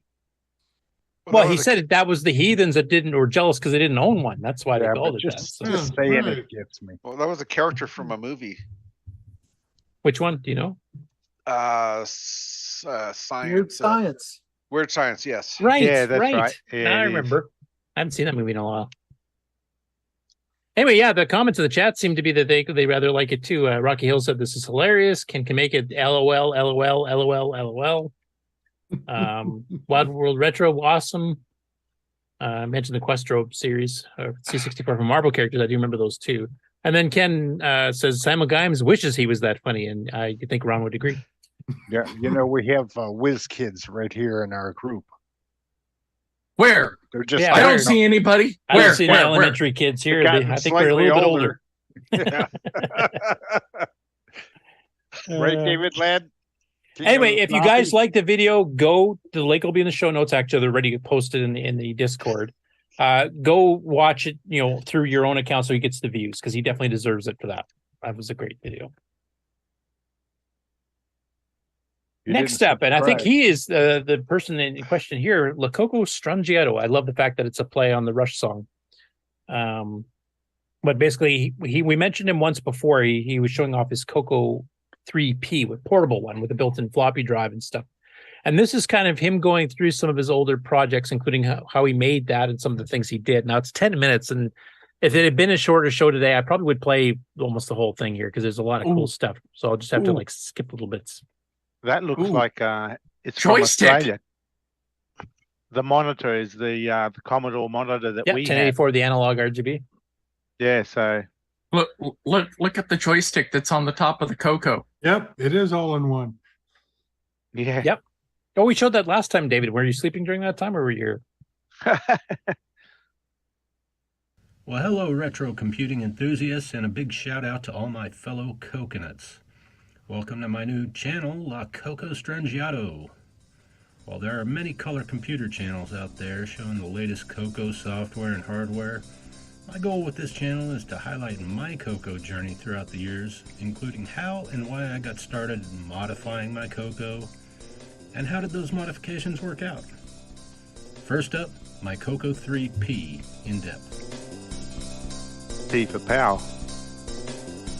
Nope, P for portable. Ah, of course.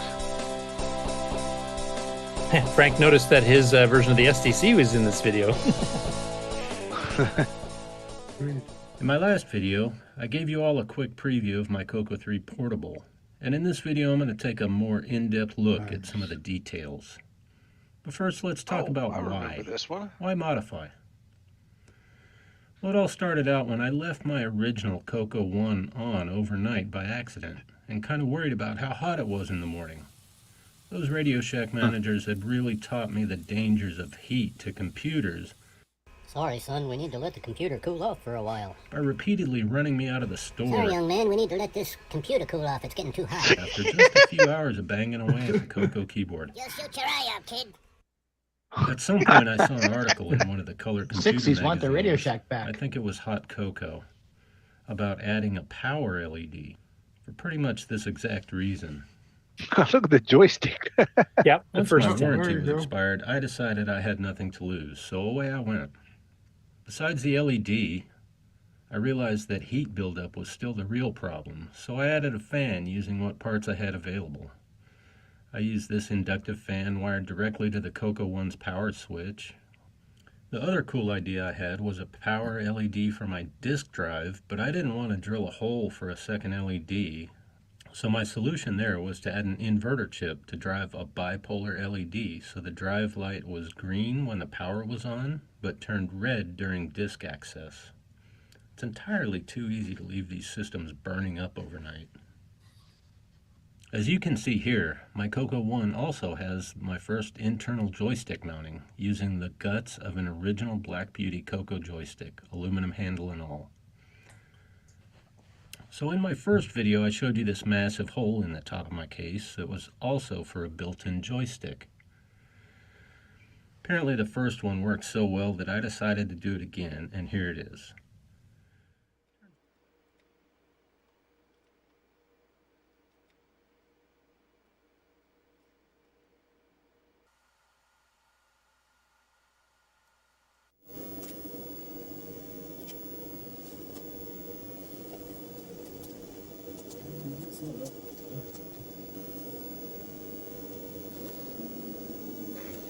Kind of cool. We have two videos featuring Polaris today. Yeah. Hey. Too bad.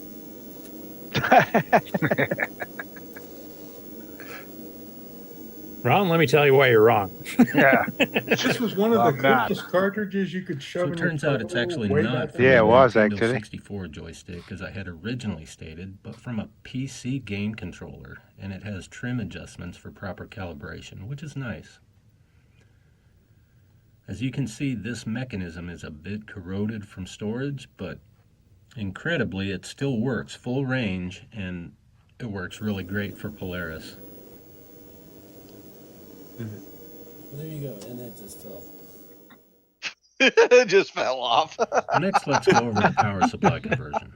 The CoCo 3 is easy to convert we'll have to to go run watch off this 12 one. volts. Things you'll need in They order made to the ban do this because of those include old 12 volt, chips. 1 amp power brick. I was going to maybe fast forward 2 a bit here amps, to show the a floppy socket drive that because I know matches the power David Ladd will supply, kill me if I and don't a show that jumper part. wire. Ooh. But it kind of worked. But all the sockets in the board were up a little too high, and it just wasn't a clean install. Interesting. So to make the No, opening for it, It's got I different marked the memory in inside there of now. the case where the floppy was touching it, drilled some holes, and then got busy filing the opening smooth. I later found this FD334 drive, which is nearly identical, except it's about a 1/4 inch shorter and lower power consumption, which is ideal for this application.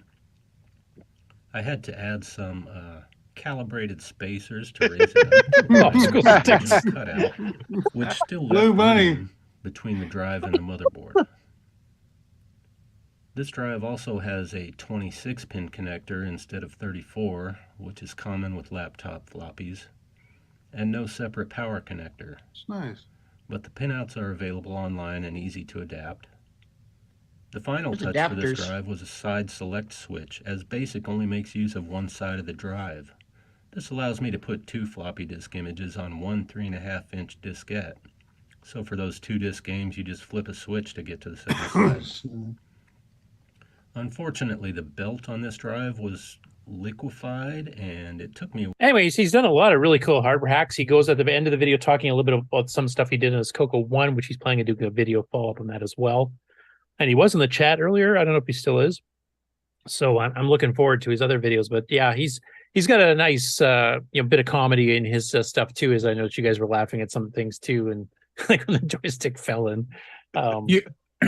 So one of the things I noticed that he did, I know some people have taken the newer, like the USB floppy drives that use the newest 3.5-inch PC laptop floppy drives, the really thin ones, and those use a ribbon Mylar cable, and those are really low power, and that would probably be even a better mod for this, because then that would be just crazy small.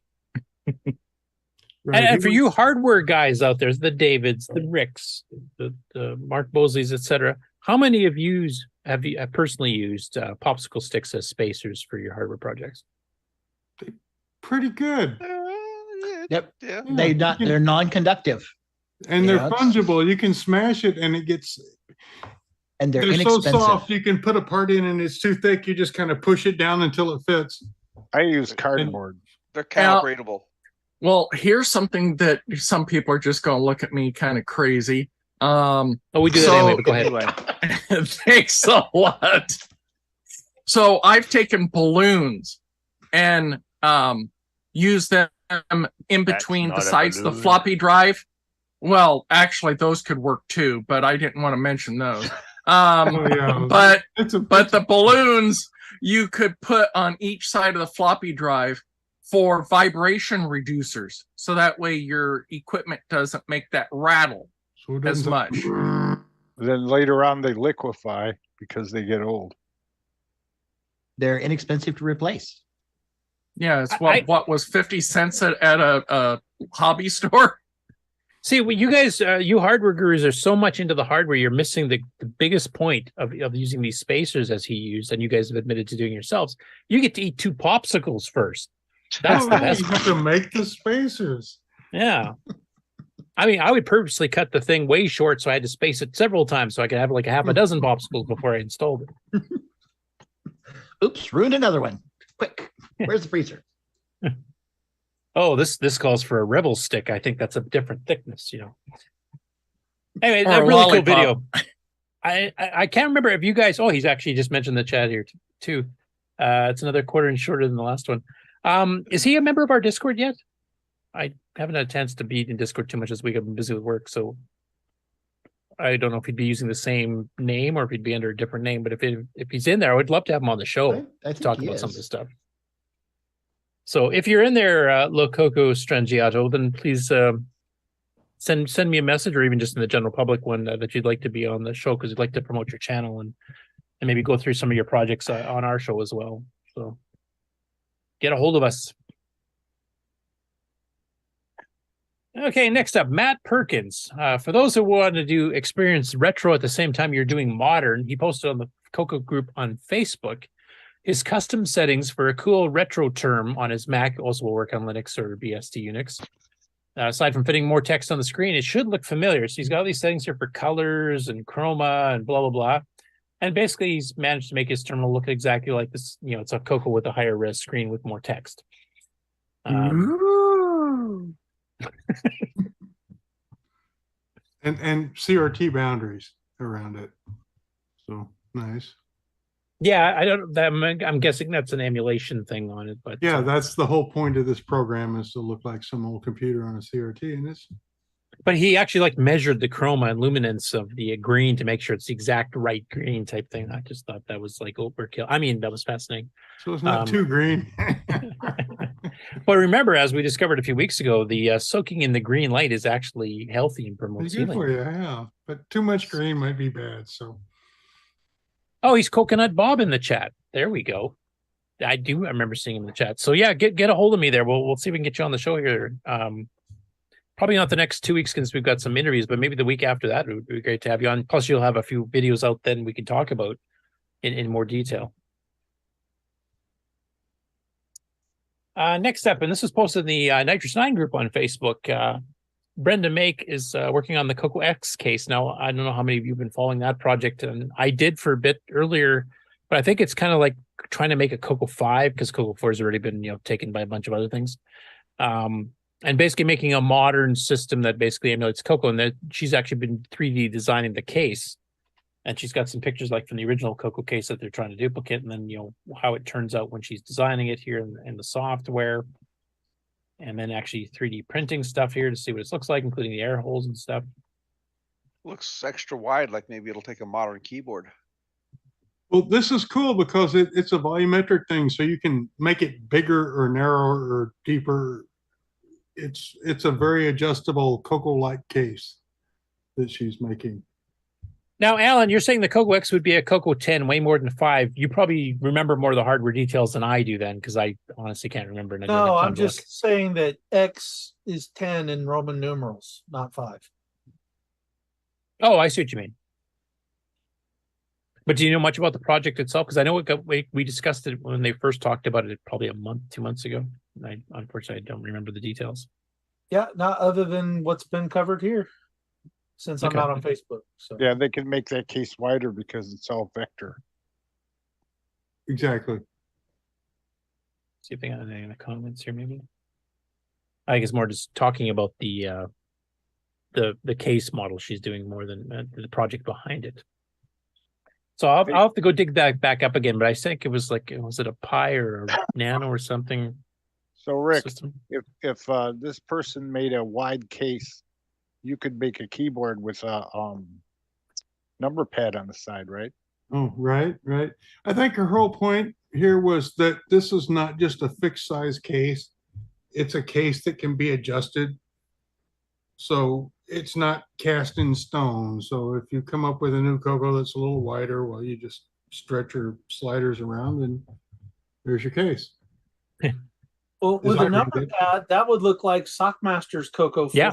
It would look like an HX. Or the CCN where they hacked the Model 3 keyboard in the CoCo. Collective News article. But CoCo Strangiato, we just talked about, says, can they duplicate the TDP-100 case? Me want. The one thing I could see that would be the cartridge port, because if you made it wider, that would kind of screw up the being able to put cartridges or the MPI on it. You're gonna need another slider, isn't she? Just put a bridge across. Just put some popsicle sticks in there, you're golden, man. I know. Yeah. So you just keep sliding them around. We're gonna have so much stuff to talk about this CoCo Fest, I tell you. Right. They have the multi-pack stuck in there. Yeah. Yeah, let's just slip it in. Yep. We're gonna call it the MacGyver. It'll be a toaster, a four slice toaster. That's the original CoCo and multi-pack when it's still 12 volts. Anyway, on to the next ones here. So now we're into MC10 news. There's a couple bits here. So the first one here is from Jim Gary. And if you remember that cat animation that James Diffendafer did earlier in the news, this is the MC10 low-res semi-graphics version of the animation, also ported from the original GWiz Basic. And it's just a quick little animation, so I'll let him run it. Now, of course, with low-res, you didn't have time to actually have the cat running across screen, but it's animated running in place. That's very cool. I actually like it running in place. Yeah, it kind of looks better, doesn't it? It's on a treadmill. I think if the other one, if the number of spaces or pixels going across that it was jumping might be lowered, it might look a bit more fluid, but I don't know if it might lose the speed or the pause might not line up with the ground. So I think you're kind of restricted somewhat. And of course, they're trying to duplicate the original GWiz Basic version, which they're both cool. Yeah, they're both cool. Yeah, that's the right way to view it. Next up, he also ported a simple draw program for the MC10, and this is actually based on one that was originally released for the ZX81. So it's a fairly simple one. He draws a little bit of black text, basically. And of course, the ZX81 was just a black and white machine, so it's kind of duplicating that, I'm presuming, as well. I didn't see any color in his demo here besides the background green and the black drawing. The nuclear green Etch-a-Sketch. There you go.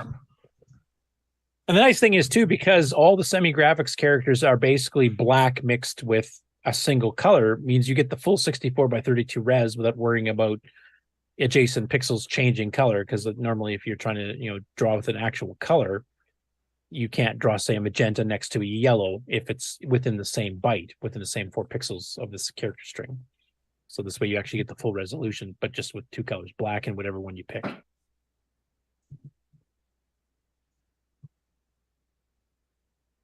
So a quick little conversion from the ZX81 there from Jim Gary. And wow, I don't know what that's there for. Okay, next up, Jamie's Hack Shack did a video about using MP3 files on the cassette port of the MC10, because he'd actually done a previous video showing him using WAV files, which of course you can set to be lossless. And MP3 is a lossy one. So he was wondering, well, let's try it. Let's see if an MP3 will load. Answer is yes, it will. And he started to play with the different sampling rates to see how low you could go before it started having problems. And I'll play a little bit at the beginning here, so you can, or probably more in the middle here, I guess. Just to kind of give you an idea what he's trying. How low of a bit rate of an MP3 would work. I wanted to use the same example breakout WAV file from my original video for consistency's sake, so I grabbed that. Then I was faced with converting this to various bitrate MP3s for comparison. I realize now, in January of 2023, with all the various streaming services, it had been quite a while since I'd actually created an MP3. I used to do it all the time, but it had been a while. I pondered it for a bit, and I was reunited with a command line tool called Lame. I used Lame to create MP3 versions of the breakout file in various increasing bitrate levels.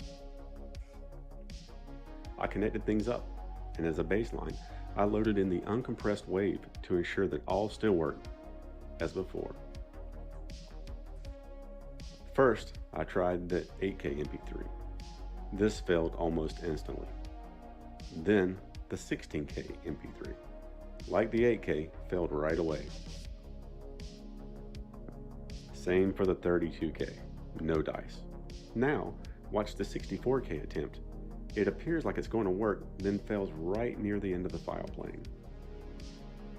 Okay, here goes the 128K attempt.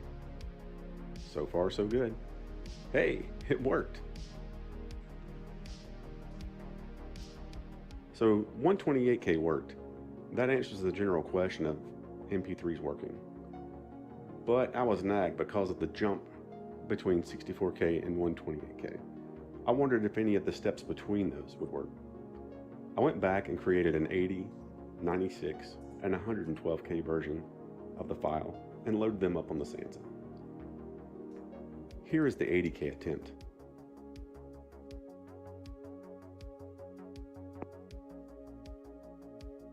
and it worked.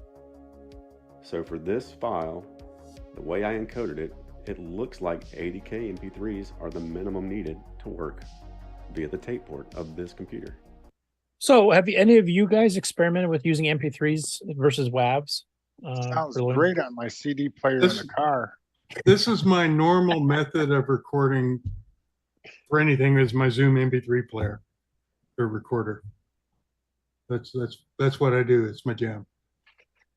So you usually it's higher than 80K, I would guess, though. Well, no, I use the lowest setting available. It's probably about like that. It's okay. It's the one that, yeah, you get like 20 minutes out of 3 minutes of. It's incredible that MP3s just, the outline, the hollowing out that the MP3 does apparently doesn't affect the CoCo's waveform at all. So as long as the timing is good, which it always is on an MP3 player, the signal's good. And the quality doesn't really matter. It's just not that complicated. Okay. Look, Coco Strangiana on the chat is saying 64 kilobits was the lowest that he could get to work. He's sticking with 128K for simplicity. And I know here it kind of worked, but not fully. It actually aired out when he tried. So it got down to 64. Yeah, that's cool. I would be interested to see how well the MP3, what kilobit you'd need to stay with those turbo cassette loaders, like the one that I was using. Yeah, well, you're running at 6,000 baud or something like that. Yeah. All right. Franklin Harris of Retro Rewind says, I know that the best you can do in a Commodore 64 that ends up being reliable all the time is 96K. And I'm guessing this was a pretty short program, so this might not have been, a full bore test. If you loaded a 16K game or something on an MC10, I imagine your chances of hitting something bad might happen more often. So that's probably a safe thing to do here. 80K in his particular case here worked, but that was a really short program. So anyway, if you want to fit a lot more than a WAV, because an uncompressed WAV is a pretty large file, so this would definitely fit more onto a player. Next up, we have Simon Jonason, and this is 2.7K. So it fits on a 4K MC10. It's a 2-voice square wave of a rather popular song that I'm sure people recognize. I'm just going to play a little bit of it. I think it's still under copyright, so I don't want to get nailed.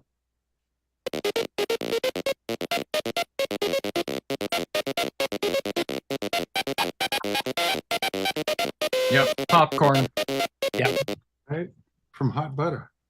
No room. Yeah, so he's got almost a minute of song here in 2-voice, fitting in 2.7K. So that means you could actually fit like a decent soundtrack on the splash page of a game or something like that. Obviously, compared to a 6-bit DAC, it sounds a little bit rough, comparatively speaking, because it's 1-bit sound. That's the main thing versus the 6-bit we have. But it sounds pretty good, and to fit in that small amount of memory, that's pretty cool. Switching over to Dragon news now, we got 3 stories related to the Dragon.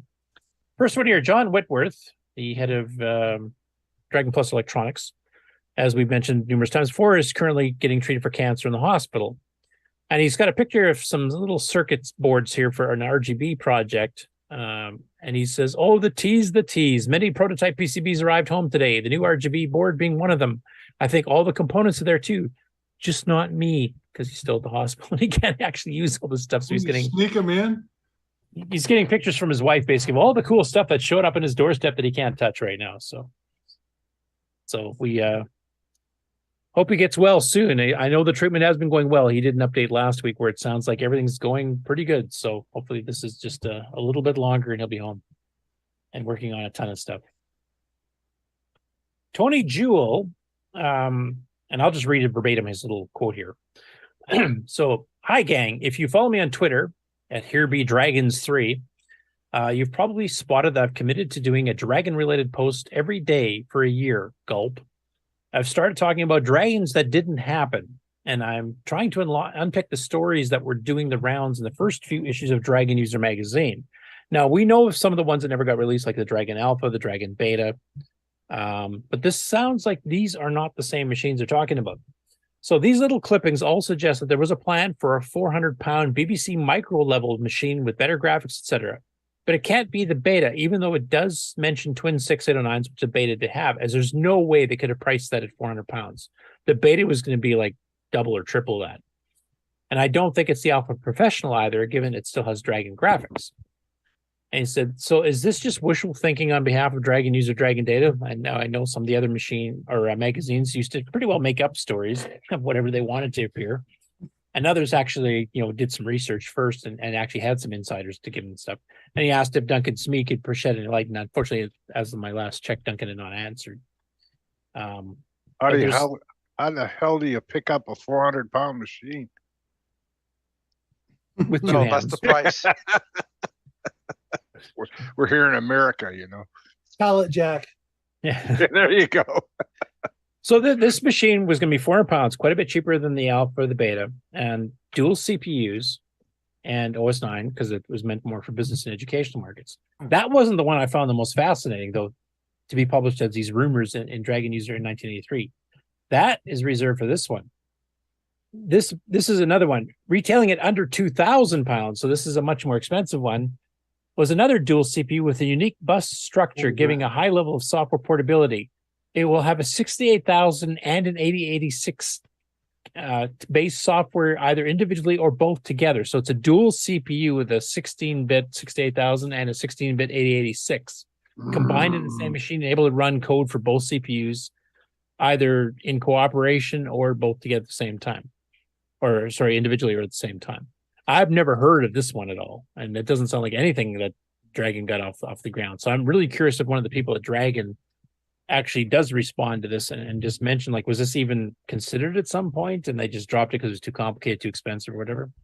Because that's basically a Model 16 with an 8086, which is actually another 16-bit CPU with a 16-bit bus. So DOS and Xenix or Unix or something all in one box. Or OS 9, OSK. Right.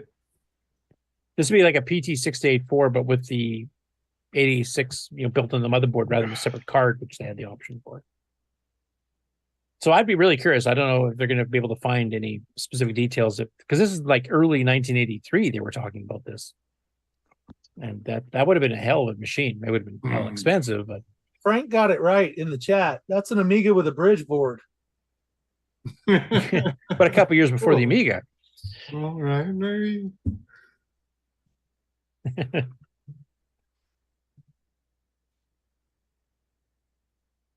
Okay.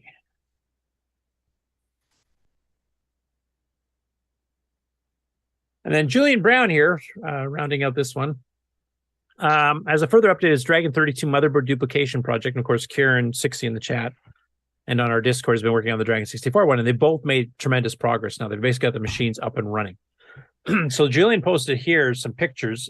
He says, I'm rather happy and relieved to present the next revision of my replica board. I'm tentatively going to say that this is the finished design, but it needs more testing than I can give it right now. Rather than let it languish while I delve headlong into a couple years of projects, I offer it as is. I will be happy to make changes if anything needs it. I'm going to order a fresh batch of boards in the next few days. So he thinks he's got it basically all up and running, working. I know him and Kieran swap parts back and forth, and actually both of their machines were up and running and basically running ROM coded stuff. So it looks like there's the option, like Pedro Pena's done in the CoCo community, of duplicating the original motherboards. So as long as you can get the chips and the parts for it now, at least, there's a way to get the motherboards done. You can, take the files from them and order your own, from the various motherboard manufacturers like PCBWay, etc. So that's pretty cool. That now we've got the Dragon 32, the Dragon 64, and various CoCos. If we can just get some of these custom chips, like Pedro's ready to replace the Salt with that pepper board, and Ed Snyder's got the Gimme X to replace the Gimme type thing. So we're slowly getting to the point where we will be able to duplicate all these machines with modern stuff, or easier to get chips and not worrying about the ones that were customized for Tandy or for Dragon Data, etc. So awesome. Hats off to both Kieran and to Julian for getting these done. And that's it for the news. And Rocky Hill, because those repro boards are also awesome. Yeah, that's Pedro. Yeah. I probably pronounced his name wrong again. I got in trouble for that last week. I was supposed to just call him Rocky Hill because then I wouldn't get it wrong. Oops. Okay. I always wondered, do any of you guys know that can't they just make a chip, that you can put on a board and then have all the I/O ports and stuff? And You mean like an one chip FPGA? that would do everything. Like an FPGA. Like an I don't know. Is that what that is? Yeah, that's what the CoCo 3 FPGA basically is doing. Okay, because that sounds like more like a Pi. So, Well, I mean, at one point you abandoned the CoCo completely and just run an emulator, but we're all trying to play around with the original silicon in some way. Okay. Yeah, and the thing is, Ron, too, is that with the CoCo FPGA, there's a lot of stuff that is still being fixed because there's a lot of internals in the gimme. And, we haven't. Yeah, that we don't know the function of. So, like anything, look at how Western design and the 6551 has gone through several revisions, and they fix one bug and break others. So it's like, and that's an actual chip. So, Yeah.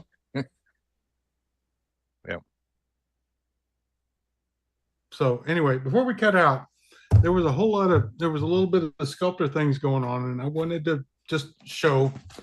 This is Sculptor for Gimmicks and CoCo from Frank Hogg and KD Consulting. Okay. And this is the one with SQL? No, this is the one. This is the old Sculptor. Okay. And then this is Sculptor, slightly different form from MPD for 68K in CoCo.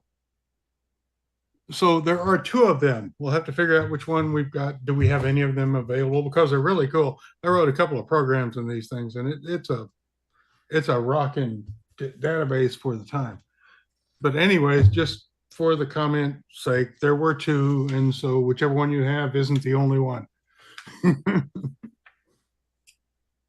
Yeah, I remember like Frank used to take out full page ads for Sculptor because that was like a real this thing database. was like this, the CoCo version, $500.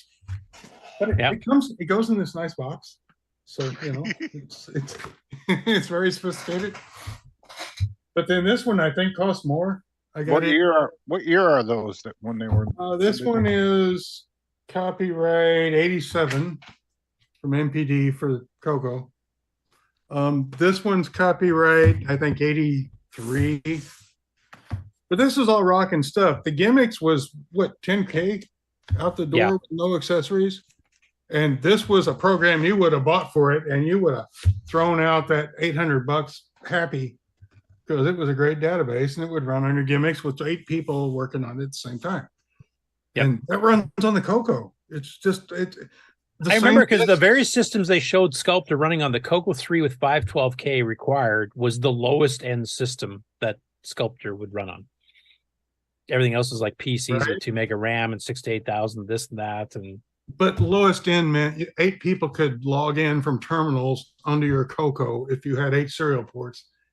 We did it at work. It wouldn't explode, It might take a little while to update the screen, but it wouldn't explode, and 8 of you could just rock away. Yeah. So it was pretty impressive for the time. Anyway, I just wanted to bring that up because does it have sequel? Does it not have sequel? Well, it depends. Which version you have? And I have to ask Rob Inman here because I noticed he's been playing Wordle because he's been bored watching the rest of the news here, and I just wondered, did you win any games? I did. Yeah, I got to do something during we're on hour 7. What was going on? Right. I don't know. It's not pink outside yet, so it's still dark. We're good. This one's a tough one that I'm on, but I'll keep you posted. But we do need to call it a day because I need to skedaddle. Yeah. I'm as you notice, my voice has been going again, so I'm done for now too. Okay. All right, everybody. Thank you for joining us for this great and wonderful show. Thank you for spending your day with us. So we do have a new outro. Excellent. Let's roll. Let me share screens. Roll that beautiful footage. This concludes another episode of the CoCo Nation, the world's leading live interactive talk show featuring the Candy Color Computer. For all things the CoCo Nation, visit us on the web at thecoconation.com. We'd love to hear from you. Send feedback, suggestions, even segments via email to show@thecoconation.com. The CoCo Nation Show would not exist without the community and its cast and crew. The CoCo Nation theme song, copyright 2022, D. Bruce Moore. Mixed, mastered, and produced by D. Bruce Moore. The CoCo Nation is over. Join us on the CoCo Discord server. CoCo forever. Awesome. And you did notice, of course, that I was trying to solder something in the CoCo, and the CoCo chased me off. Yep. Self-defense. As it should That's be. what that is. I think the very last screenshot needs to be the CoCo with a memory failure. Yep. The checkerboard. Yep. Coming soon. Okay. Yeah, push the goodbye. button. Yeah. Yeah. See you all Bye, next week. We everybody. should have Next week. hopefully that interview set up with Joe, and that should be very interesting. So we'll see you then. Yay. More interviews. Bye. Yes, hands. So, next